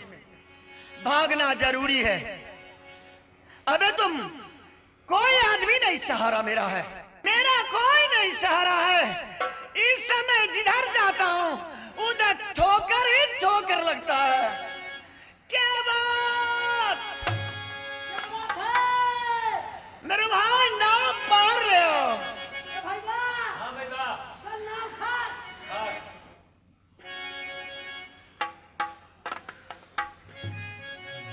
भाई इस समय में पार उतार दो, जल्द पार उतारो, देर मत करो। आइए आइए महाराज।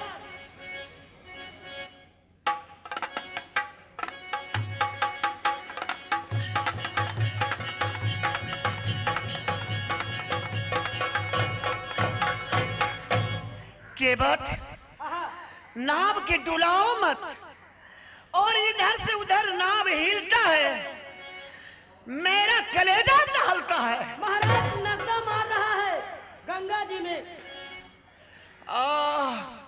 चलो ले चलो।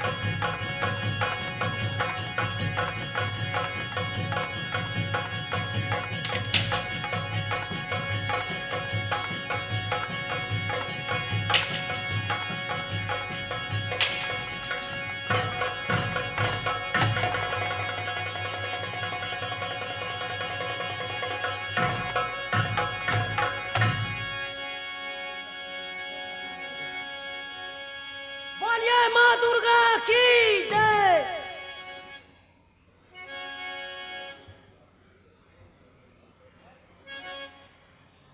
अब तो झगड़ू मारा गया। अब चलिए यहाँ से। जय जय रघुपति राघव